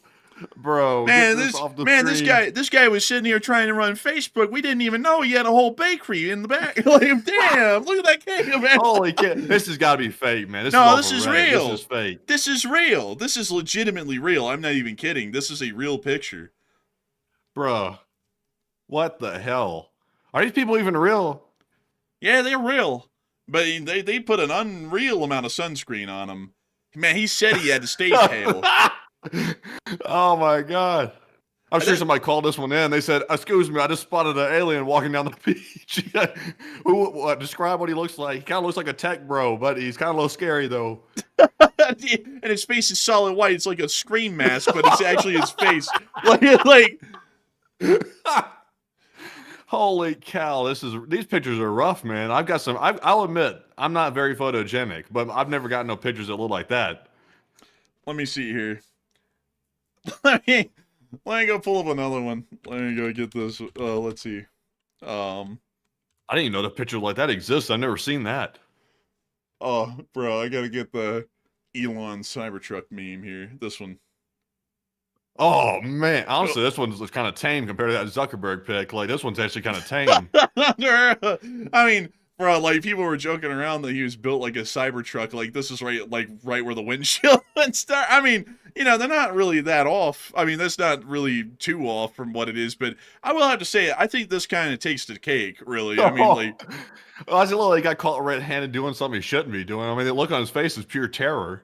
Man, honestly, man, this guy looks like he might be in like the sewers in a bit, like, floating red balloons outside of him and saying, "Come here, little boy." Like, Bro, man, it looks like he's about to about to do what's those little like balloon animals like the clowns do or something like that. He looks like about to whip out some balloon animal figures or something in a minute. right, he's in the midst of putting on the clown makeup. He just got the white layer on. He's about to do the red lips and everything else, like, and the red nose and everything. He's about to do it all. I gotta say, folks, there's some crazy pictures out there. Let me see. Yeah, see, here's another picture from that set where they caught him out there with the masked up face. Here's another one.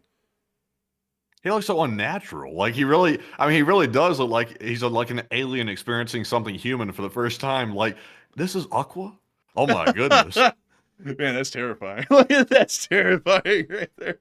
Oh man, I gotta say, I guess that was when, man, he tried to keep his like face as like white as it could be instead of tanning, because like then when you think about it, with that amount of sunscreen on your face, no tanning can be done. We'd stay that pale. Like, I guess that was why. Yeah, I'll tell you, that's crazy work. I still don't think these pictures are real, man. I'm going to call BS on these pictures, like especially that one right there with him. Man, they literally look. Somebody else saw it too. I know I wasn't the only one, bro. What is this? Interesting engineering. What the hell kind of post is this from a publication like that?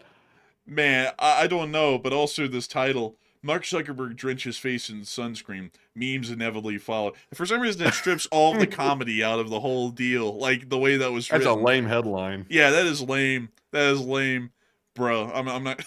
Yo. I can't believe somebody made the. Oh my god, is that the Joker? Yeah, that's the Joker, man, from like the '60s.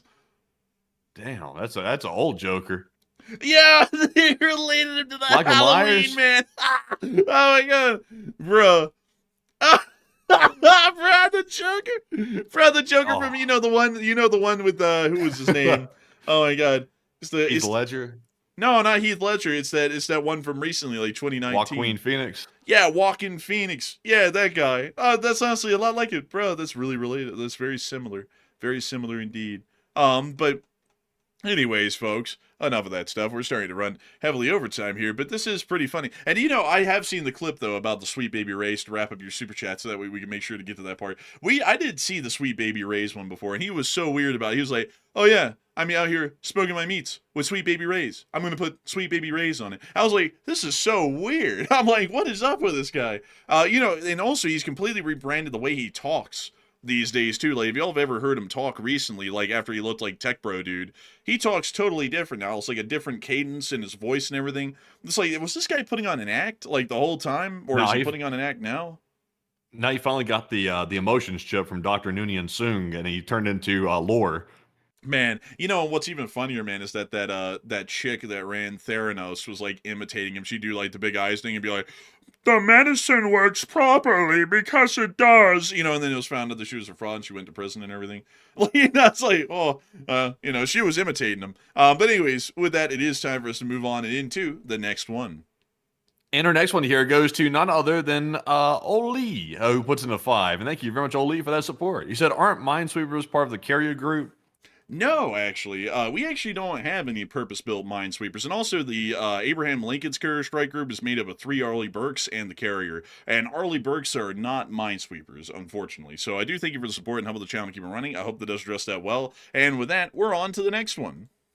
And we also have a 5 from Destroyer, who puts in that 5 and said, "Does Iran or its proxies have a weapon that can threaten?" Let's see here. Oh, I don't know if we're going to be able to read this one because I'm not sure if YouTube's going to like us even speculating about something like that. But they're worried about maybe the proxies might try to do something to the U.S.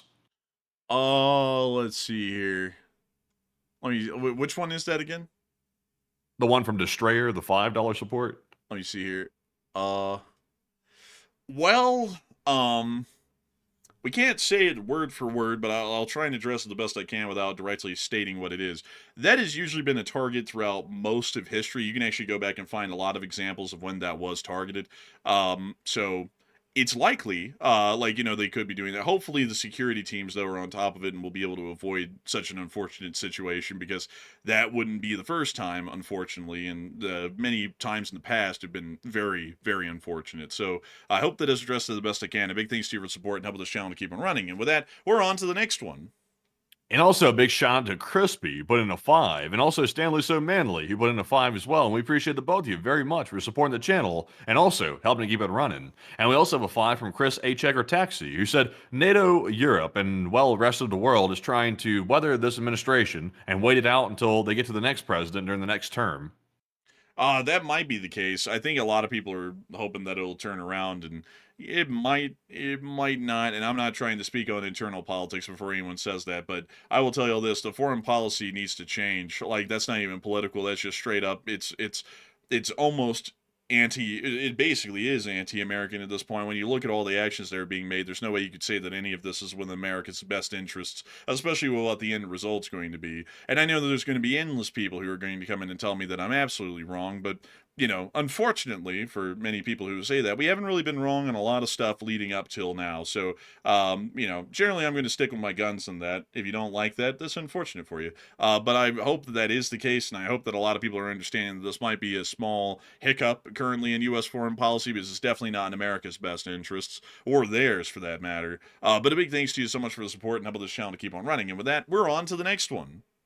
And we also have a 5 from Ryan H. on Wheels, who said, if aliens are here, we got a lot of alien super chats tonight, it's crazy. But Ryan H. said, if aliens are here, I suspect they're likely watching us quietly, per the zoo hypothesis, waiting to see if we evolve or self-destruct as a species. That might be the case. Generally, I wouldn't, if I was an alien that had the ability to travel around, I really wouldn't want to make contact with people here on Earth. Like, I'm just going to be kind of straight up. I mean, a lot of people on the planet are just, like, damn right ignorant. It's like, they're like, you show up, they'll try and kill you. It's like, they won't even find any curiosity in it. But wouldn't it be just like a phase, though? Like, if you're intelligent enough to travel around distances like that and have technology that advanced, like, wouldn't you just know, okay, they're likely just going through a phase. They're trying to figure out how to operate properly, and there's going to be bumps along the way. Like, it seems like they would understand that. Like, if I was looking at our world from the outside as an outsider, I would think, okay, obviously that world is very troubled. They're still trying to advance beyond what they're at now, but they still got a long way to go. We just need to be very cautious about how we interact with it. That's what I would think. I think they probably look at us as lesser. I mean, truth be told, I mean, like, if you looked at the whole of humanity from lens of an alien, I could see them looking at us as almost animalistic barbarians. I mean, you definitely could, because it's crazy.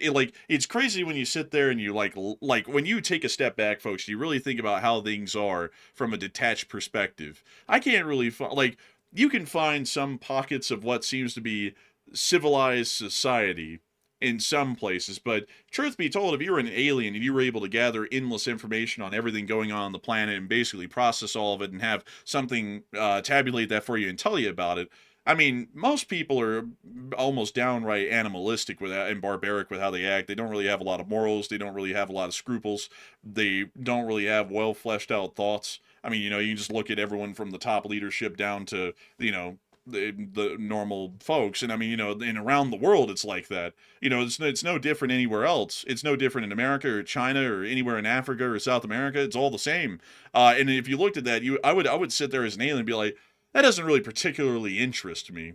I'd be more interested in, honestly, the composition of stars, nebulas, and such things as that, and research that and look into that more than I would this. Because it's like, also, you try and show up down here, high chances are a government is going to try and capture you because they think that they can, or that they think that they have the ability to for national security purposes, or the very people themselves that aren't in the government, they're just going to basically try and outright kill you because they're scared of you.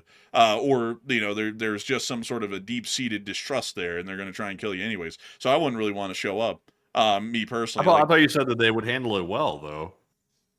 Well, I mean, if you what I'm saying though is, like, if you just showed up, like, if you landed somewhere in someone's backyard, it wasn't the government announcing it, someone's going to try and kill you, especially if it's in America. Like, someone. I wouldn't personally. I'm like, what? I mean, also, by the way, I'm like, even if someone didn't understand what they saw, it's like, it's just by the laws of the United States, like, whatever you're looking at, it's like you don't have the right to shoot at it unless it's threatening your life or something. So, I mean, I don't think people would get out their gun and try to shoot at it, because then they would go to prison if they happen to be mistaken, and most people aren't going to risk that. I don't know, man. Shoot. I could tell you something right now, man. Plenty of, like, if we're talking about the U.S. Southeast, everyone down there would try and kill an alien if it showed up. I mean, that would just be the truth of it. They'd have to pick their place wisely. And if it wasn't them, then the government would show up and try and take them. Because it's not technically a human. So, according to our laws, an alien would have no rights at all. It would be considered a non-human. Or like it wouldn't even fall in a category. It wouldn't even fall under an animal. It'd just be a thing. So it would have no rights. Clear. The government would come and try and take it, and who knows what kind of force they would use to take the thing. And so It actually would have a right. It actually the alien actually would have rights. Like seriously speaking, it would because I mean, if somebody's like not a citizen of the United States and they come here, they still have rights like due process and stuff like that. So I'm not trying to be funny, but they actually would have rights.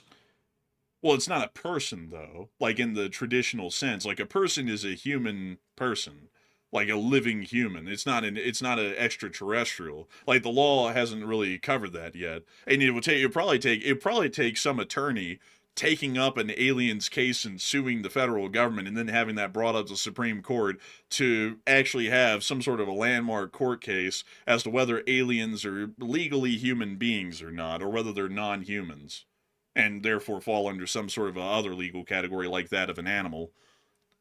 I personally think they would have rights for the most part, unless it's so foreign that we don't understand it or recognize it or something. But if it looks like us, this is as simple as it gets. If it looks like us remotely, then I think it would have rights. I don't know. I bet you there would be a lot of arguments about this thing probably isn't intelligent.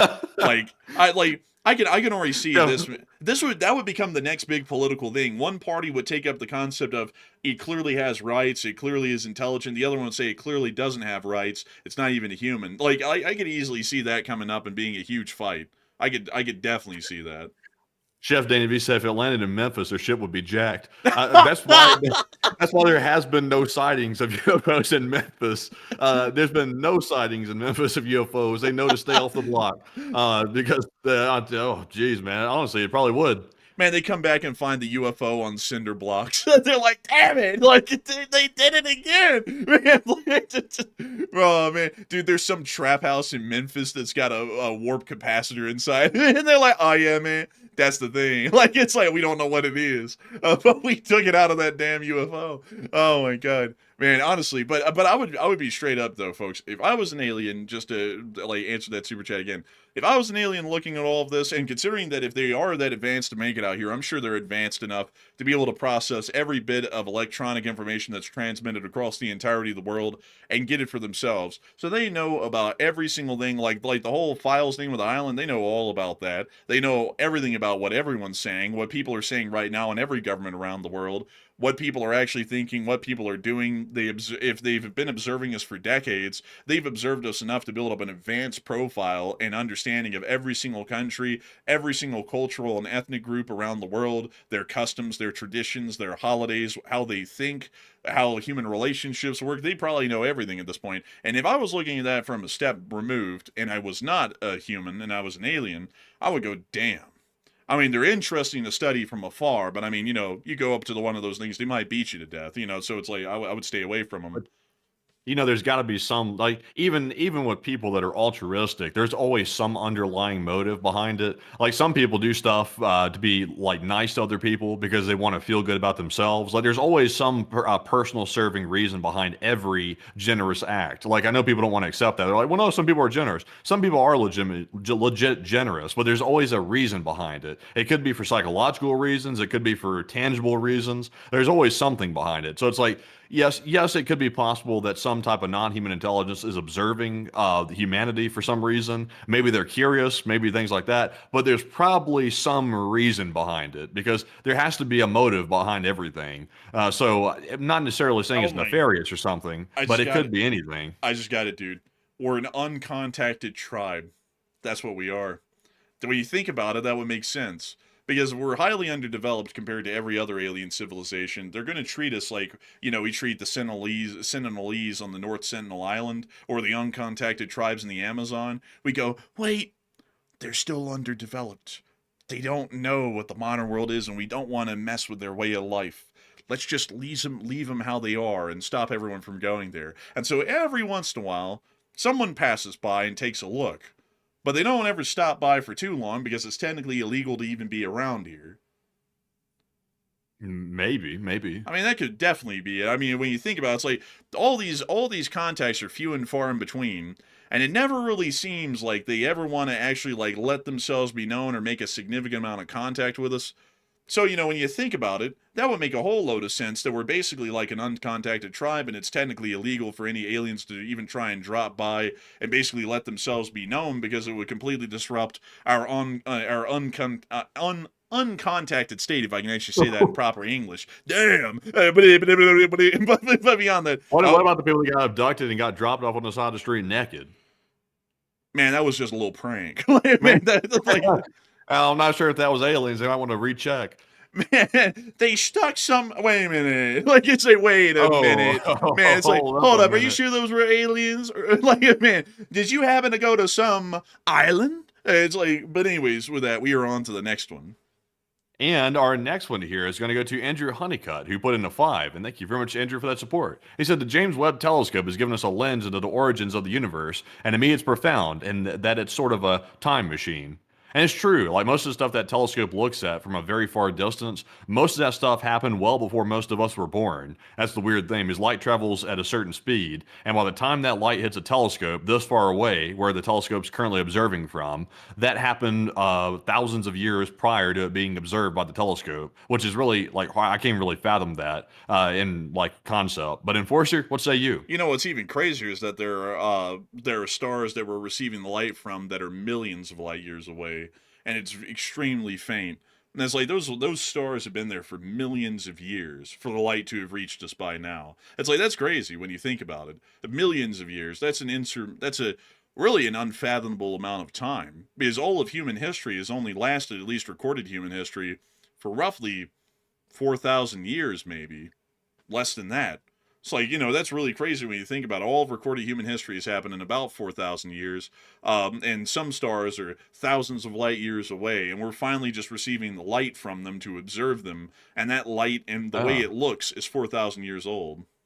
You know what's weird about that is if we're observing something from our perspective on our side of the galaxy from the telescope that happened millions of years ago, it's like, well, technically, since we can still observe it, does that mean that to us it currently exists now? So technically it's in existence, but yet it's been out of existence for millions of years. What does that mean about the way we observe things? I don't really know. Does it still exist? Because I mean, technically, it still exists for us because we're observing it. So I guess that begs the question: if you can observe something, does that mean it exists? Because technically, it doesn't exist anymore. That's an interesting That's question. strange.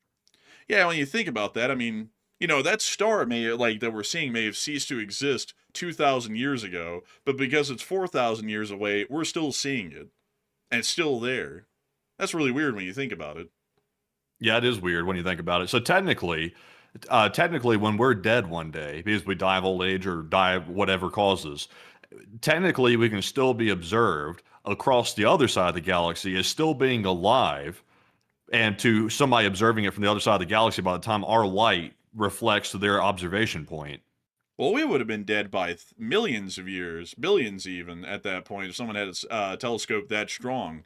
That's crazy when you think about it, because right now, if there is a planet 4,000 light years away from us right now, and they're looking at us with with a telescope, and they have one that's strong enough to look at the surface of the planet, right now they are probably watching the Sumerians and the Egyptians in ancient Egypt, and that's what they think humanity has made it to. And they're like, wow, look at that. Ramses II is alive, and he's running the upper and lower kingdoms of Egypt. That's what they would think is still going on right now on this planet, and we're all the way up into the 2020s right now. Oh, when you get out at night, like for example, if you're in an area where there's not a whole bunch of light pollution, you're not in the middle of a city. Let's say you're out like here in the Utah desert where you can go out and there's no light pollution. You can see right up at the sky. You can see all the stars, which I would actually like to go see that because I haven't really done that before. But you can look up and see all the stars. It's all a lie. It's all fake. Most of those stars you're seeing in the sky, except for a handful of them that are actually close by, like our galaxy, most of them don't even exist anymore that you're seeing really far out. Like, isn't that the way it would work? I mean, possibly, but stars do last for millions of years. Like, they last for an extremely long time, usually tens of millions of years. So most of them probably do exist. It's probably fairly rare for one of them to blip out. I think we have seen a couple of stars. Let's see. Have we ever observed a star die? Have we? Um, so astronomers have observed at least one star go supernova, but that seems to be the only one. So apparently it's a fairly rare instance to see a star die at any point. Yeah, that is strange, by the way. It's just really weird. Also, by the way, if you get close enough, I believe it was one of those theories of Einstein, where you get like really close to like a gravity well or something, and time accelerates because of the relativity theory or something like that. Well, I thought Time time slowed accelerates. down for you, like if you're close to a Uh, gravity well. I'm not really sure, but it's like the closer you get to like certain types of like gravity sources in the universe or something, time manipulates, either slows down or accelerates, one or the other. I can't remember which one it is, but your whole perception of time changes. Like to me, that's just like hard to even fathom. It's like, so you're telling me in certain spots in the universe, time can actually accelerate or slow down versus other parts of the universe. So it's like at that rate, time's not even linear at that point. It fluctuates. Yeah, they actually say that time is like the speed or the rate of time is relative to the speed of light, and that the speed of light may have in the past at some point fluctuated to be faster or slower than it is now, which directly correlates to the passage of time. Yeah, so this is very, very much above my pay grade. Like all I can do is recite what people say, like the scientists say about it. I can't really fathom like what it actually means in real life. It's hard to even really conceptualize. Yeah, it's even weirder to think that the concept of time itself, like the passing of a minute, an hour, a day, a month, it's all fake. Like, like it's something that we came up with to understand what time is and how it passes and what a unit of time or a unit of measurement is. But also one thing that's really bizarre when you really think about it, folks, and this is one that I think about here and there from time to time, is time is made up of moments, individual moments, a lot like a frame of film is in a movie, where you have like 60 frames a second. But human time, like our actual time that we live in, it's made up of millions of little moments that make up a second, and then trillions that make up a minute, and so on. And when you think about that, it's like how what in the world animates motion in this world of moments that we live in? What in the world is the compelling energy that puts all of these moments together into something that can be mentally comprehended as motion or the passage of time or anything? Because when you think about it, you could end up just getting stuck at a singular moment of time where you don't move and nothing moves and nothing changes. And then that makes you think, how long is a real moment? Like, we think of a second as a second, but how long is a second really? If you really think about that, is that an eternity? Is that basically no time at all? What is it? Because we think of it as a second, but if like for example, you think about it from any other perspective, a second could be forever and it could be nothing. Well, yeah, also, it depends on your perspective. Like, for example, I think this experiment might have been done before. If you put somebody in a room with zero references in it, like, just, it's like a white walls and that's all, just smooth white walls, and they have to sit in there for ages, like, let's say a week. If you put somebody in a room like that with no references, they would never be able to figure out how much time passed because they have no frame of reference whatsoever. So it's like the way we judge time is based on our frames of reference that we have here on Earth, which is just something that's totally man-made. Like it's just somebody just said, okay, here's a second, here's how we're going to judge a minute. It's just a man-made concept completely. Without that, without a reference, we wouldn't know how much time's elapsed at all. Yeah, it's weird. I mean, like honestly, time in itself is a very interesting thing to think of. It's And really a human concept if you think about it. Without us coming up with it, there wouldn't be like a concept like that. It's just the way we think about it. We literally created that perception. But still, I mean, the moments of time, they do pass. So there is some sort of there is something that's compelling the motion of everything. Like even my hands right now that no one can see right now while I'm talking, I can see them as moving, but there is something that's compelling time to pass. There's some sort of a energy or something. Who knows what it is? That's even hard to explain itself. Why when the world is the mechanized motion or energy that keeps time moving? That's a real question in itself. I don't even like because the movement of time, from what we know, requires no exertion of energy. When you think about it, because I can't think of anything that requires any energy for time to pass. I mean, even without the sun and the earth, time will still keep going. And so when you sit there and think about that, it's like, when the world even compels time to move to where, you can talk, where you can move, where everything isn't just static and motionless. Well, when you're dead, does time continue? Yeah, time continues. How do you know? Well, not for us, but we know time continues because we watch people around us all the time die, and we still keep going. But like when someone dies, like how like you're only able to observe things from your perspective. So if you're dead and you can't observe it anymore, how do you know time still exists? Well, you wouldn't, but everyone else would. But how do you know everybody else even exists at all if you're dead? Because it's a continuum. I mean, people who have died in the past, they're buried in the soil. They have tombstones over them. They lived. People remember that they lived. People know that we live, and then when they die, the people that we're talking to that remember those people of old, we know that they lived and that those people lived before them. And then when we die, someone will do the same thing about us. They'll talk about the times that we lived, and then one day they'll die, and some people will be talking about the time that person they know lived, and then the time before them, that person they knew who had died a long time ago. So there is clearly a passage of time, and everything continues to exist without you, and everything continued to exist before you even existed without you as well. It's just that you inhabit a small moment within time where you exist.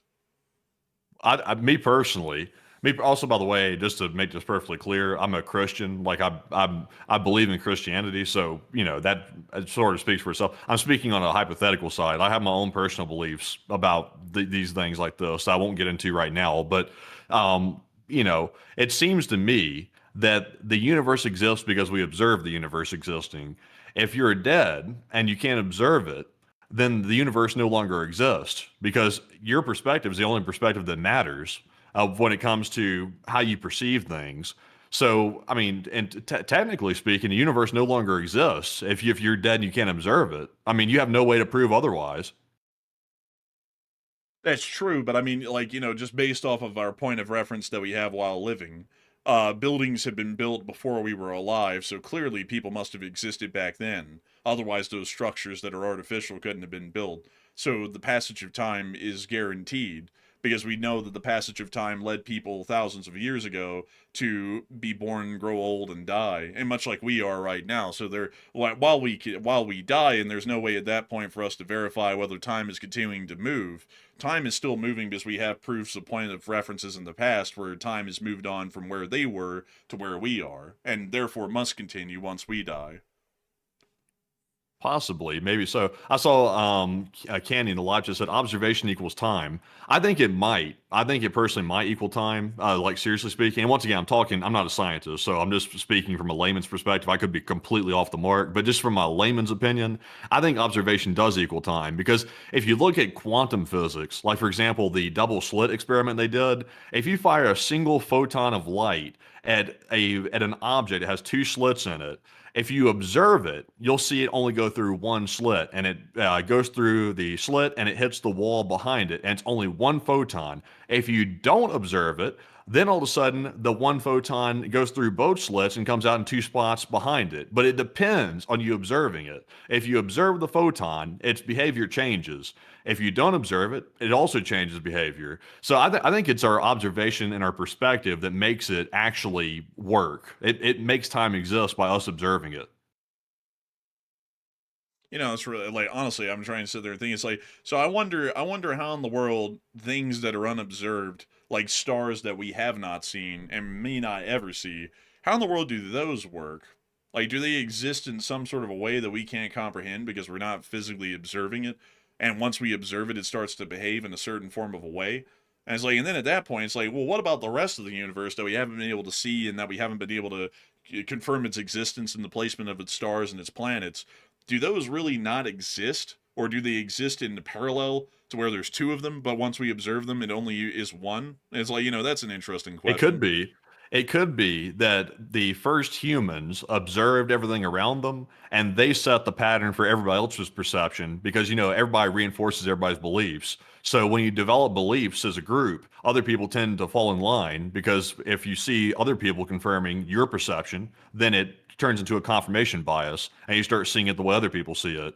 So when you're born, like when you're a baby, you don't understand anything. Like you're looking around, you don't understand a thing. In fact, you don't understand things so much you can't even remember it when you get older because you couldn't even fathom what you were looking at. So you have no memory, and your memory starts slowly forming over time as you get a grasp of what you're looking at. So, your perception as a child, as a baby, is formed by what you observe and also what you later start to recognize from your parents as being a model for your behavior going into the future. So that's how your perception is shaped, basically. Yeah, that's pretty interesting when you think about it. But then again, things are just tangible whether people describe them to you or not. Like a tree is a tree. Everyone's going to see that the same, whether anyone told you a point of reference or not. And the soil is the soil and the water is the water. And it'll generally look the same to everyone. It's just that the way they describe it or explain it might be a little bit different. Um, but it would generally stay the same no matter what. Even if someone had never physically observed a corner of the globe and you go there, I mean, generally things will mostly look the same or basically identical to what they looked like elsewhere. Possibly so, but people have different perceptions of stuff. Like if you ask someone to look at, like, for example, where you live, for example, some people might find the place where you live to be nice. Some people may find it to be not so nice, depending on what their perception is of things. Like people's perceptions can be different. Like I've always wondered, like I've always been curious. I'm like, if I could switch places with somebody, like for example, somebody that I know for like a day to get an idea of what their perception of stuff is, that would be extremely fascinating. Because somebody can describe their perception to you, but until you're in their head, until you can see it from their view, then you don't truly know if they're describing what they think they're describing until you're actually in their shoes. Man, that would be a great movie concept right there. Imagine, like every day you wake up, you're in the mind of someone else, so your thought process is entirely different. Dude, you could make that a great movie right there, actually, when you think about that. You could wake up one day and be like an accountant, and the next day you could be, say like a pro skier in the Olympics or something like that. And then the day after that, you wake up and it's like a wild plot twist, like you're a serial killer, so you think like a serial killer. Man, And, man, like you could, I would I love, wonder, I would, I wonder, I would oh, love go to ahead. change. I, I would, I'm- I would love to change places with somebody for a day because I have a feeling that if I could get into somebody else's mind and somebody else could get in my position, I feel like both people would be blown away. I feel like it because everybody gets stuck in their own ways of seeing things and viewing things. And I feel like if someone could genuinely, like, fully perceive the way other people view stuff, it would be mind-boggling and probably life-changing for both of those people if they could change positions. It would probably blow each other's minds if you could see it from different people's perspective like that. Because we try to put ourselves in other people's shoes. Like, for example, when you try to empathize with other people, you try to do that, but you cannot really fully appreciate it until you're actually in that other person's shoes. That's my thought. Also, I saw someone say, "Oh, what about the mind of like the president?" Honestly, like I have a feeling, like I would be honest with y'all, I have a feeling that if a lot of people were ever able to just hop into the mind of, say, anyone who has been the president over the past 20 or 30 years, I have a feeling they'd probably be terrified at what they'd find out, like about that person and who they are and how they really think and behave. I think a lot of people would be horrified, to be entirely honest. I'm not saying that about the current one only. I'm saying that about all of them. Like, and I honestly think if you ever had the ability to just hop into someone else's mind and process their line of thinking, their train of thought, and how they operate and behave, but also have the same ability to process that, think about it, and emotionally react to it, I honestly think that would be the case for a lot of people hopping over into someone else's mind. Because there's a mask that people present to the public. Everyone has one. Whenever they're out in public, whenever they react with people, but people's deeper thoughts are never displayed to anyone else except for themselves. Only yourself knows what your inner thoughts are and what you actually think. And I think that if a lot of people hopped around from mind to mind and processed everyone else's thoughts and how they actually were thinking and operating, I think a lot of people would absolutely be terrified no matter who it was. Even if it was just a normal person that you thought highly of, who knows? I mean, in their mind, they might think about crazy stuff like wiping everyone out that they know every day. I mean, wouldn't that be terrifying to find out about someone you thought was a really nice person? Like, they That'd be think a like that. mental illness. Actually, there's mental illnesses that make people have those thoughts like that. Most people don't act them out, but there's illnesses out there like there. People will have compulsions like in their head. Like they, unfortunately, some people, and it's not because they're evil necessarily. It's just because there's a little bit of a wiring issue going on psychologically. People will have compulsions, like for example, unfortunately, wiping people out like that. And they'll have to fight it off, which is really strange to me because I've never obviously experienced anything like that. So when I hear that, I'm like, huh, that's weird. Like they're obviously not ill intended. Like they're not wanting to hurt people, but they say that they have these thoughts in their head 24/7 that they're having to fight off constantly to prevent themselves from wanting to carry out these thoughts that are telling them to hurt people. It's like I can't quite understand. I'm not sure if I want to understand that, to be honest, but it's curiosity would make me want to wonder. Yeah, I like it, it's interesting, but also, by the way, we're going massively over time at this point. So with that, we are on to the next one. And jumping into our next one, this one goes to Gerald Everett, once again, who puts in a 20. And thank you very much, Gerald, for that support. And he said, recommend the book The Hunt for Zero Point by Nick Cook. It's a history of scientific research for zero gravity. Yeah, thank you so much for the support, and I will try and look into that and take a little gander at it. And so big thanks to you so much once again. I hope that does address that well. And with that, we're on to the next one.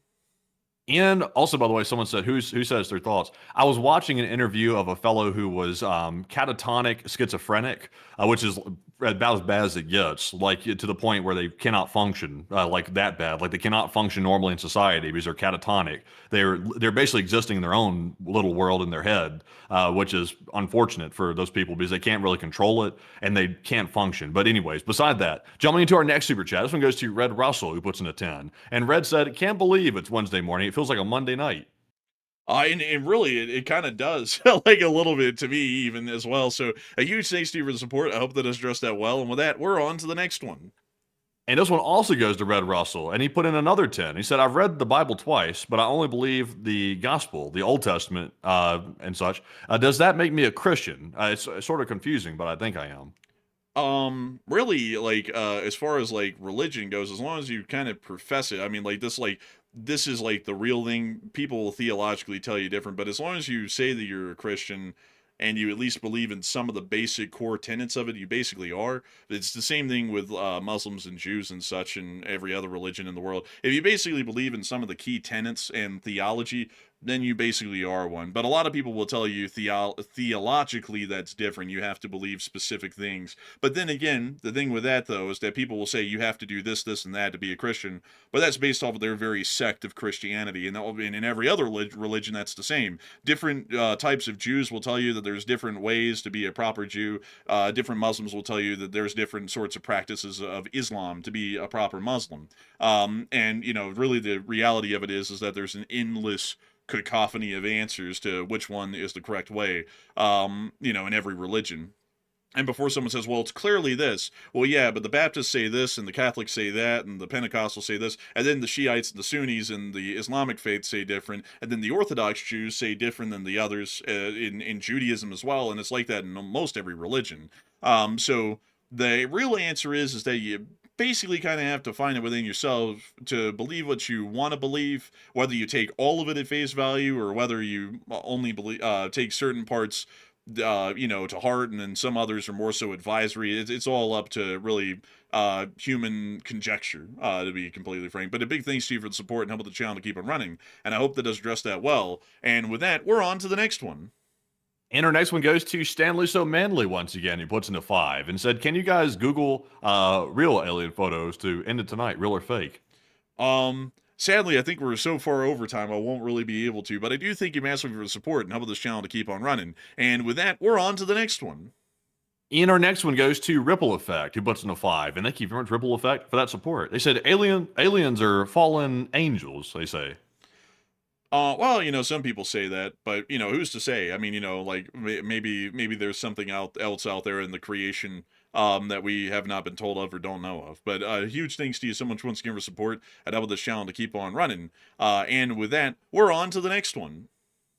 Real quick, I'm gonna make this very fast. I see some people mentioning this. One thing that's always kind of bothered me as someone who is a Christian is, if you're from a different religion and you believe in a different religion, and that's the way you were raised, and that's the environment you grew up in, my question has always been, do you get penalized for that? Like if that's the only thing you've ever known, do you get penalized for that later because you didn't believe in God or you didn't believe in Jesus? It's like I've never really quite understood that. That's something I've always sort of wondered about as a Christian, about how that really works. Because I'm like, it seems sort of odd that if someone was raised and born in, like, let's say, an environment where Islam was all they knew, and they didn't know like this other. It's like, do they get penalized for it like later because they weren't exposed to the other one? Like that's something that I've always had a hard time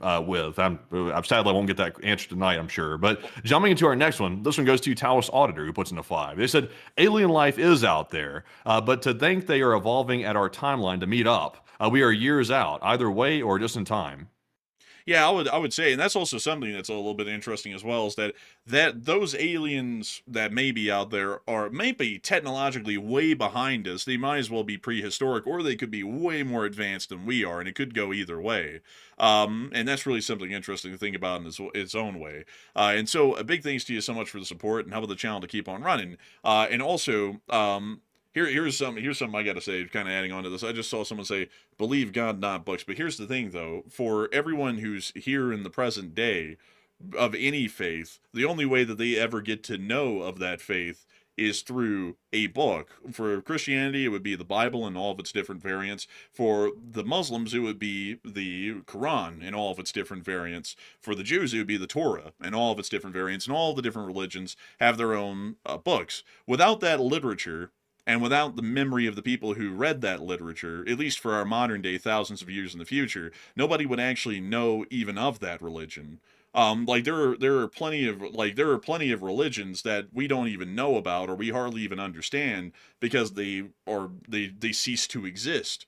And it's like not to sound like a heretic or anything like that here, but who's to say those weren't the right ones that have ceased to exist, that nobody even knows of and has talked about or read about, and you're practicing one that's wrong? Are you going to be penalized for that? And that's kind of getting back to Matthew's question. And on top of that, another thing is that as far as people talk these days, like there's a lot of there's even a lot of debate about how in the world to be a good Christian.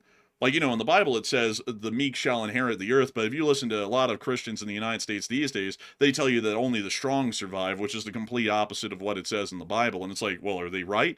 It's like, are they right or are they wrong or what? And then some of them will tell you that they're absolutely right, and then some others will tell you that they're absolutely wrong.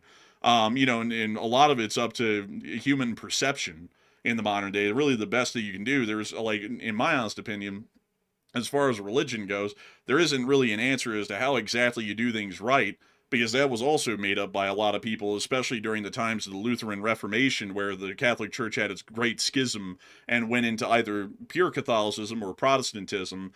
And everything else from that, every single sect of Christianity and the Protestant faith was generally some sort of theology made by someone else saying this is the way to do it.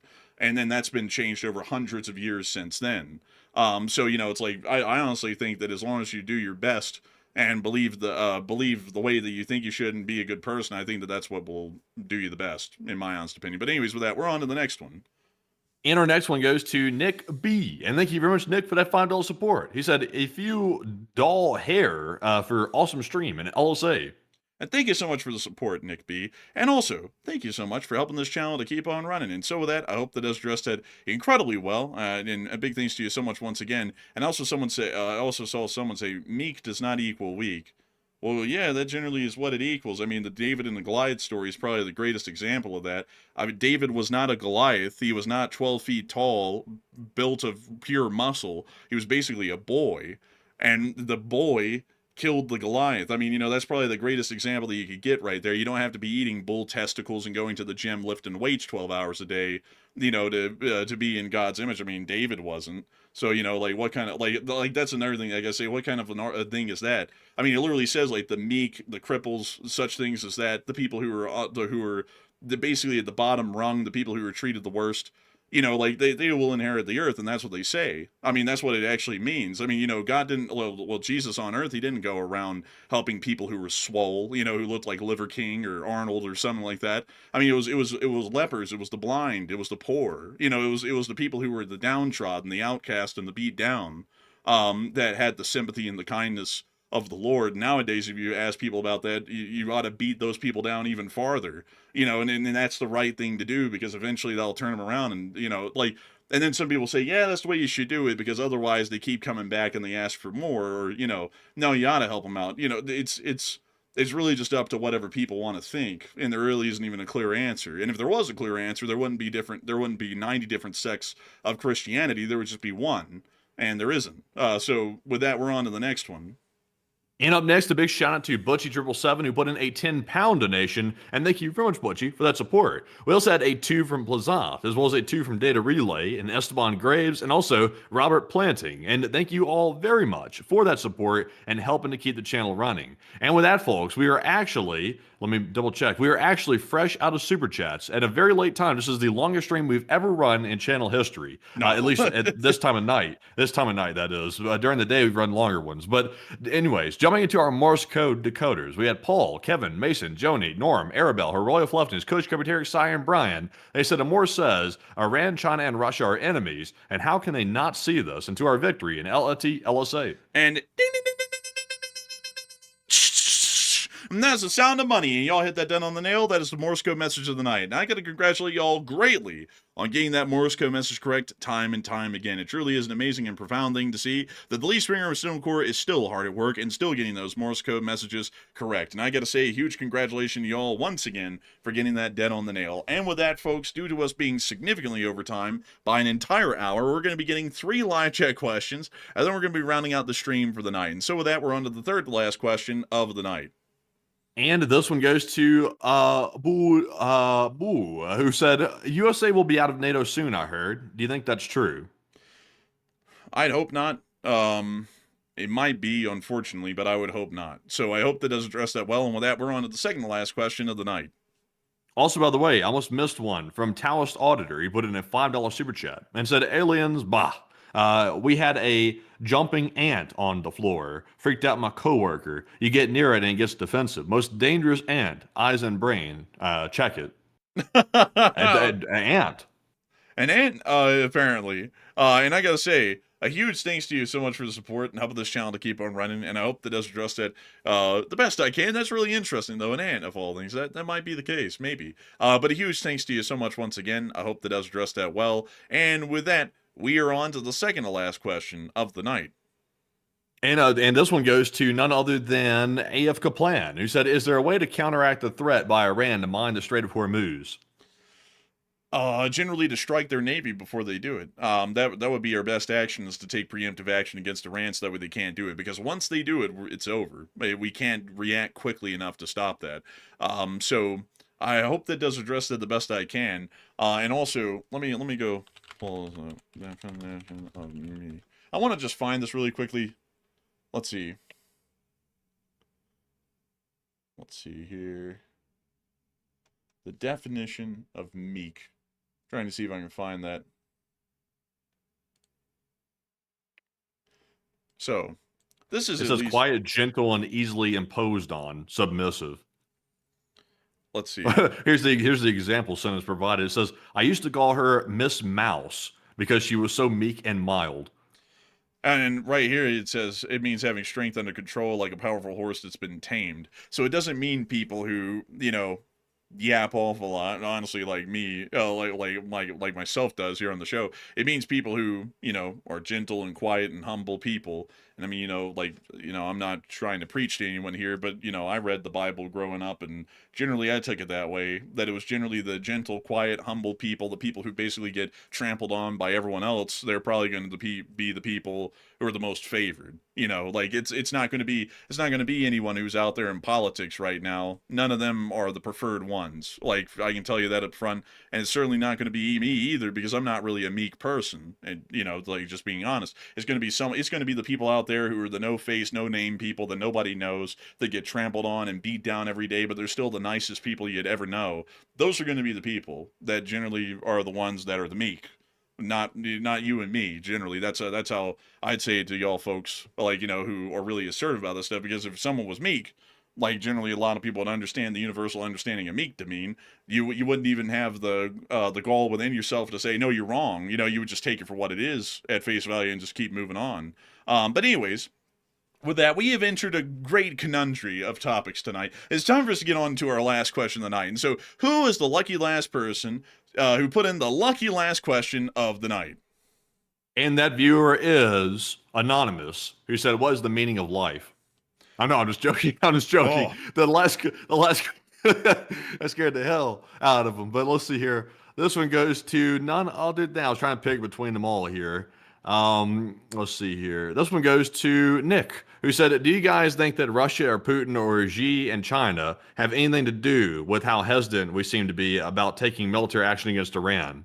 I think the Chinese might actually have some significant play on that, and there might be some major calls being made between China and the United States on lower levels than Xi's, to where they're saying, "Don't do that. Let's talk it out. We're going to take significant economic actions and sanctions against y'all if y'all do something like that." They might be doing something along those lines, because there is always the chance when time is bought like this that Iran's trying to see if some other people can place a phone call for them to try and get the United States to think twice. So I would definitely say that with the Chinese, that is certainly the case, because China has actually got enough pull that they would make us think twice. The Russians have no pull. I mean, we could do whatever we want. The Russians would just have to get with it. But the Chinese have enough pull to where we might think twice about something, and that could be the case.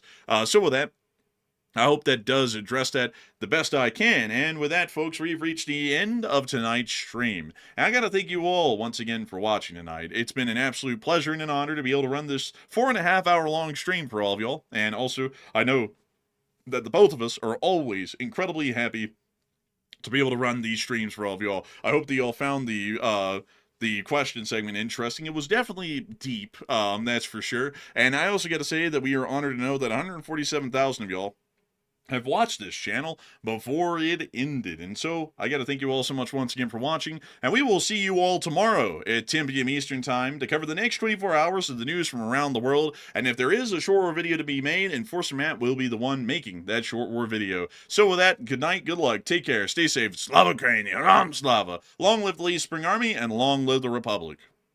And with that, folks, we thank you all for joining us once again tonight. And all 150,000 plus people, a whopping amount of people that were here tonight. Most people here for the news, but if you stayed around for the question segment, we got unusually deep in the conversation matter tonight, which is somewhat rare to get that deep in it. I'll be honest, I actually highly enjoy discussing things like that, but I am also aware that it does wear people out because I will admit, even after I get done talking about it, it seems to also wear me out a bit. But it is fascinating every once in a while. But we will see you all tomorrow night at 10 p.m. Eastern, our next nightly war news stream, and also maybe midday tomorrow for a short war video if there is enough news to cover. And with that, we'll see you all in the next one. And of course, Slava Ukraine, Herom Slava, get some rest, and good night.